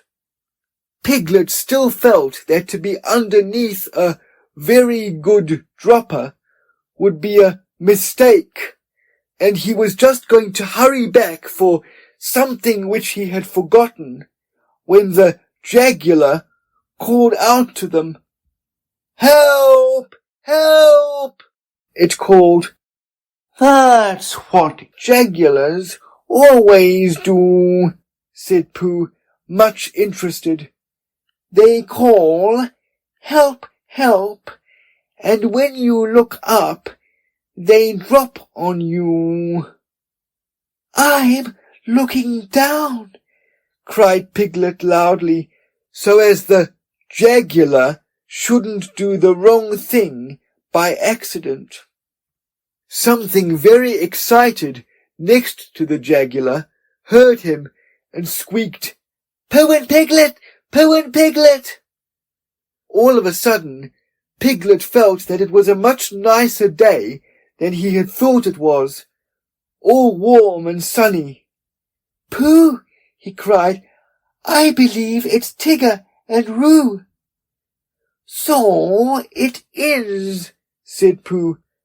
"I thought it was a jaguar and another jaguar." "Hello, Roo," called Piglet. "What are you doing?" "We can't get down, we can't get down," cried Roo. Isn't it fun? Pooh, isn't it fun? Tigger and I are living in a tree like Owl, and we're going to stay here forever and ever. I can see Piglet's house. Piglet, I can see your house from here. Aren't we high? Is Owl's house as high up as this? How did you get there, Roo? Asked Piglet. On Tigger's back. And Tiggers can't climb downwards because their tails get in the way, only upwards. And Tigger forgot about that when we started, and he's only just remembered. So we've got to stay here forever and ever, unless we go higher. What did you say, Tigger? Oh, Tigger says that if we go higher, we shan't be able to see Piglet's house so well, so we're going to stop here. Piglet, said Pooh solemnly when he had heard all this, what shall we do? And he began to eat Tigger's sandwiches. Are they stuck? Asked Piglet anxiously. Pooh nodded. Couldn't you climb up to them? I might, Piglet, and I might bring Roo down on my back, but I couldn't bring Tigger down, so we must think of something else. And in a thoughtful way, he began to eat Roo's sandwiches too. Whether he would have thought of anything before he had finished the last sandwich, I don't know, but he had just got to the last one when there was a crackling in the bracken, and Christopher Robin and Eeyore came strolling along together. I shouldn't be surprised if it hailed a good deal tomorrow, Eeyore was saying. Blizzards and what not. Being fine today doesn't mean anything. It has no what's that word? Well, it has none of that. It's just a small piece of weather. There's Pooh, said Christopher Robin, who didn't much mind what it did tomorrow, as long as he was out in it. Hello, Pooh. It's Christopher Robin, said Piglet. He'll know what to do. They hurried up to him. Oh, Christopher Robin, began Pooh. And Eeyore, said Eeyore. Tigger and Roo are right up the 6 pine trees, and they can't get down. And I was just saying, put in Piglet, that if only Christopher Robin and Eeyore, if only you were here, then we could think of something to do. Christopher Robin looked up at Tigger and Roo and tried to think of something. I thought, said Piglet earnestly, that if Eeyore stood at the bottom of the tree, and if Pooh stood on Eeyore's back, and if I stood on Pooh's shoulders, and if Eeyore's back snapped suddenly, then we could all laugh. Ha ha! Amusing in a quiet way, said Eeyore, but not really helpful. Well, said Piglet meekly, I thought. Would it break your back, Eeyore? Asked Pooh, very much surprised. That's what would be so interesting, Pooh. Not being quite sure till afterwards. Pooh said, Oh, and they all began to think again. I've got an idea, cried Christopher Robin suddenly. Listen to this, Piglet, said Eeyore, and then you'll know what we're trying to do. I'll take off my tunic and we'll each hold a corner, and then Roo and Tigger can jump into it, and it will be all soft and bouncy for them, and they won't hurt themselves." "Getting Tigger down," said Eeyore, "and not hurting anybody. Keep those two ideas in your head, Piglet, and you'll be all right." But Piglet wasn't listening. He was so agog at the thought of seeing Christopher Robin's blue braces again. He had only seen them once before, when he was much younger, and being a little overexcited by them, had to go to bed half an hour earlier than usual. And he had always wondered since then if they were really as blue and as bracing as he had thought them. So when Christopher Robin took his tunic off, and they were, he felt quite friendly to Eeyore again, and held the corner of the tunic next to him, and smiled happily at him. And Eeyore whispered back, "I'm not saying there won't be an accident now, mind you. They're funny things, accidents. You never have them till you're having them." When Roo understood what he had to do, he was wildly excited, and cried out, "Tigger, Tigger, we're going to jump! Look at me jumping, Tigger! Like flying my jumping will be. Can Tiggers do it?" And he squeaked out, "I'm coming, Christopher Robin!" And he jumped straight into the middle of the tunic, and he was going so fast that he bounced up again almost as high as where he was before, and went on bouncing and saying, "Ooh," for quite a long time, and then at last he stopped and said, "Ooh, lovely," and they put him on the ground. "Come on, Tigger," he called out, "it's easy." But Tigger was holding on to the branch and saying to himself, "It's all very well for jumping animals like kangas, but it's quite different for swimming animals like Tiggers." And he thought of himself floating on his back down a river, or striking out from one island to another, and he felt that that was really the life for a Tigger. "Come along," called Christopher Robin.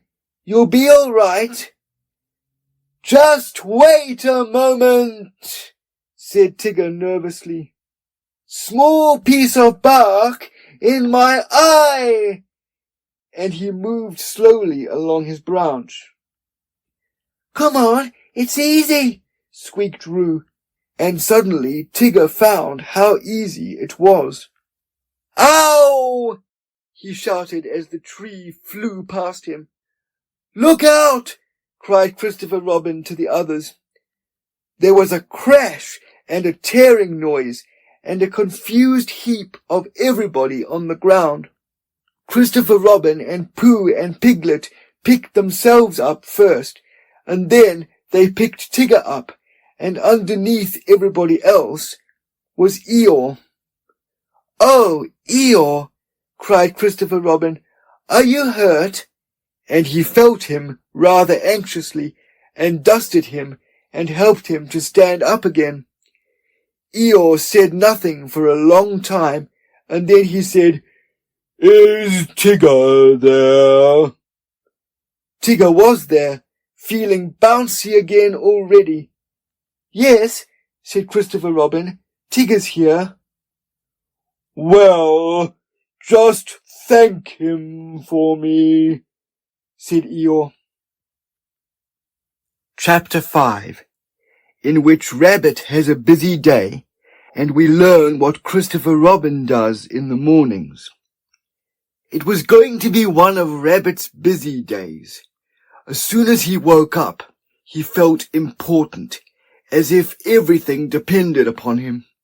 It was just the day for organizing something, or for writing a notice signed Rabbit, or for seeing what everybody else thought about it.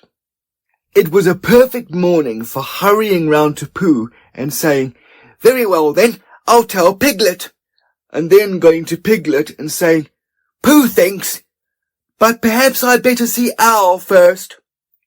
It was a captainish sort of day, when everybody said, "Yes, Rabbit," and "No, Rabbit," and waited until he told them.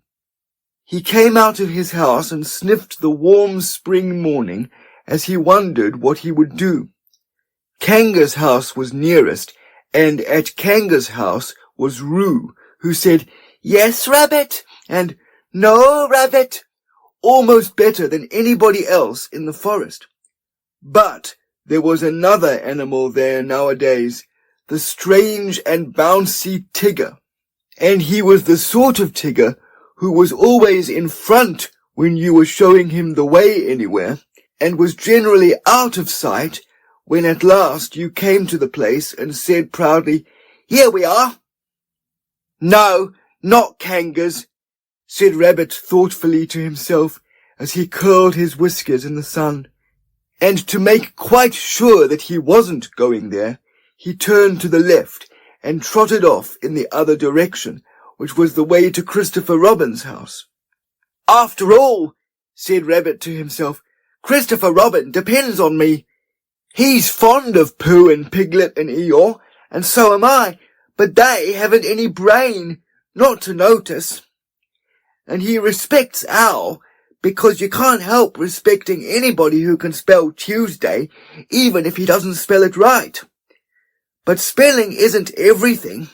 There are days when spelling Tuesday simply doesn't count. And Kanga is too busy looking after Roo, and Roo is too young, and Tigger is too bouncy to be any help, so there's really nobody but me when you come to look at it. I'll go and see if there's anything he wants doing, and then I'll do it for him. It's just the day for doing things." He trotted along happily, and by he crossed the stream and came to the place where his friends and relations lived.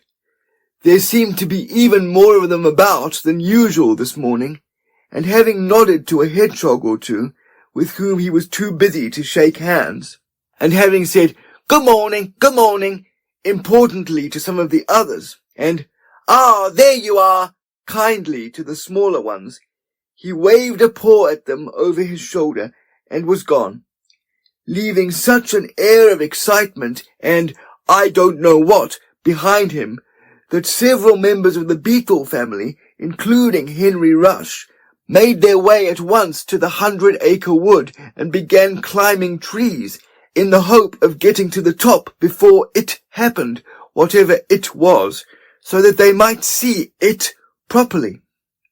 Rabbit hurried on by the edge of the 100-acre wood, feeling more important every minute, and soon he came to the tree where Christopher Robin lived. He knocked at the door, and he called out once or twice, and then he walked back a little way and put his paw up to keep the sun out, and called to the top of the tree, and then he turned all round and shouted, "Hello!" and "I say, it's Rabbit!" But nothing happened. Then he stopped and listened, and everything stopped and listened with him, and the forest was very lone and still and peaceful in the sunshine, until suddenly, 100 miles above him, a lark began to sing. "Bother," said Rabbit, "he's gone out." He went back to the green front door just to make sure, and he was turning away, feeling that his morning had got all spoiled, when he saw a piece of paper on the ground, and there was a pin in it, as if it had fallen off the door. "Ha!" said Rabbit, feeling quite happy again. "Another notice." This is what it said. GONOUT BACKSON BISY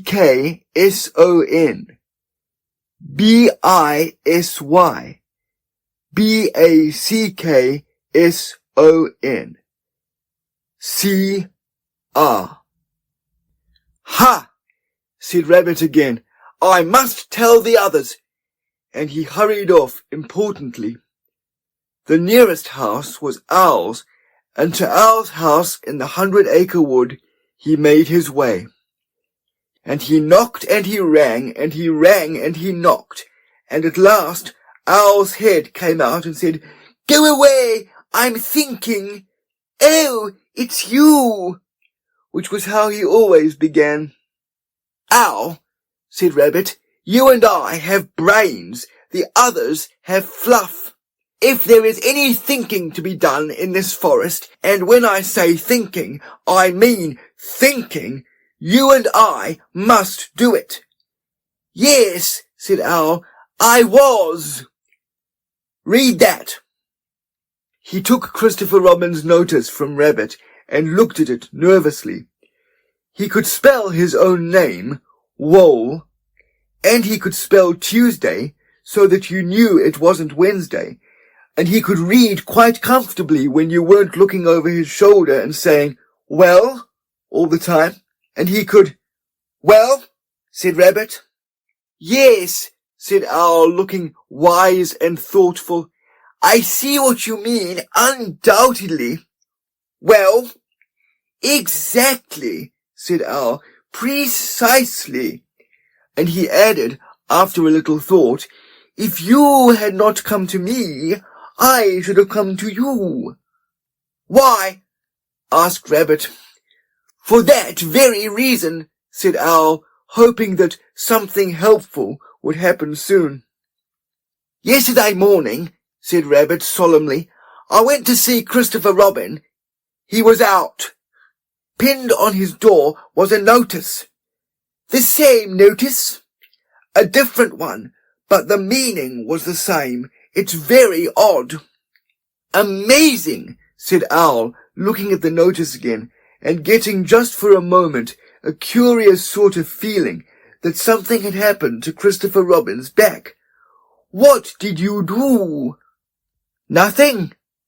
"The best thing," said Owl wisely. "Well?" said Rabbit again, as Owl knew he was going to. "Exactly," said Owl. For a little while he couldn't think of anything more, and then all of a sudden he had an idea. "Tell me, Rabbit," he said, "the exact words of the first notice. This is very important. Everything depends on this. The exact words of the first notice." "It was just the same as that one, really." Owl looked at him and wondered whether to push him off the tree. But feeling that he could always do it afterwards, he tried once more to find out what they were talking about. "The exact words, please," he said, as if Rabbit hadn't spoken. "It just said, 'Gone out, Baxon,' same as this, only this says, 'Bissy Baxon,' too." Owl gave a great sigh of relief. "Ah," said Owl, "now we know where we are." "Yes, but where's Christopher Robin?" said Rabbit. "That's the point." Owl looked at the notice again. To one of his education, the reading of it was easy. Gone out Baxon, Bissy Baxon, just the sort of thing you'd expect to see on a notice. "It is quite clear what has happened, my dear Rabbit," he said. "Christopher Robin has gone out somewhere with Baxon. He and Baxon are busy together. Have you seen a Baxon anywhere about in the forest lately?" "I dunno," said Rabbit. "That's what I came to ask you. What are they like?" "Well," said Owl, "the spotted or herbaceous Baxon is just at least," he said, "it's really more of a... Of course," he said, "it depends on the..." "Well," said Owl, "the fact is," he said, "I don't know what they're like," said Owl frankly. "Thank you," said Rabbit, and he hurried off to see Pooh. Before he had gone very far, he heard a noise, so he stopped and listened. This was the noise. Noise by Pooh. All the butterflies are flying, now the winter days are dying, and the primroses are trying to be seen, and the turtle doves are cooing, and the woods are up and doing, for the violets are bluing in the green. Oh, the honeybees are gumming on their little wings and humming that the summer which is coming will be fun. And the cows are almost cooing, and the turtle doves are mooing, which is why a Pooh is pooing in the sun. For the spring is really springing, you can see a skylark singing, and the bluebells which are ringing can be heard. And the cuckoo isn't cooing, but he's cooking, and he's oohing, and a Pooh is simply pooing like a bird. "Hello, Pooh," said Rabbit. "Hello, Rabbit," said Pooh dreamily. "Did you make that song up?" "Well, I sort of made it up," said Pooh. "It isn't brain," he went on humbly, "because you know why, Rabbit, but it comes to me sometimes." "Ah," said Rabbit, who never let things come to him, but always went and fetched them. "Well, the point is, have you seen a spotted or herbaceous baxen in the forest at all?" "No," said Pooh. "I saw Tigger just now." "That's no good." "No," said Pooh. "I thought it wasn't." "Have you seen Piglet?" "Yes," said Pooh. "I suppose that isn't any good either?" he asked meekly. "Well, it depends if he saw anything." "He saw me," said Pooh. Rabbit sat down on the ground next to Pooh and, feeling much less important like that, stood up again. "What it all comes to is this," he said. "What does Christopher Robin do in the morning nowadays?" "What sort of thing?" "Well, can you tell me anything you've seen him do in the morning these last few days?" "Yes," said Pooh. "We had breakfast together yesterday by the pine trees. I'd made up a little basket, just a little fairly sized basket, an ordinary biggish sort of basket, full of—" Yes, said Rabbit, "but I mean later than that. Have you seen him between 11 and 12? "Well," said Pooh, "at 11 o'clock, at 11 o'clock, well, at 11 o'clock, you see, I generally get home about then, because I have 1 or 2 things to do." "11 then?"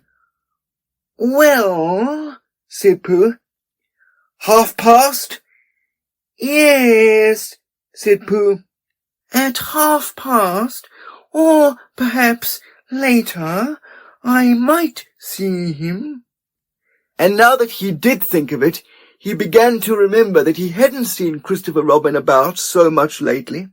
Not in the mornings, afternoons, yes, evenings, yes, before breakfast, yes, just after breakfast, yes, and then perhaps, "See you again, Pooh," and off he'd go.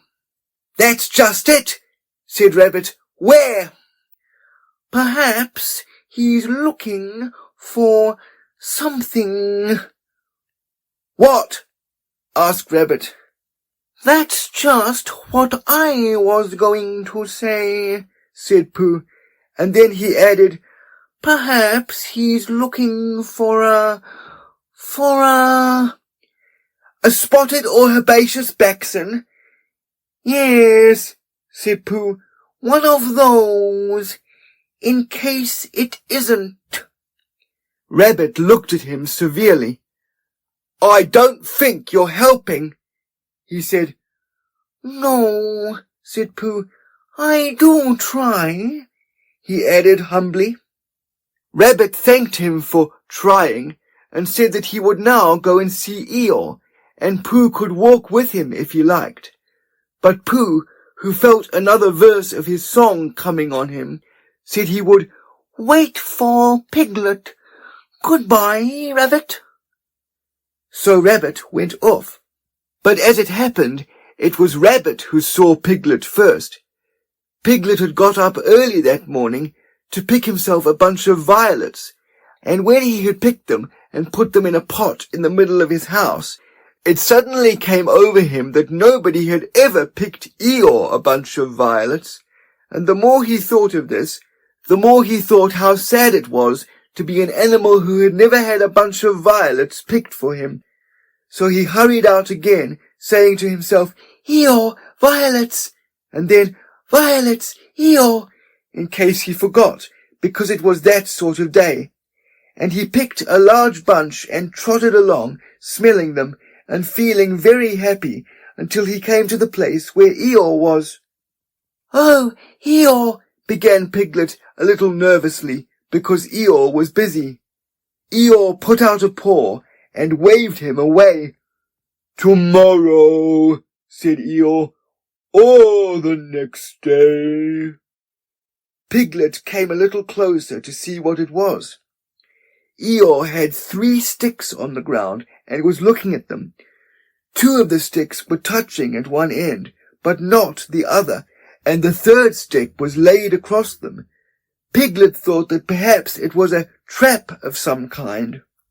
"Oh, Eeyore," he began again, "just—" "Is that little Piglet?" said Eeyore, still looking hard at his sticks. "Yes, Eeyore, and I—" "Do you know what this is?" "No," said Piglet. "It's an A." "Oh," said Piglet. "Not O, A," said Eeyore severely. "Can't you hear? Or do you think you have more education than Christopher Robin?" "Yes," said Piglet. "No," said Piglet very quickly, and he came closer still. "Christopher Robin said it was an A, and an A it is, until somebody treads on me," Eeyore added sternly. Piglet jumped backwards hurriedly and smelt at his violets. "Do you know what A means, little Piglet?" "No, Eeyore, I don't." "It means learning. It means education. It means all the things that you and Pooh haven't got. That's what A means." "Oh," said Piglet again. "I mean, does it?" he explained quickly. "I'm telling you. People come and go in this forest, and they say, 'It's only Eeyore, so it doesn't count.' And they walk to and fro saying, 'Ha, ha.' But do they know anything about A? They don't. It's just 3 sticks to them. But to the educated, mark this, little Piglet, to the educated, not meaning Poohs and Piglets, it's a great and glorious A. Not," he added, "just something that anybody can come and breathe on." Piglet stepped back nervously and looked round for help. "Here's Rabbit," he said gladly. "Hello, Rabbit." Rabbit came up importantly, nodded to Piglet, and said, "Ah, Eeyore," in the voice of one who would be saying goodbye in about 2 more minutes. "There's just one thing I wanted to ask you, Eeyore. What happens to Christopher Robin in the mornings nowadays?" "What's this that I'm looking at?" said Eeyore, still looking at it. "3 sticks," said Rabbit promptly. "You see," said Eeyore to Piglet. He turned to Rabbit. "I will now answer your question," he said solemnly. "Thank you," said Rabbit. "What does Christopher Robin do in the mornings? He learns. He becomes educated. He instigates. I think that is the word he mentioned, but I may be referring to something else. He instigates knowledge. In my small way, I also, if I have the word right, am doing what he does. That, for instance, is—" "An A," said Rabbit, "but not a very good one. Well, I must get back and tell the others." Eeyore looked at his sticks, and then he looked at Piglet. "What did Rabbit say it was?" he asked.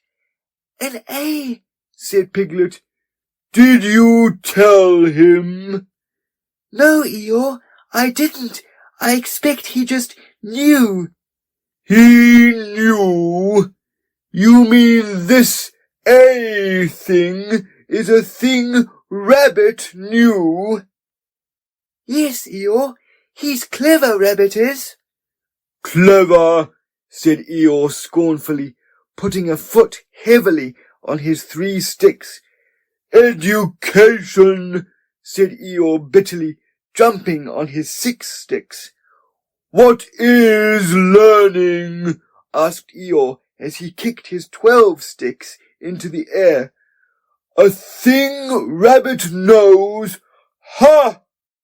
"I think," began Piglet nervously. "Don't," said Eeyore. "I think violets are rather nice," said Piglet, and he laid his bunch in front of Eeyore and scampered off. Next morning, the notice on Christopher Robin's door said, "Gone out. Back soon. C.R." Which is why all the animals in the forest, except, of course, the spotted and herbaceous Baxen, now know what Christopher Robin does in the mornings. Chapter 6, in which Pooh invents a new game and Eeyore joins in.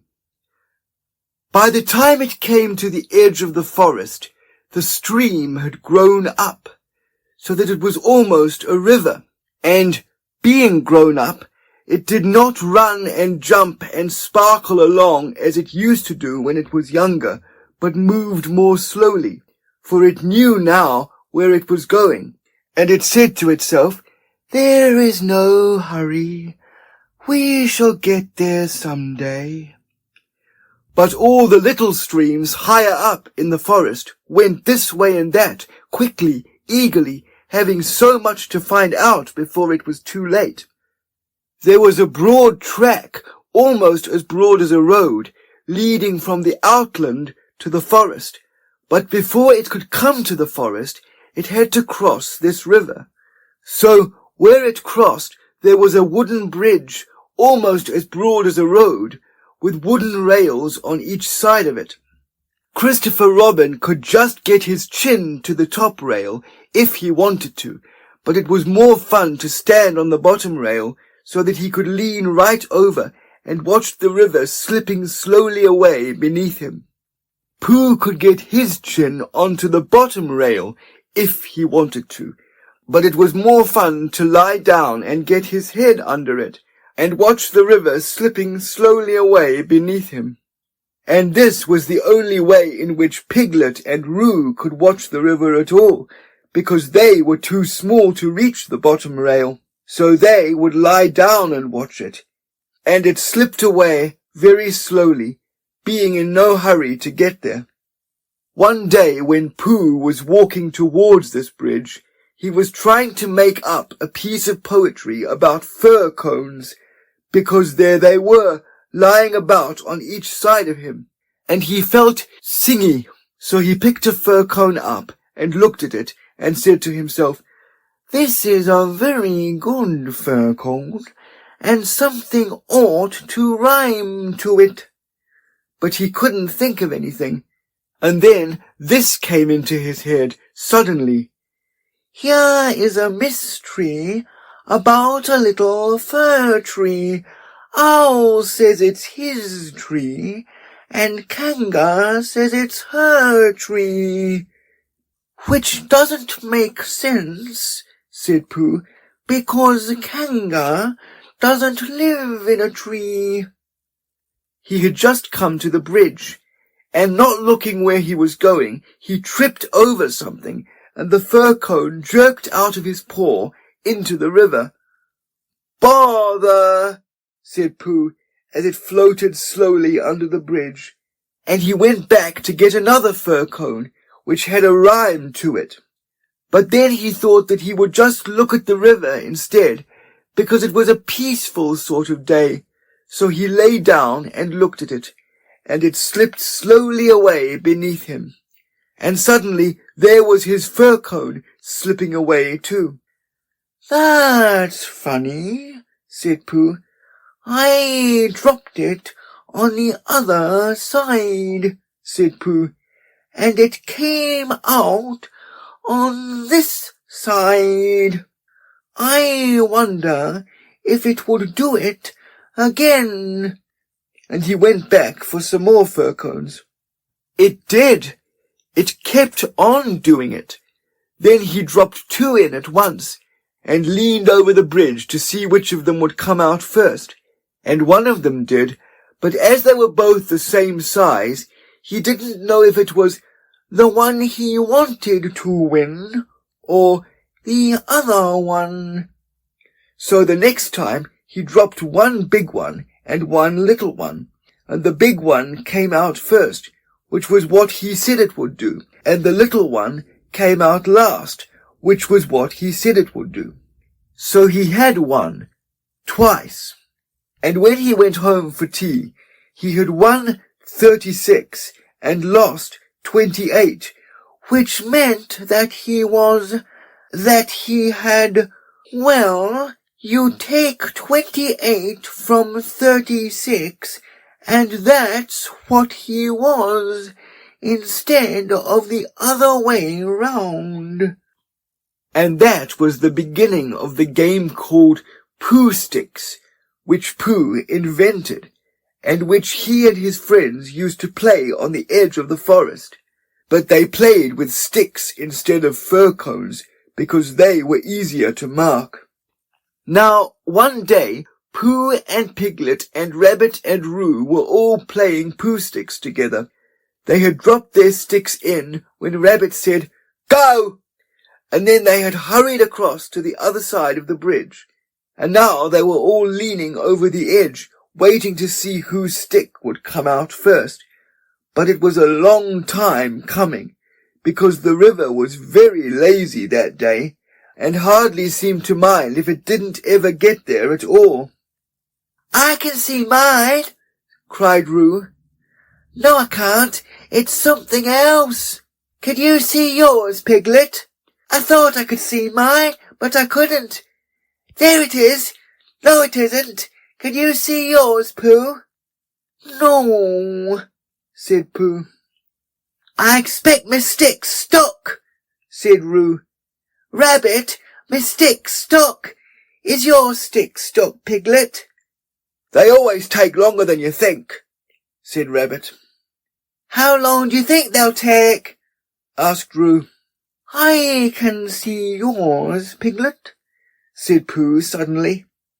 "Mine's a sort of greyish one," said Piglet, not daring to lean too far over in case he fell in.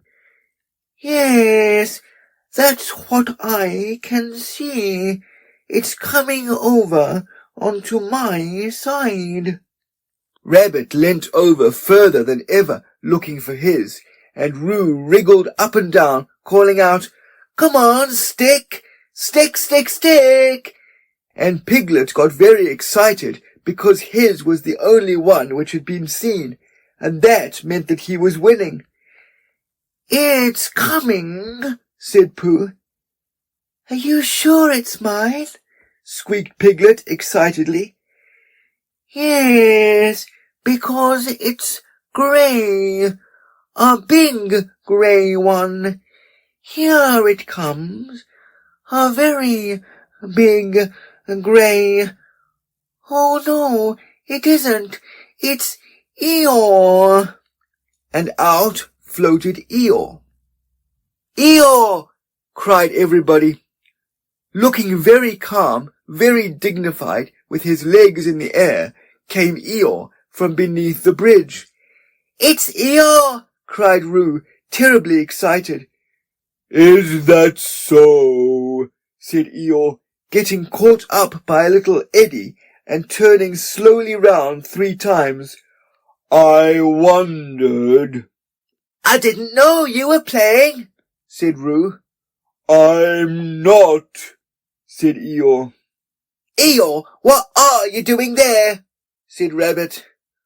"I'll give you 3 guesses, Rabbit. Digging holes in the ground, wrong. Leaping from branch to branch of a young oak tree, wrong. Waiting for somebody to help me out of the river, right. Give Rabbit time, and he'll always get the answer." "But EEYORE," said Pooh in distress, "what can we... how shall we... Do you think if we..." "Yes," said EEYORE. "One of those would be just the thing. Thank you, Pooh." "He's going round and round," said Roo, much impressed. "And why not?" said Eeyore coldly. "I can swim too," said Roo proudly. "Not round and round," said Eeyore. "It's much more difficult. I didn't want to come swimming at all today," he went on, revolving slowly. "But if, when in, I decide to practice a circular movement from right to left, or perhaps I should say," he added as he got into another eddy, "from left to right, just as it happens to occur to me, it is nobody's business but my own." There was a moment's silence while everybody thought. "I've got a sort of idea," said Pooh at last, "but I don't suppose it's a very good one." "I don't suppose it is, either," said Eeyore. "Go on, Pooh," said Rabbit. "Let's have it." "Well, if we all threw stones and things into the river on one side of Eeyore, the stones would make waves, and the waves would wash him to the other side." "That's a very good idea," said Rabbit, and Pooh looked happy again. "Very," said Eeyore. "When I want to be washed, Pooh, I'll let you know." "Supposing we hit him by mistake," said Piglet anxiously. "Or supposing you missed him by mistake," said Eeyore. "Think of all the possibilities, Piglet, before you settle down to enjoy yourselves." But Pooh had got the biggest stone he could carry, and was leaning over the bridge, holding it in his paws. "I'm not throwing it. I'm dropping it, Eeyore," he explained. And then I can't I can't hit you. Could you stop turning round for a moment? Because it muddles me rather. No, said Eeyore. I like turning round. Rabbit began to feel that it was time he took command. Now, Pooh, he said, when I say now, you can drop it. Eeyore, when I say now, Pooh will drop his stone. Thank you very much, Rabbit, but I expect I shall know. Are you ready, Pooh? Piglet, give Pooh a little more room. Get back a bit there, Roo. Are you ready? No, said Eeyore. Now, said Rabbit. Pooh dropped his stone. There was a loud splash, and Eeyore disappeared.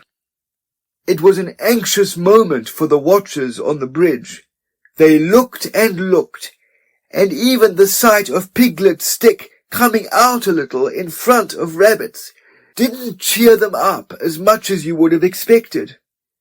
And then, just as Pooh was beginning to think that he must have chosen the wrong stone, or the wrong river, or the wrong day for his idea, something grey showed for a moment by the river bank, and it got slowly bigger and bigger, and at last it was Eeyore coming out. With a shout they rushed off the bridge and pushed and pulled at him, and soon he was standing among them again on dry land. "Oh, Eeyore, you are wet," said Piglet, feeling him. Eeyore shook himself and asked somebody to explain to Piglet what happened when you had been inside a river for quite a long time. "Well done, Pooh," said Rabbit kindly. "That was a good idea of ours." "What was?" asked Eeyore. "Pushing you to the bank like that." "Pushing me?" said Eeyore in surprise. "Pushing me? You don't think I was pushed, do you? I dived. Pooh dropped a large stone on me, and so as not to be struck heavily on the chest, I dived and swam to the bank." "You didn't really," whispered Piglet to Pooh, so as to comfort him. "I didn't think I did," said Pooh anxiously. "It's just Eeyore," said Piglet. "I thought your idea was a very good idea." Pooh began to feel a little more comfortable, because when you are a bear of very little brain and you think of things, you find sometimes that a thing which seemed very thingish inside you is quite different when it gets out into the open and has other people looking at it. And anyhow, Eeyore was in the river, and now he wasn't, so he hadn't done any harm. "How did you fall in, Eeyore?" asked Rabbit as he dried him with Piglet's handkerchief. "I didn't," said Eeyore. "But how?" "I was bounced," said Eeyore. "Oh," said Roo excitedly. "Did somebody push you?" "Somebody bounced me. I was just thinking by the side of the river, thinking if any of you know what that means, when I received a loud bounce." "Oh, Eeyore," said everybody. "Are you sure you didn't slip?" asked Rabbit wisely. "Of course I slipped. If you're standing on the slippery bank of a river and somebody bounces you loudly from behind, you slip. What did you think I did?" "But who did it?" asked Roo. Eeyore didn't answer. "I expect it was Tigger," said Piglet nervously. "But Eeyore," said Pooh, "was it a joke or an accident? I mean—" "I didn't stop to ask, Pooh. Even at the very bottom of the river, I didn't stop to say to myself, is this a hearty joke, or is it the merest accident? I just floated to the surface and said to myself, it's wet, if you know what I mean." "And where was Tigger?" asked Rabbit. Before Eeyore could answer, there was a loud noise behind them, and through the hedge came Tigger himself.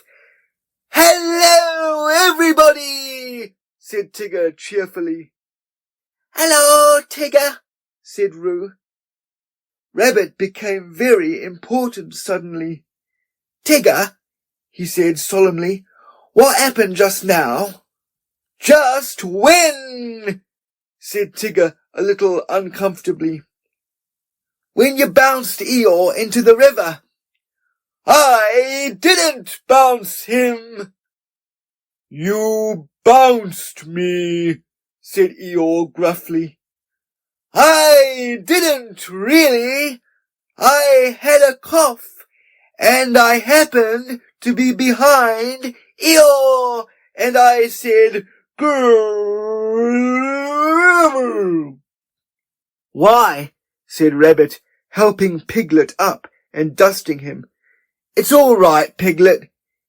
"It took me by surprise," said Piglet nervously. "That's what I call bouncing," said Eeyore. "Taking people by surprise.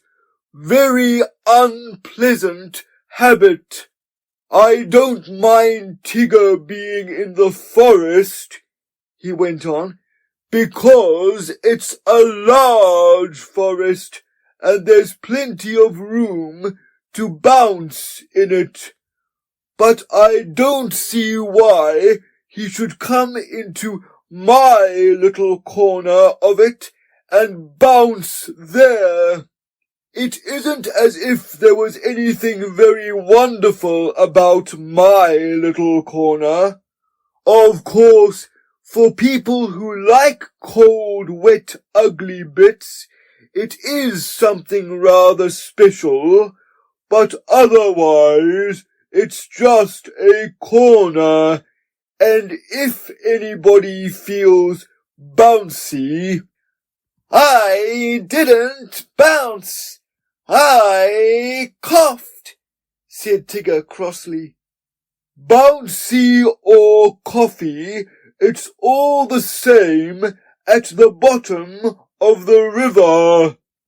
"Well," said Rabbit, "all I can say is, well, here's Christopher Robin, so he can say it." Christopher Robin came down from the forest to the bridge, feeling all sunny and careless, and just as if twice 19 didn't matter a bit, as it didn't on such a happy afternoon.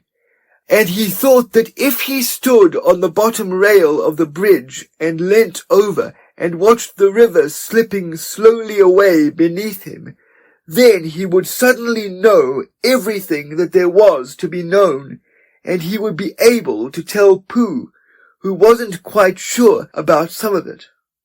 But when he got to the bridge and saw all the animals there, then he knew that it wasn't that kind of afternoon, but the other kind, when you wanted to do something. "It's like this, Christopher Robin," began Rabbit. "Tigger—" "No, I didn't," said Tigger. "Well, anyhow, there I was," said Eeyore. But I don't think he meant to, said Pooh. He just is bouncy, said Piglet, and he can't help it. Try bouncing me, Tigger, said Roo eagerly. Eeyore, Tigger's going to try to bounce me. Piglet, do you think? Yes, yes, said Rabbit. We don't all want to speak at once. The point is, what does Christopher Robin think about it? All I did was, I coughed, said Tigger. He bounced, said Eeyore. Well, I sort of boffed, said Tigger. Hush, said Rabbit, holding up his paw. What does Christopher Robin think about it all? That's the point. Well, said Christopher Robin, not quite sure what it was all about, I think... Yes, said everybody. I think we ought to play Pooh Sticks. So they did, and Eeyore, who had never played it before, won more times than anybody else, and Roo fell in twice, the first time by accident, and the second time on purpose, because he suddenly saw KANGA coming from the forest, and he knew he'd have to go to bed anyhow. So then Rabbit said he'd go with them, and Tigger and Eeyore went off together, because Eeyore wanted to tell Tigger how to win at Pooh Sticks, which you do by letting your stick drop in a twitchy sort of way, if you understand what I mean, Tigger. And Christopher Robin and Pooh and Piglet were left on the bridge by themselves. For a long time they looked at the river beneath them, saying nothing, and the river said nothing too, for it felt very quiet and peaceful on this summer afternoon. Tigger is all right, really, said Piglet lazily. Of course he is, said Christopher Robin. Everybody is really, said Pooh. That's what I think, said Pooh. But I don't suppose I'm right, he said. Of course you are, said Christopher Robin. Chapter 7, in which Tigger is unbounced.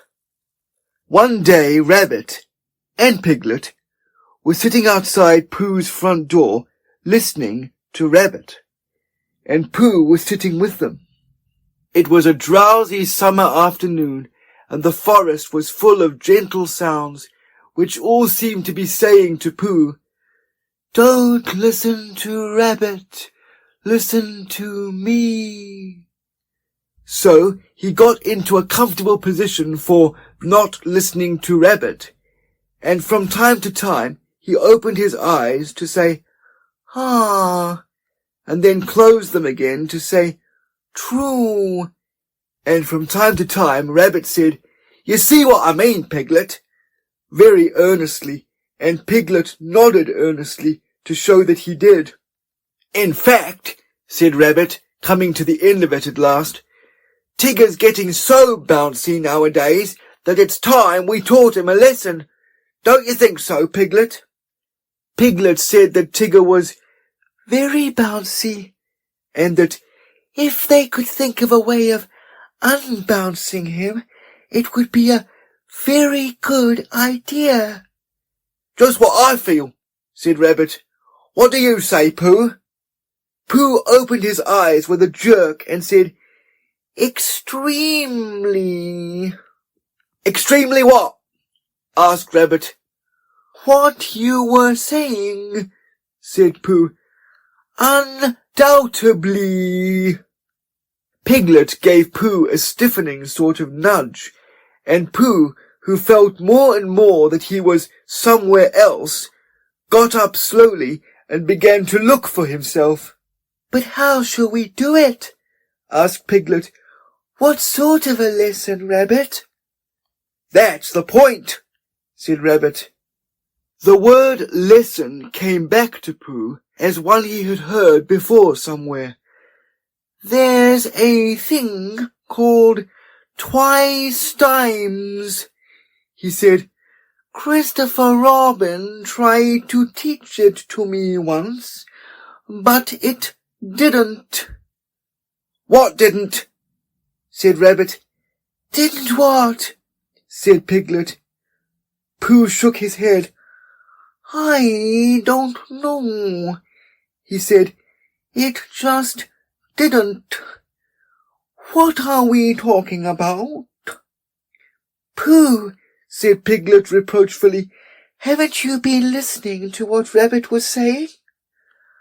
"I listened, but I had a small piece of fluff in my ear. Could you say it again, please, Rabbit?" Rabbit never minded saying things again, so he asked where he should begin from, and when Pooh had said, "From the moment when the fluff got in his ear," and Rabbit had asked when that was, and Pooh had said he didn't know because he hadn't heard properly, Piglet settled it all by saying that what they were trying to do was, they were trying to think of a way to get the bounces out of Tigger, because however much you liked him, you couldn't deny it, he did bounce. "Oh, I see," said Pooh. "There's too much of him," said Rabbit. "That's what it comes to." Pooh tried to think, and all he could think of was something that didn't help at all, so he hummed it very quietly to himself. "If Rabbit was bigger and fatter and stronger, or bigger than Tigger, if Tigger was smaller, then Tigger's bad habit of bouncing at Rabbit would matter no longer if Rabbit was taller." "What was Pooh saying?" asked Rabbit. "Any good?" "No," said Pooh sadly. "No good." "Well, I've got an idea," said Rabbit, "and here it is. We take Tigger for a long explore, somewhere where he's never been, and we lose him there, and next morning we find him again, and, mark my words, he'll be a different Tigger altogether." "Why?" said Pooh.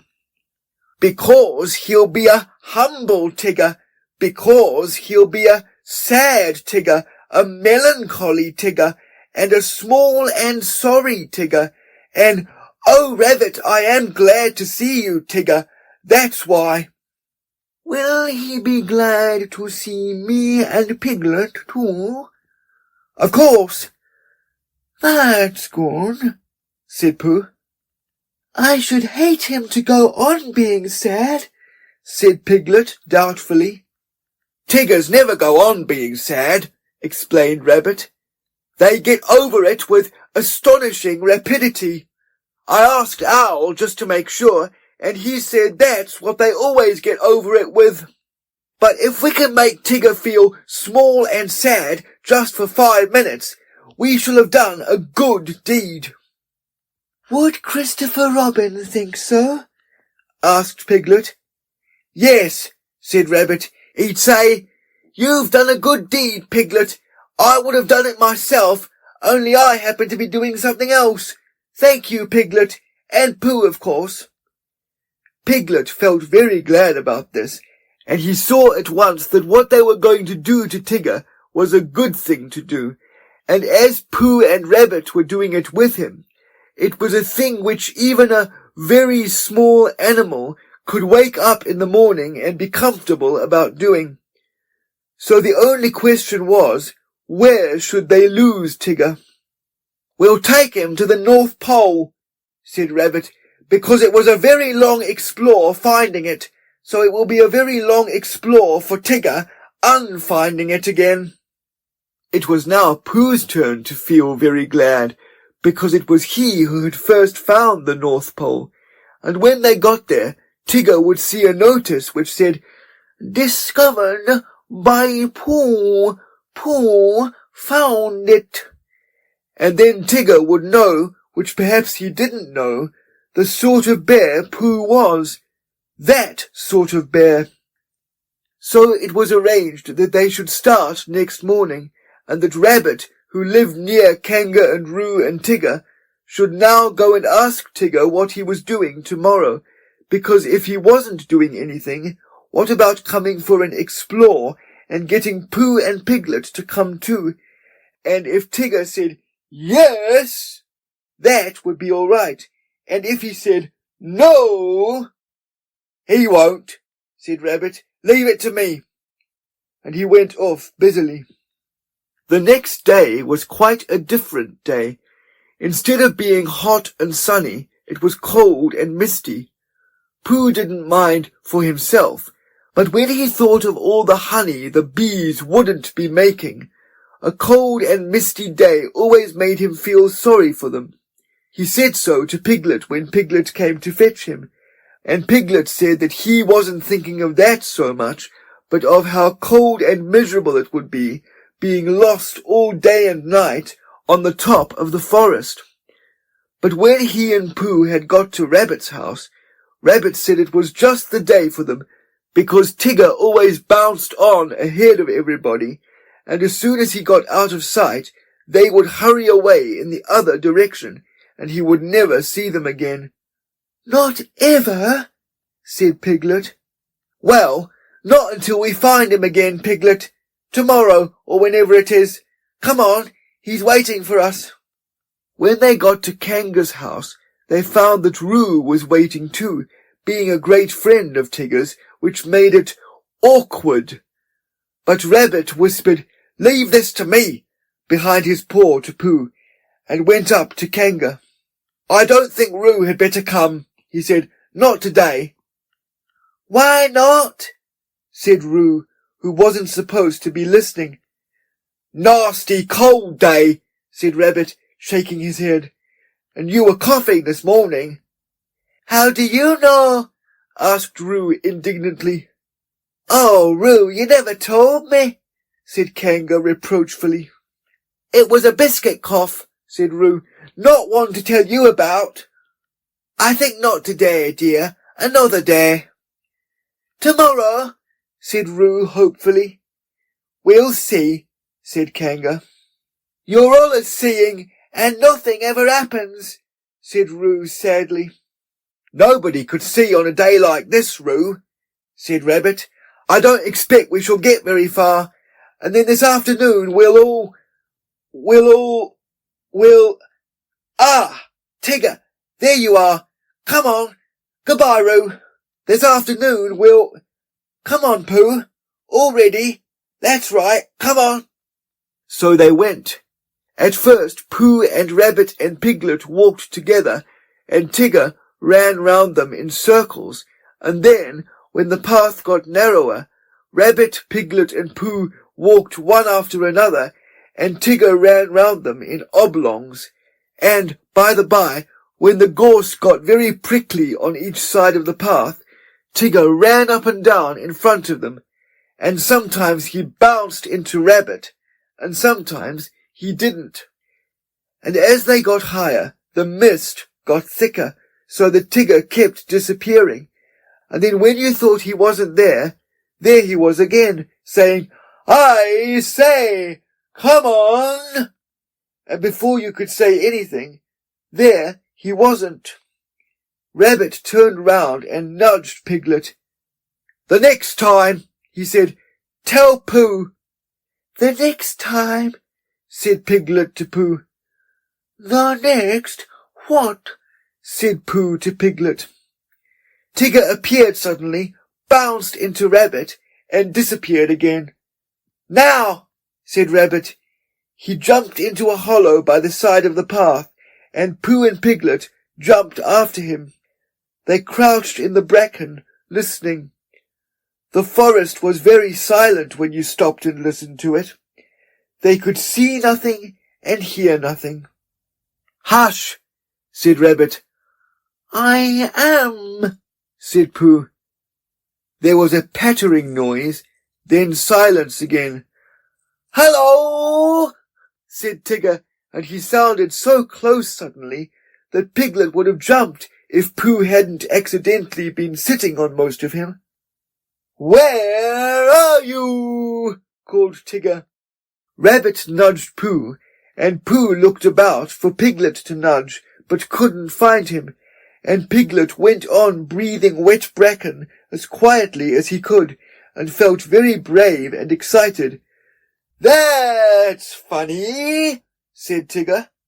There was a moment's silence, and then they heard him pattering off again. For a little longer they waited until the forest had become so still that it almost frightened them, and then Rabbit got up and stretched himself. "Well," he whispered loudly, "there we are, just as I said." "I've been thinking," said Pooh, "and I think—" "No," said Rabbit, "don't! Run! Come on!" And they all hurried off, Rabbit leading the way. "Now," said Rabbit, after they had gone a little way, "we can talk. What were you going to say, Pooh?" "Nothing much. Why are we going along here?" "Because it's the way home." "Oh," said Pooh. "I think it's more to the right," said Piglet nervously. "What do you think, Pooh?" Pooh looked at his 2 paws. He knew that one of them was the right, and he knew that when you had decided which one of them was the right, then the other one was the left, but he never could remember how to begin. "Well," he said slowly. "Come on," said Rabbit. "I know it's this way." They went on. 10 minutes later, they stopped again. "It's very silly," said Rabbit, "but just for the moment of course. Come on." "Here we are," said Rabbit 10 minutes later. "No, we're not." "Now," said Rabbit 10 minutes later, "I think we ought to be getting— or are we a bit more to the right than I thought?" "It's a funny thing," said Rabbit 10 minutes later, "how everything looks the same in a mist. Have you noticed it, Pooh?" Pooh said that he had. "Lucky we know the forest so well, or we might get lost," said Rabbit half an hour later, and he gave the careless laugh which you give when you know the forest so well that you can't get lost. Piglet sidled up to Pooh from behind. "Pooh," he whispered. "Yes, Piglet?" "Nothing," said Piglet, taking Pooh's paw. "I just wanted to be sure of you." When Tigger had finished waiting for the others to catch him up, and they hadn't, and when he had got tired of having nobody to say, "I say, come on," to, he thought he would go home.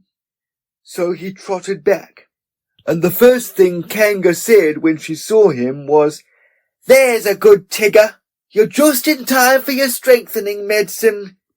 And she poured it out for him. Roo said proudly, "I've had mine." And Tigger swallowed his and said, "So have I." And then he and Roo pushed each other about in a friendly way, and Tigger accidentally knocked over 1 or 2 chairs by accident, and Roo accidentally knocked over one on purpose, and KANGA said, "Now then, run along." "Where shall we run to?" asked Roo. "You can go and collect some fir cones for me," said KANGA, giving them a basket. So they went to the 6 pine trees and threw fir cones at each other until they had forgotten what they came for, and they left the basket under the trees and went back to dinner. It was just as they were finishing dinner that Christopher Robin put his head in at the door. "Where's Pooh?" he asked. "Tigger dear, where's Pooh?" said KANGA. Tigger was explaining what had happened at the same time that Roo was explaining about his biscuit cough, and KANGA was telling them both not to talk at once. So it was some time before Christopher Robin guessed that Pooh and Piglet and Rabbit were all lost in the mist at the top of the forest. "It's a funny thing about Tiggers," whispered Tigger to Roo, "how Tiggers never get lost." "Why don't they, Tigger?" "They just don't," explained Tigger. "That's how it is." "Well," said Christopher Robin, "we shall have to go and find them, that's all. Come on, Tigger." "I shall have to go and find them," explained Tigger to Roo. "May I find them too?" asked Roo eagerly. "I think not today, dear," said Kanga. "Another day." "Well, if they're lost tomorrow, may I find them?" "We'll see," said Kanga, and Roo, who knew what that meant, went into a corner and practiced jumping out at himself, partly because he wanted to practice this, and partly because he didn't want Christopher Robin and Tigger to think that he minded when they went off without him.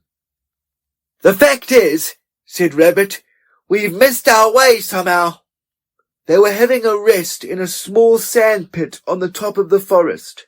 Pooh was getting rather tired of that sand pit, and suspected it of following them about, because whichever direction they started in, they always ended up at it, and each time, as it came through the mist at them, Rabbit said triumphantly, "Now I know where we are." And Pooh said sadly, "So do I." And Piglet said nothing. He had tried to think of something to say, but the only thing he could think of was, "Help, help!" And it seemed silly to say that when he had Pooh and Rabbit with him. "Well," said Rabbit, after a long silence in which nobody thanked him for the nice walk they were having, "we'd better get on, I suppose. Which way shall we try?" "How would it be," said Pooh slowly, "if, as soon as we're out of sight of this pit, we try to find it again?" "What's the good of that?" said Rabbit.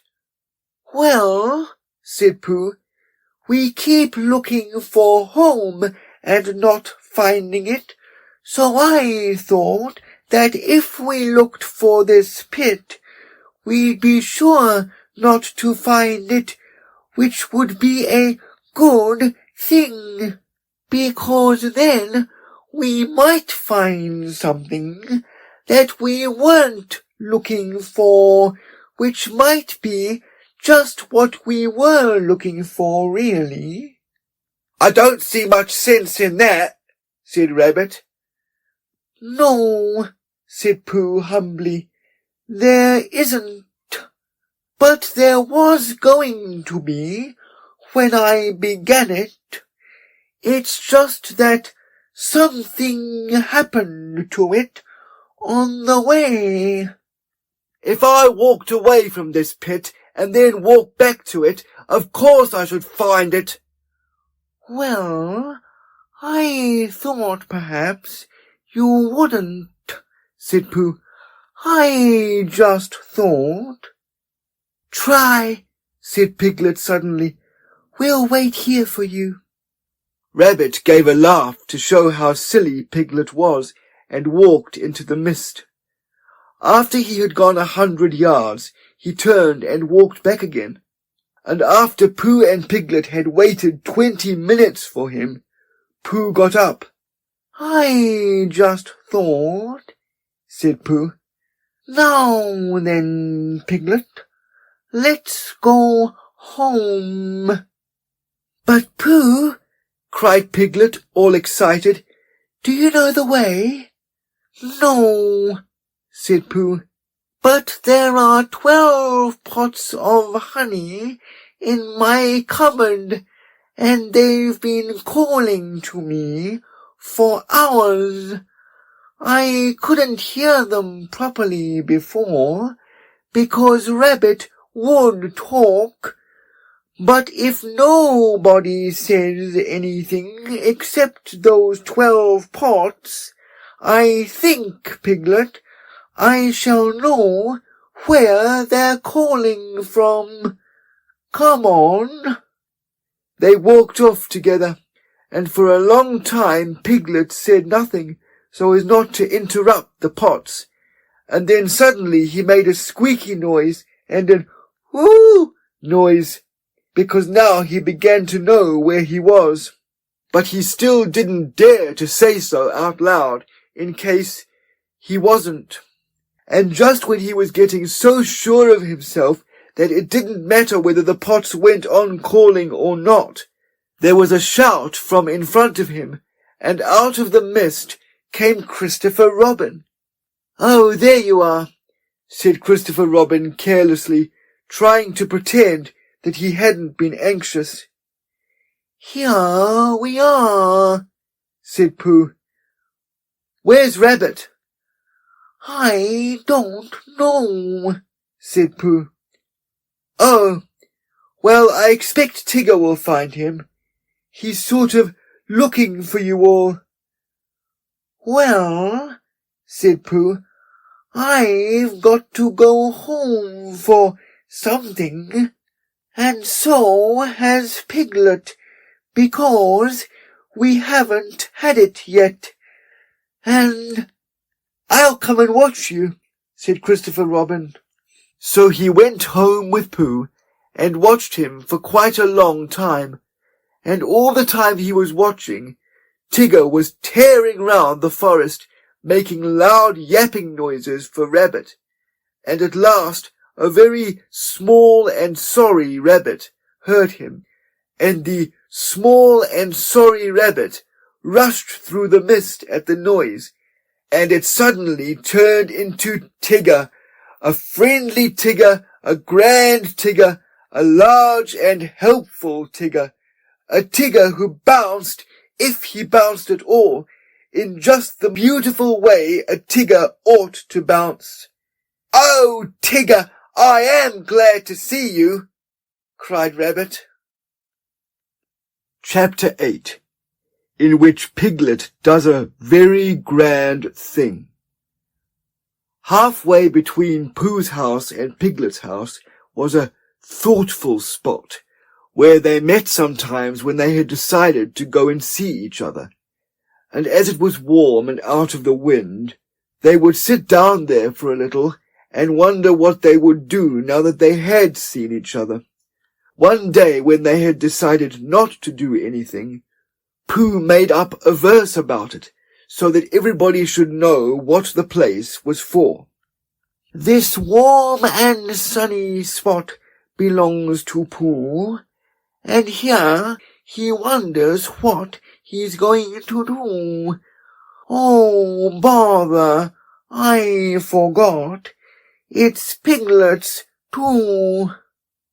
Now, one autumn morning, when the wind had blown all the leaves off the trees in the night, and was trying to blow the branches off, Pooh and Piglet were sitting in the thoughtful spot and wondering.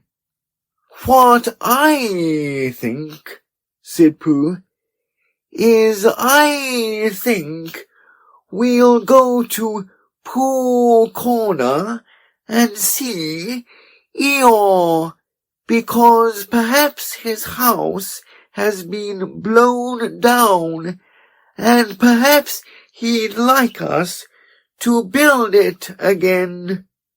"What I think," said Piglet, "is I think we'll go and see Christopher Robin, only he won't be there, so we can't." "Let's go and see, everybody," said Pooh, "because when you've been walking in the wind for miles, and you suddenly go into somebody's house, and he says, 'Hello, Pooh, you're just in time for a little smackerel of something,' and you are, then it's what I call a friendly day." Piglet thought that they ought to have a reason for going to see everybody, like looking for small, or organizing an expotition, if Pooh could think of something. Pooh could. "We'll go because it's Thursday," he said, "and we'll go to wish everybody a very happy Thursday. Come on, Piglet." They got up, and when Piglet had sat down again, because he didn't know the wind was so strong, and had been helped up by Pooh, they started off. They went to Pooh's house first, and luckily Pooh was home just as they got there. So he asked them in, and they had some. And then they went on to KANGA's house, holding on to each other and shouting, "Isn't it?" and "What?" and "I can't hear." By the time they got to KANGA's house, they were so buffeted that they stayed to lunch. Just at first, it seemed rather cold outside afterwards, so they pushed on to Rabbit's as quickly as they could. "We've come to wish you a very happy Thursday," said Pooh, when he had gone in and out once or twice, just to make sure that he could get out again. "Why, what's going to happen on Thursday?" asked Rabbit, and when Pooh had explained, and Rabbit, whose life was made up of important things, said, "Oh, I thought you'd really come about something," they sat down for a little, and by the by, Pooh and Piglet went on again. The wind was behind them now, so they didn't have to shout. "Rabbit's clever," said Pooh thoughtfully. "Yes," said Piglet, "Rabbit's clever." "And he has brain." "Yes," said Piglet, "Rabbit has brain." There was a long silence. "I suppose," said Pooh, "that's why he never understands anything." Christopher Robin was at home by this time, because it was the afternoon, and he was so glad to see them that they stayed there until very nearly tea time, and then they had a very nearly tea, which is one you forget about afterwards, and hurried on to Pooh Corner, so as to see Eeyore before it was too light to have a proper tea with Owl. "Hello, Eeyore," they called out cheerfully. "Ah," said Eeyore, "lost your way." "We just came to see you," said Piglet, "and to see how your house was. Look, Pooh, it's still standing." "I know," said Eeyore. "Very odd. Somebody ought to have come down and pushed it over." "We wondered whether the wind would blow it down," said Pooh. "Ah, that's why nobody's bothered, I suppose. I thought perhaps they'd forgotten." "Well, we're very glad to see you, Eeyore, and now we are going on to see Owl." "That's right. You'll like Owl. He flew past a day or two ago and noticed me. He didn't actually say anything, mind you, but he knew it was me.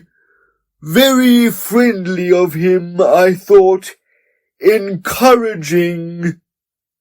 Pooh and Piglet shuffled about a little and said, "Well, goodbye, Eeyore," as lingeringly as they could, but they had a long way to go and wanted to be getting on. "Goodbye," said Eeyore. Mind you don't get blown away, little piglet. You'd be missed. People would say, where's little piglet been blown to? Really wanting to know. Well, goodbye, and thank you for happening to pass me. Goodbye, said Pooh and Piglet for the last time, and they pushed on to Owl's house. The wind was against them now, and Piglet's ears streamed behind him like banners as he fought his way along, and it seemed hours before he got them into the shelter of the 100-acre wood, and they stood up straight again to listen a little nervously to the roaring of a gale among the treetops. Supposing a tree fell down, Pooh, when we were underneath it? Supposing it didn't, said Pooh after careful thought. Piglet was comforted by this, and in a little while they were knocking and ringing very cheerfully at Owl's door. "Hello, Owl," said Pooh. "I hope we're not too late for... how are you, Owl? Piglet and I just came to see how you were, because it's Thursday." "Sit down, Pooh, sit down, Piglet," said Owl kindly. "Make yourselves comfortable." They thanked him and made themselves as comfortable as they could. "Because, you see, Owl," said Pooh, "we've been hurrying so as to be in time so as to see you before we went away again." Owl nodded solemnly. "Correct me if I am wrong," he said, "but am I right in supposing that it is a very blusterous day outside?" "Very," said Piglet, who was quietly thawing his ears and wishing that he was safely back in his own house. "I thought so," said Owl. "It was on just such a blusterous day as this that my Uncle Robert, a portrait of whom you see upon the wall on your right, Piglet, while returning in the late forenoon from a... What's that?" There was a loud cracking noise. "Look out!" cried Pooh. "Mind the clock! Out of the way, Piglet! Piglet, I'm falling on you!" "Help!" cried Piglet. Pooh's side of the room was slowly tilting upwards, and his chair began sliding down on Piglet's. The clock slithered gently along the mantelpiece, collecting vases on the way, until they all crashed together on what had once been the floor, but was now trying to see what it looked like as a wall.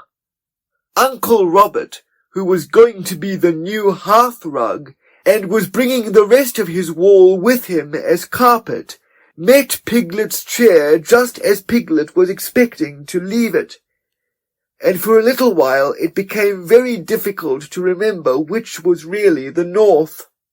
Then there was another loud crack. Owl's room collected itself feverishly, and there was silence. In a corner of the room, the tablecloth began to wriggle. Then it wrapped itself into a ball and rolled across the room. Then it jumped up and down once or twice, and put out 2 ears. It rolled across the room again, and unwound itself. "Pooh," said Piglet nervously. "Yes," said one of the chairs. "Where are we?" "I'm not quite sure," said the chair. Are we in Owl's house? I think so, because we were just going to have tea, and we hadn't had it. Oh, said Piglet. Well, did Owl always have a letterbox in his ceiling? Has he? Yes, look. I can't, said Pooh. I'm face downwards under something, and that, Piglet, is a very bad position for looking at ceilings. Well, he has, Pooh. Perhaps he's changed it, said Pooh, just for a change. There was a disturbance behind the table in the other corner of the room, and Owl was with them again. Ah, Piglet, said Owl, looking very much annoyed. Where's Pooh? I'm not quite sure, said Pooh. Owl turned at his voice and frowned at as much of Pooh as he could see. Pooh, said Owl severely, did you do that? No, said Pooh humbly. I don't think so. Then who did? I think it was the wind, said Piglet. I think your house has been blown down. Oh, is that it? I thought it was Pooh. No, said Pooh. If it was the wind, said Owl, considering the matter, then it wasn't Pooh's fault. No blame can be attached to him. With these kind words he flew up to look at his new ceiling. Piglet, called Pooh in a loud whisper. Piglet leant down to him. Yes, Pooh. What did he say was attached to me? He said he didn't blame you.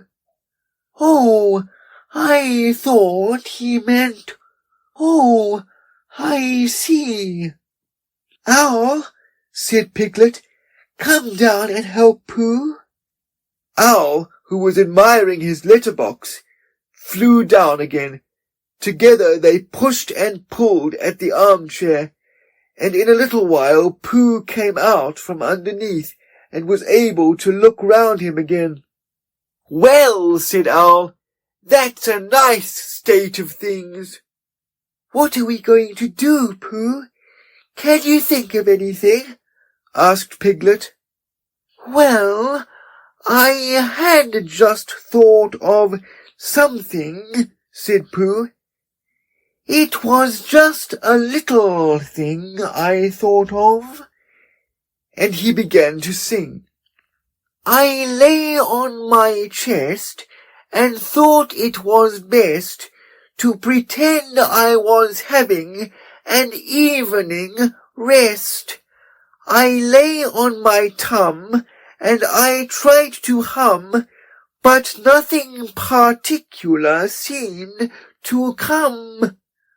My face was flat on the floor, and that is all very well for an acrobat, but it doesn't seem fair to a friendly bear to stiffen him out with a basket chair, and a sort of squoze which grows and grows is not too nice for his poor old nose, and a sort of squatch is much too much for his neck and his mouth and his ears and such.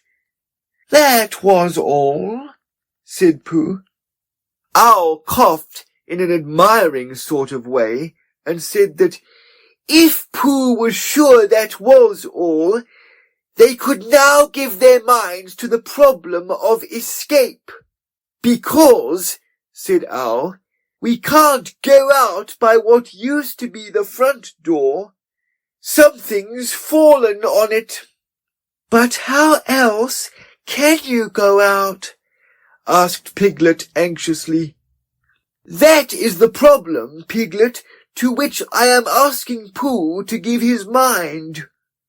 Pooh sat on the floor which had once been a wall, and gazed up at the ceiling which had once been another wall, with a front door in it which had once been a front door, and tried to give his mind to it.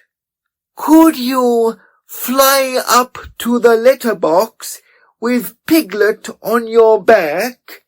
He asked. No, said Piglet quickly, he couldn't. Owl explained about the necessary dorsal muscles. He had explained this to Pooh and Christopher Robin once before, and had been waiting ever since for a chance to do it again, because it is a thing which you can easily explain twice before anybody knows what you are talking about. Because you see, Owl, if we could get Piglet into the letterbox, he might squeeze through the place where the letters come, and climb down the tree, and run for help. Piglet said hurriedly that he had been getting bigger lately, and couldn't possibly, much as he would like to. And Owl said that he had had his letterbox made bigger lately, in case he got bigger letters, so perhaps Piglet might. And Piglet said, But you said the necessary you-know-whats wouldn't. And Owl said, No, they won't, so it's no good thinking about it. And Piglet said, Then we'd better think of something else, and began to at once. But Pooh's mind had gone back to the day when he had saved Piglet from the flood, and everybody had admired him so much. And as that didn't often happen, he thought he would like it to happen again. And suddenly, just as it had come before, an idea came to him. Owl, said Pooh, I have thought of something. Astute and helpful bear, said Owl. Pooh looked proud at being called a stout and helpful bear, and said modestly that he just happened to think of it. You tied a piece of string to Piglet, and you flew up to the letterbox with the other end in your beak, and you pushed it through the wire and brought it down to the floor, and you and Pooh pulled hard at this end, and Piglet went slowly up at the other end, and there you were. And there Piglet is, said Owl, if the string doesn't break. Supposing it does, asked Piglet, wanting to know. Then we try another piece of string. This was not very comforting to Piglet, because however many pieces of string they tried pulling up with, it would always be the same hymn coming down. But still, it did seem the only thing to do. So with one last look back in his mind at all the happy hours he had spent in the forest not being pulled up to the ceiling by a piece of string, Piglet nodded bravely at Pooh, and said it was a very clever plan. It won't break, whispered Pooh comfortingly, because you're a small animal, and I'll stand underneath, and if you save us all, it will be a very grand thing to talk about afterwards, and perhaps I'll make up a song, and people will say, it was so grand what Piglet did, that a respectful Pooh song was made about it. Piglet felt much better after this, and when everything was ready, and he found himself slowly going up to the ceiling, he was so proud that he would have called out, "Look at me!" if he hadn't been afraid that Pooh and Owl would let go of their end of the string and look at him. "Up we go," said Pooh cheerfully. "The ascent is proceeding as expected," said Owl helpfully. Soon it was over. Piglet opened the letterbox and climbed in. Then, having untied himself, he began to squeeze into the slit through which, in the old days when front doors were front doors, many an unexpected letter that Wole had written to himself had come slipping. He squeezed and he squoze, and then, with one last squooze, he was out. Happy and excited, he turned round to squeak a last message to the prisoners. "It's all right," he called through the letterbox. "Your tree is blown right over, Owl, and there's a branch across the door, but Christopher Robin and I can move it. And we'll bring a rope for Pooh, and I'll go and tell him now. And I can climb down quite easily. I mean, it's dangerous, but I can do it all right. And Christopher Robin and I will be back in about half an hour. Goodbye, Pooh."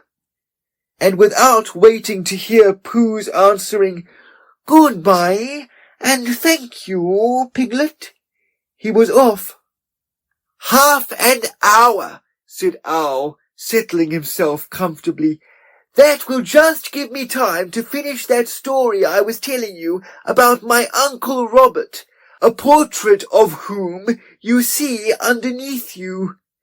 Now, let me see, where was I? Oh, yes. It was on just such a blusterous day as this that my Uncle Robert—" Pooh closed his eyes.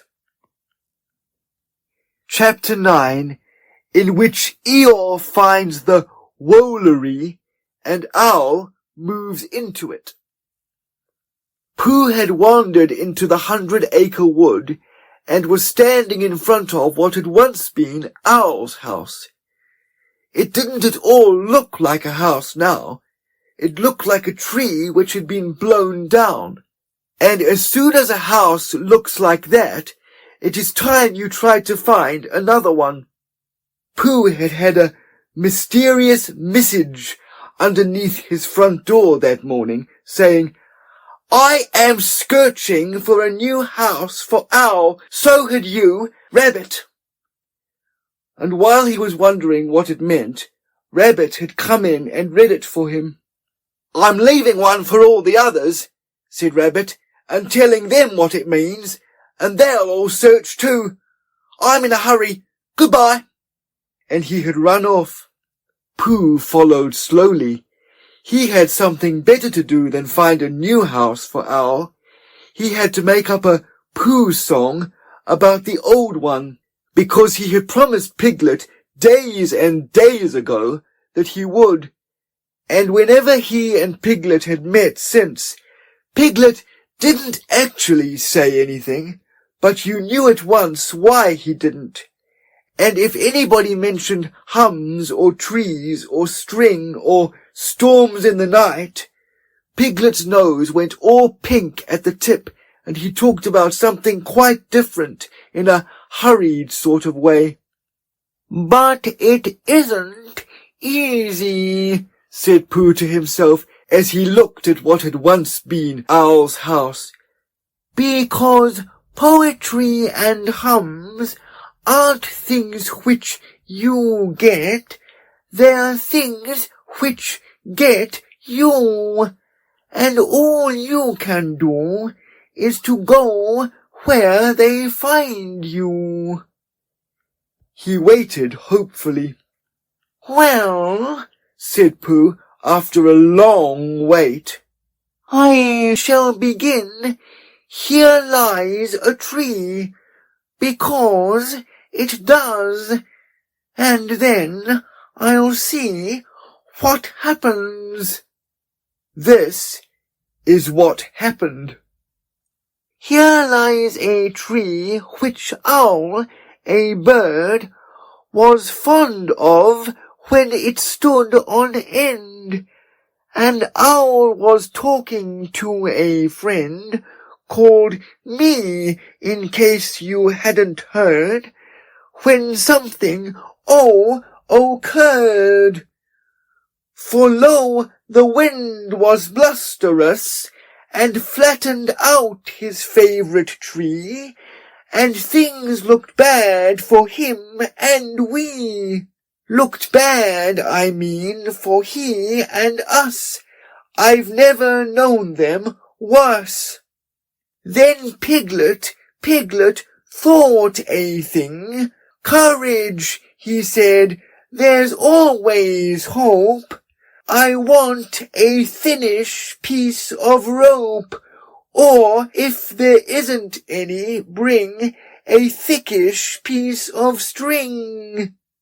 So to the letter box he rose, while Pooh and Owl said oh and hum, and where the letters always come, called letters only, Piglet squoze his head and then his toes.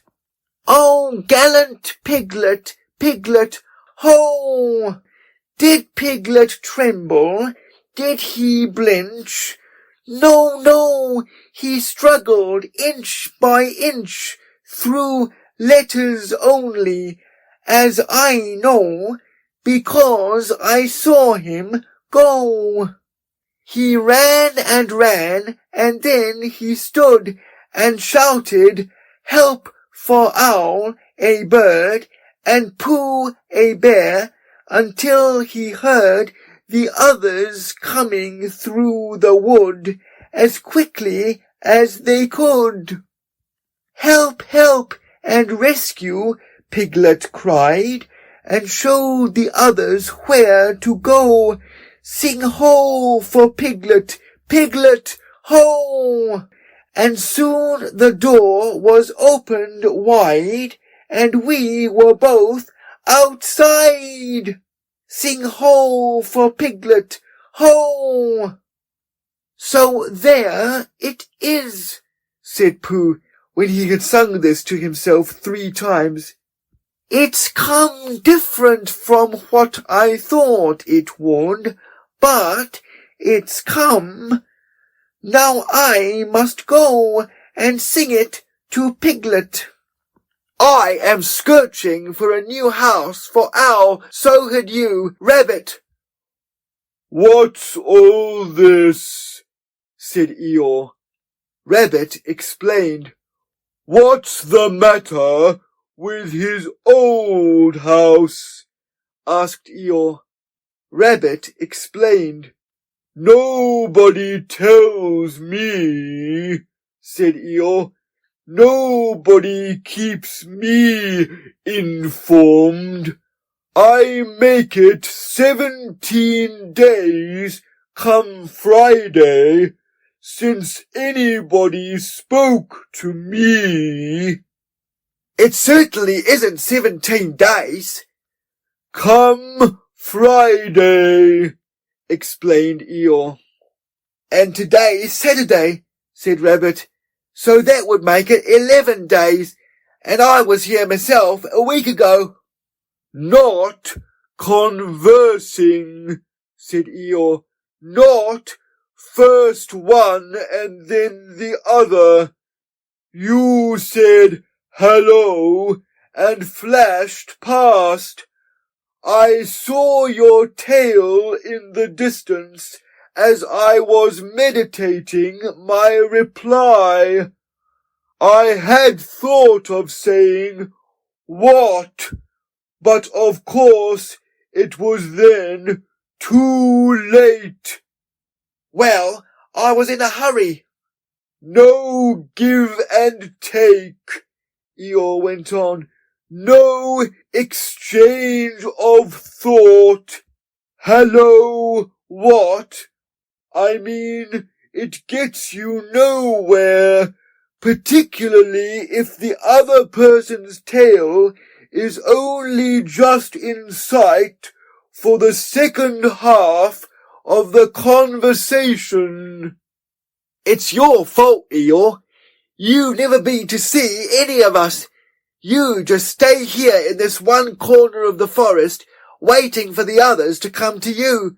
Why don't you go to them sometimes? Eeyore was silent for a little while, thinking. There may be something in what you say, Rabbit, he said at last. I must move about more. I must come and go. That's right, Eeyore. Drop in on any of us at any time when you feel like it. Thank you, Rabbit.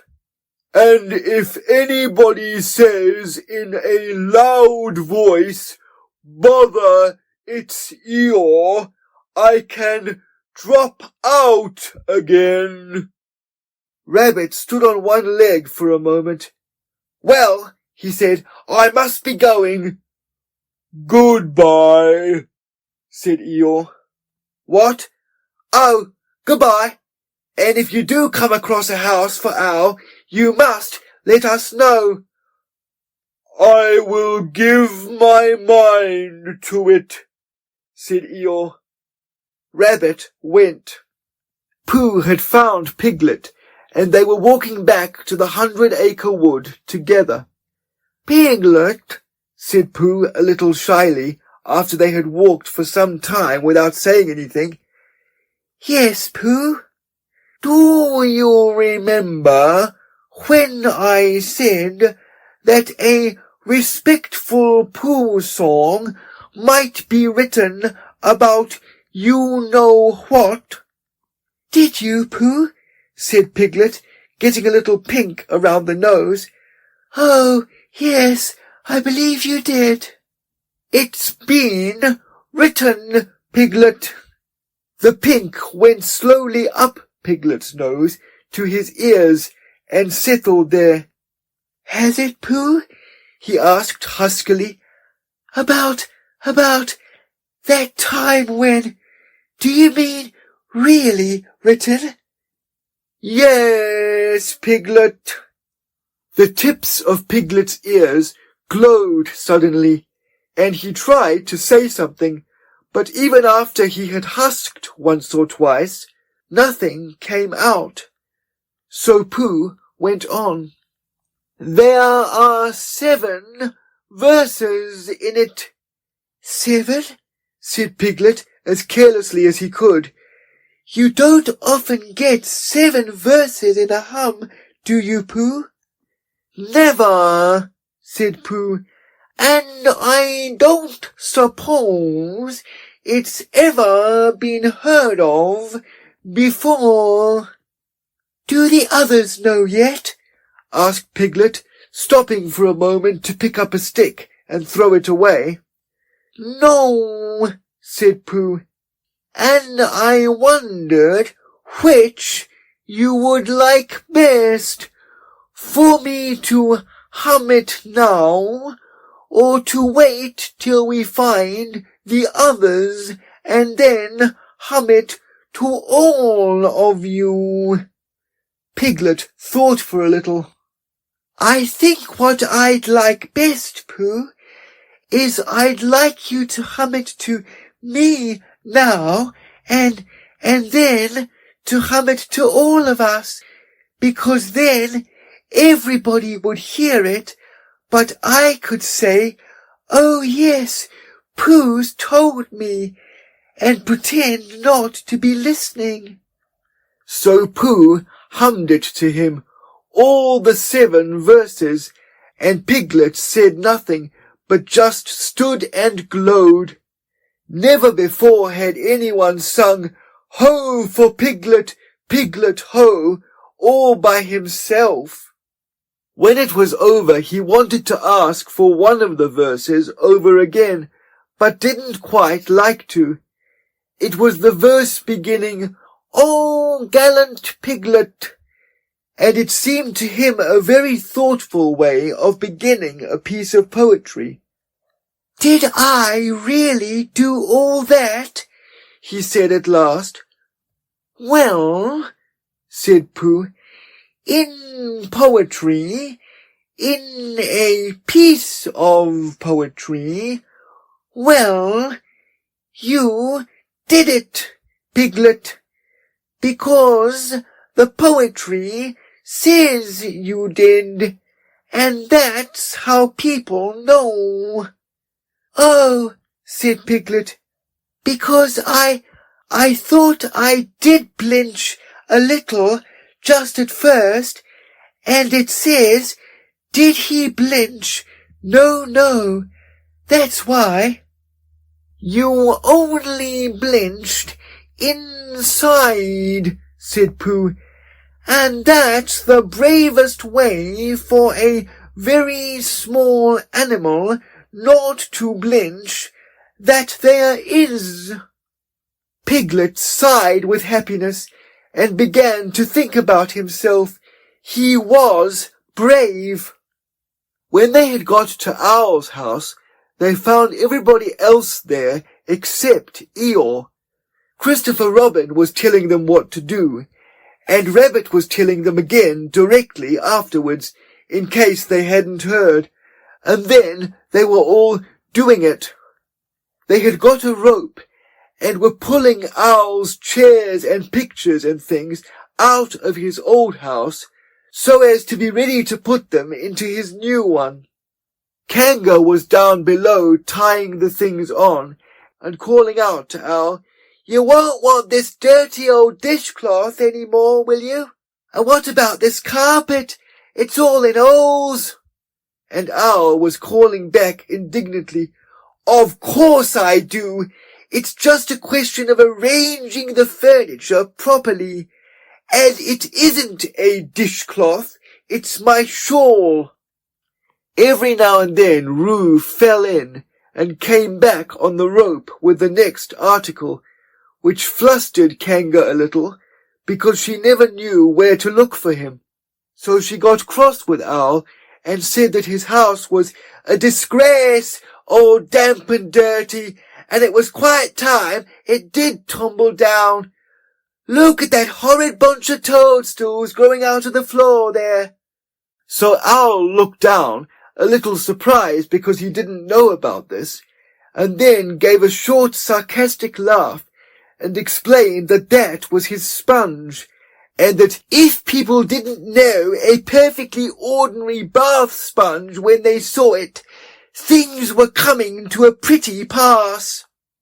"Well," said Kanga, and Roo fell in quickly, crying, "I must see Owl's sponge. Oh, there it is. Oh, Owl, it isn't a sponge, it's a spudge. Do you know what a spudge is, Owl? It's when your sponge gets all—" And Kanga said, "Roo, dear," very quickly, because that's not the way to talk to anybody who can spell Tuesday. But they were all quite happy when Pooh and Piglet came along, and they stopped working in order to have a little rest and listen to Pooh's new song.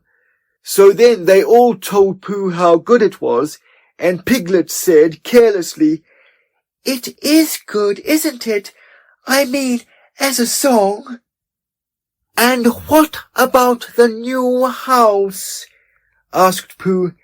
"Have you found it, Owl?" "He's found a name for it," said Christopher Robin, lazily nibbling at a piece of grass. "So now all he wants is the house." "I am calling it this," said Owl importantly, and he showed them what he had been making. It was a square piece of board with the name of the house printed on it. The WOLERY. It was at this exciting moment that something came through the trees and bumped into Owl. The board fell to the ground, and Piglet and Roo bent over it eagerly. "Oh, it's you," said Owl crossly. "Hello, Eeyore," said Rabbit. "There you are. Where have you been?" Eeyore took no notice of them. "Good morning, Christopher Robin," he said, brushing away Roo and Piglet and sitting down on the WOLERY. "Are we alone?" "Yes," said Christopher Robin, smiling to himself. "I have been told the news has worked through to my corner of the forest, the damp bit down on the right which nobody wants, that a certain person is looking for a house. I have found one for him." "Ah, well done," said Rabbit kindly. Eeyore looked round slowly at him, and then turned back to Christopher Robin. "We have been joined by something," he said in a loud whisper. "But no matter, we can leave it behind. If you will come with me, Christopher Robin, I will show you the house." Christopher Robin jumped up. "Come on, Pooh," he said. "Come on, Tigger," cried Roo. "Shall we go, Owl?" said Rabbit. "Wait a moment," said Owl, picking up his notice board, which had just come into sight again. Eeyore waved them back. "Christopher Robin and I are going for a short walk," he said, "not a jostle. If he likes to bring Pooh and Piglet with him, I shall be glad of their company, but one must be able to breathe." "That's all right," said Rabbit, rather glad to be left in charge of something. "We'll go on getting the things out. Now then, Tigger, where's that rope?" "What's the matter, Owl?" Owl, who had just discovered that his new address was the Smudge, coughed at Eeyore sternly, but said nothing, and Eeyore, with most of the WOLERY behind him, marched off with his friends. So in a little while they came to the house which Eeyore had found, and for some minutes before they came to it, Piglet was nudging Pooh, and Pooh was nudging Piglet, and they were saying, "It is," and "It can't be," and "It is really," to each other. And when they got there, it really was. "There," said Eeyore proudly, stopping them outside Piglet's house, "and the name on it and everything." "Oh," cried Christopher Robin, wondering whether to laugh or what. "Just the house for Owl. Don't you think so, little Piglet?" And then Piglet did a noble thing, and he did it in a sort of dream, while he was thinking of all the wonderful words Pooh had hummed about him. "Yes, it's just the house for Owl," he said grandly, "and I hope he'll be very happy in it." And then he gulped twice, because he had been very happy in it himself. "What do you think, Christopher Robin?" asked Eeyore a little anxiously, feeling that something wasn't quite right. Christopher Robin had a question to ask first, and was wondering how to ask it. "Well," he said at last, "it's a very nice house, and if your own house is blown down, you must go somewhere else, mustn't you, Piglet?" What would you do if your house was blown down?" Before Piglet could think, Pooh answered for him. "He'd come and live with me," said Pooh. "Wouldn't you, Piglet?" Piglet squeezed his paw. "Thank you, Pooh," he said. "I should love to." Chapter 10, in which Christopher Robin and Pooh come to an enchanted place, and we leave them there. Christopher Robin was going away. Nobody knew why he was going. Nobody knew where he was going. Indeed, nobody even knew why he knew that Christopher Robin was going away.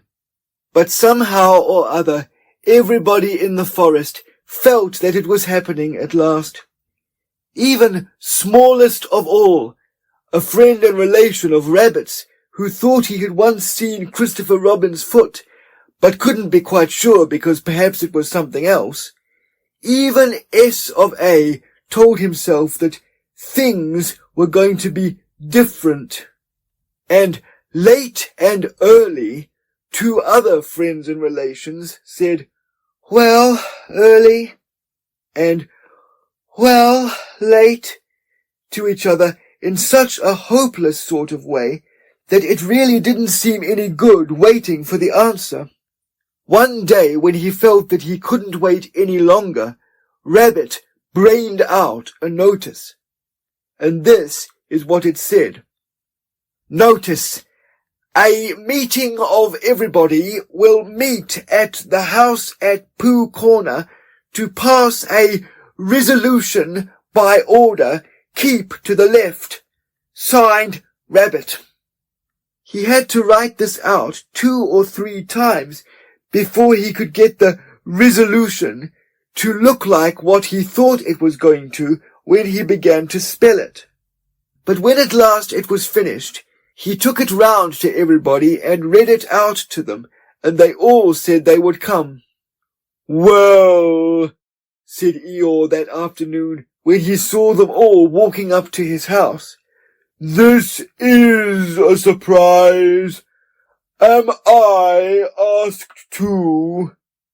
"Don't mind, Eeyore," whispered Rabbit to Pooh. "I told him all about it this morning." Everybody said, "How do you do?" to Eeyore, and Eeyore said that he didn't. "Not to notice." And then they all sat down, and as soon as they were all sitting down, Rabbit stood up again. "We all know why we're here," he said, "but I have asked my friend Eeyore." "That's me," said Eeyore. "Grand." "I have asked him to propose a resolution." And he sat down again. "Now then, Eeyore," he said. "Don't bustle me," said Eeyore, getting up slowly. "Don't now then me." He took a piece of paper from behind his ear and unfolded it. "Nobody knows anything about this," he went on. "This is a surprise."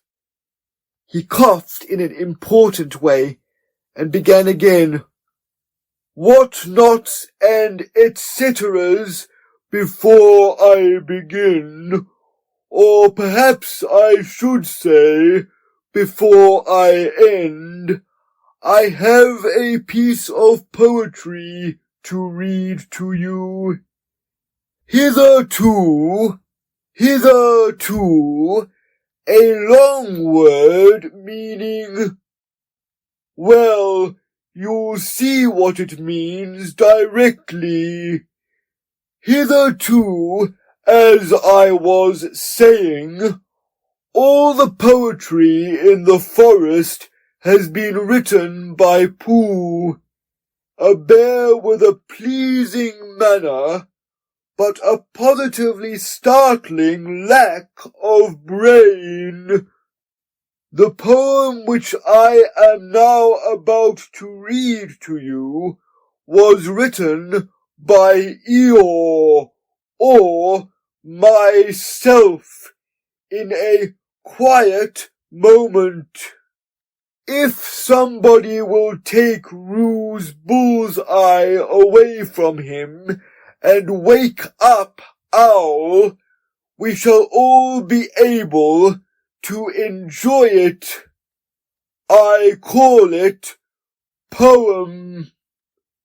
This was it. Christopher Robin is going, at least I think he is.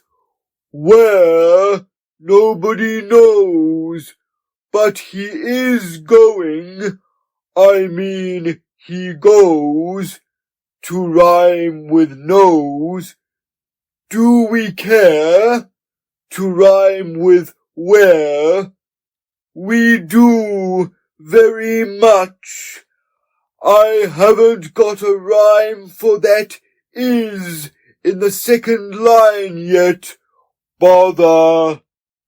Now I haven't got a rhyme for bother. Bother. Those two bothers will have to rhyme with each other. Bother. The fact is, this is more difficult than I thought. I ought, very good indeed, I ought to begin again, but it is easier to stop. Christopher Robin, goodbye. Good. I and all your friends sends. I mean, all your friend send. Very awkward this. It keeps going wrong. Well, anyhow, we send our love. End. If anybody wants to clap, said Eeyore when he had read this, now is the time to do it. They all clapped. Thank you, said Eeyore. Unexpected and gratifying, if a little lacking in smack. It's much better than mine, said Pooh admiringly, and he really thought it was. Well, explained Eeyore modestly, it was meant to be. The resolution, said Rabbit, is that we all sign it and take it to Christopher Robin. So it was signed Pooh, Piglet, Wole, EEYORE, Rabbit, KANGA, Blot, Smudge, and they all went off to Christopher Robin's house with it. Hello, everybody, said Christopher Robin. Hello, Pooh. They all said hello and felt awkward and unhappy suddenly, because it was a sort of goodbye they were saying, and they didn't want to think about it. So they stood around and waited for somebody else to speak, and they nudged each other and said, Go on. And gradually Eeyore was nudged to the front, and the others crowded behind him. What is it, Eeyore? asked Christopher Robin. Eeyore swished his tail from side to side so as to encourage himself, and began. Christopher Robin, he said, we've all come to say, to give you. It's called Written By, but we've all, because we've heard, I mean, we all know, well, you see, it's, we, you, well, that, to put it as shortly as possible, is what it is. He turned round angrily on the others and said, "Everybody crowds round so in this forest. There's no space. I never saw a more spreading lot of animals in my life, and all in the wrong places. Can't you see that Christopher Robin wants to be alone? I'm going." And he humped off. Not quite knowing why, the others began edging away, and when Christopher Robin had finished reading Poem and was looking up to say thank you, only Pooh was left. "It's a comforting sort of thing to have," said Christopher Robin, folding up the paper and putting it in his pocket. "Come on, Pooh," and he walked off quickly. "Where are we going?" said Pooh, hurrying after him, and wondering whether it was to be an explore or a what shall I do about you-know-what. "Nowhere," said Christopher Robin. So they began going there, and after they had walked a little way, Christopher Robin said, "What do you like doing best in the world, Pooh?" "Well," said Pooh, "what I like best." And then he had to stop and think, because although eating honey was a very good thing to do, there was a moment just before you began to eat it which was better than when you were, but he didn't know what it was called. And then he thought that being with Christopher Robin was a very good thing to do, and having Piglet near was a very friendly thing to have. And so, when he had thought it all out, he said, "What I like best in the whole world is me and Piglet going to see you, and you saying, 'What about a little something?' and me saying, 'Well, I shouldn't mind a little something, should you, Piglet?' And it being a hummy sort of day outside, and birds singing." "I like that too," said Christopher Robin. "But what I like doing best is nothing." "How do you do nothing?" asked Pooh, after he had wondered for a long time. "Well, it's when people call out at you just as you're going off to do it. 'What are you going to do, Christopher Robin?' And you say, 'Oh, nothing,' and then you go and do it." "Oh, I see," said Pooh. "This is a nothing sort of thing that we're doing now." "Oh, I see," said Pooh again. "It means just going along, listening to all the things you can't hear, and not bothering." "Oh," said Pooh. They walked on, thinking of this and that, and by the by, they came to an enchanted place on the very top of the forest called Galleon's Lap, which is 60-something trees in a circle, and Christopher Robin knew that it was enchanted because nobody had ever been able to count whether it was 63 or 64, not even when he had tied a piece of string round each tree after he had counted it. Being enchanted, its floor was not like the floor of the forest, gorse and bracken and heather, but close-set grass, quiet and smooth and green. It was the only place in the forest where you could sit down carelessly without getting up again almost at once and looking for somewhere else. Sitting there, they could see the whole world spread out until it reached the sky, and whatever there was all the world over was with them in Galleon's Lap. Suddenly, Christopher Robin began to tell Pooh about some of the things. People called kings and queens, and something called factors, and a place called Europe, and an island in the middle of the sea where no ships came, and how you could make a suction pump if you want to, and when knights were knighted, and what comes from Brazil. And Pooh, his back against one of the 60-something trees, and his paws folded in front of him, said, "Oh, and I don't know," and thought how wonderful it would be to have a real brain which could tell you things.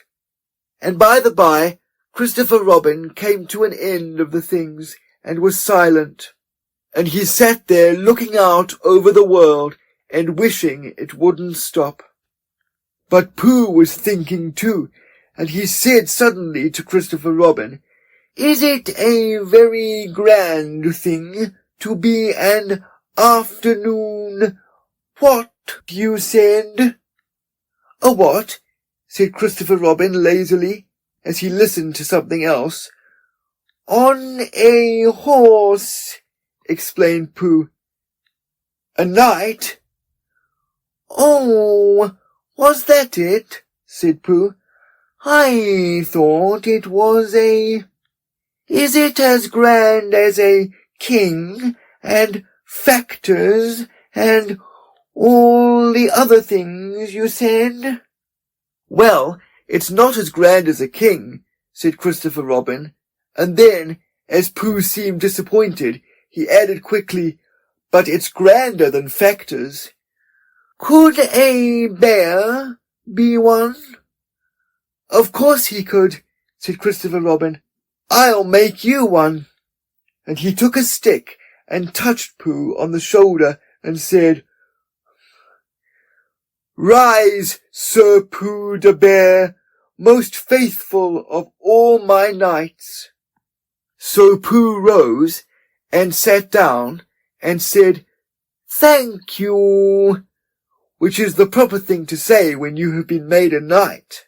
And he went into a dream again, in which he and Sir Pomp and Sir Brazil and Factors lived together with a horse, and were faithful knights, all except Factors, who looked after the horse, to good King Christopher Robin. And every now and then he shook his head and said to himself, "I'm not getting it right." Then he began to think of all the things Christopher Robin would want to tell him when he came back from wherever he was going to, and how muddling it would be for a bear of very little brain to try and get them right in his mind. "So perhaps," he said sadly to himself, "Christopher Robin won't tell me any more." And he wondered if being a faithful knight meant that you just went on being faithful without being told things. Then, suddenly again, Christopher Robin, who was still looking at the world with his chin in his hands, called out, "Pooh?" "Yes," said Pooh. When Pooh?" "Yes, Christopher Robin." "I'm not going to do nothing any more." "Never again?" "Well, not so much. They don't let you." Pooh waited for him to go on, but he was silent again. "Yes, Christopher Robin," said Pooh helpfully. "Pooh, when I'm not doing nothing, will you come up here sometimes?" "Just me?" "Yes, Pooh." "Will you be here too?" "Yes, Pooh, I will be, really. I promise I will be, Pooh." "That's good," said Pooh. "Pooh, promise you won't forget about me, ever, not even when I'm 100. Pooh thought for a little. "How old shall I be then? 99. Pooh nodded. I promise, he said. Still with his eyes on the world, Christopher Robin put out a hand and felt for Pooh's paw. Pooh, said Christopher Robin earnestly, if I'm not quite... He stopped and tried again. Pooh, whatever happens, you will understand, won't you? Understand what? Oh, nothing. He laughed and jumped to his feet. Come on. Where? Said Pooh. Anywhere, said Christopher Robin. So they went off together. But wherever they go, and whatever happens to them on the way, in that enchanted place on the top of the forest, a little boy and his bear will always be playing.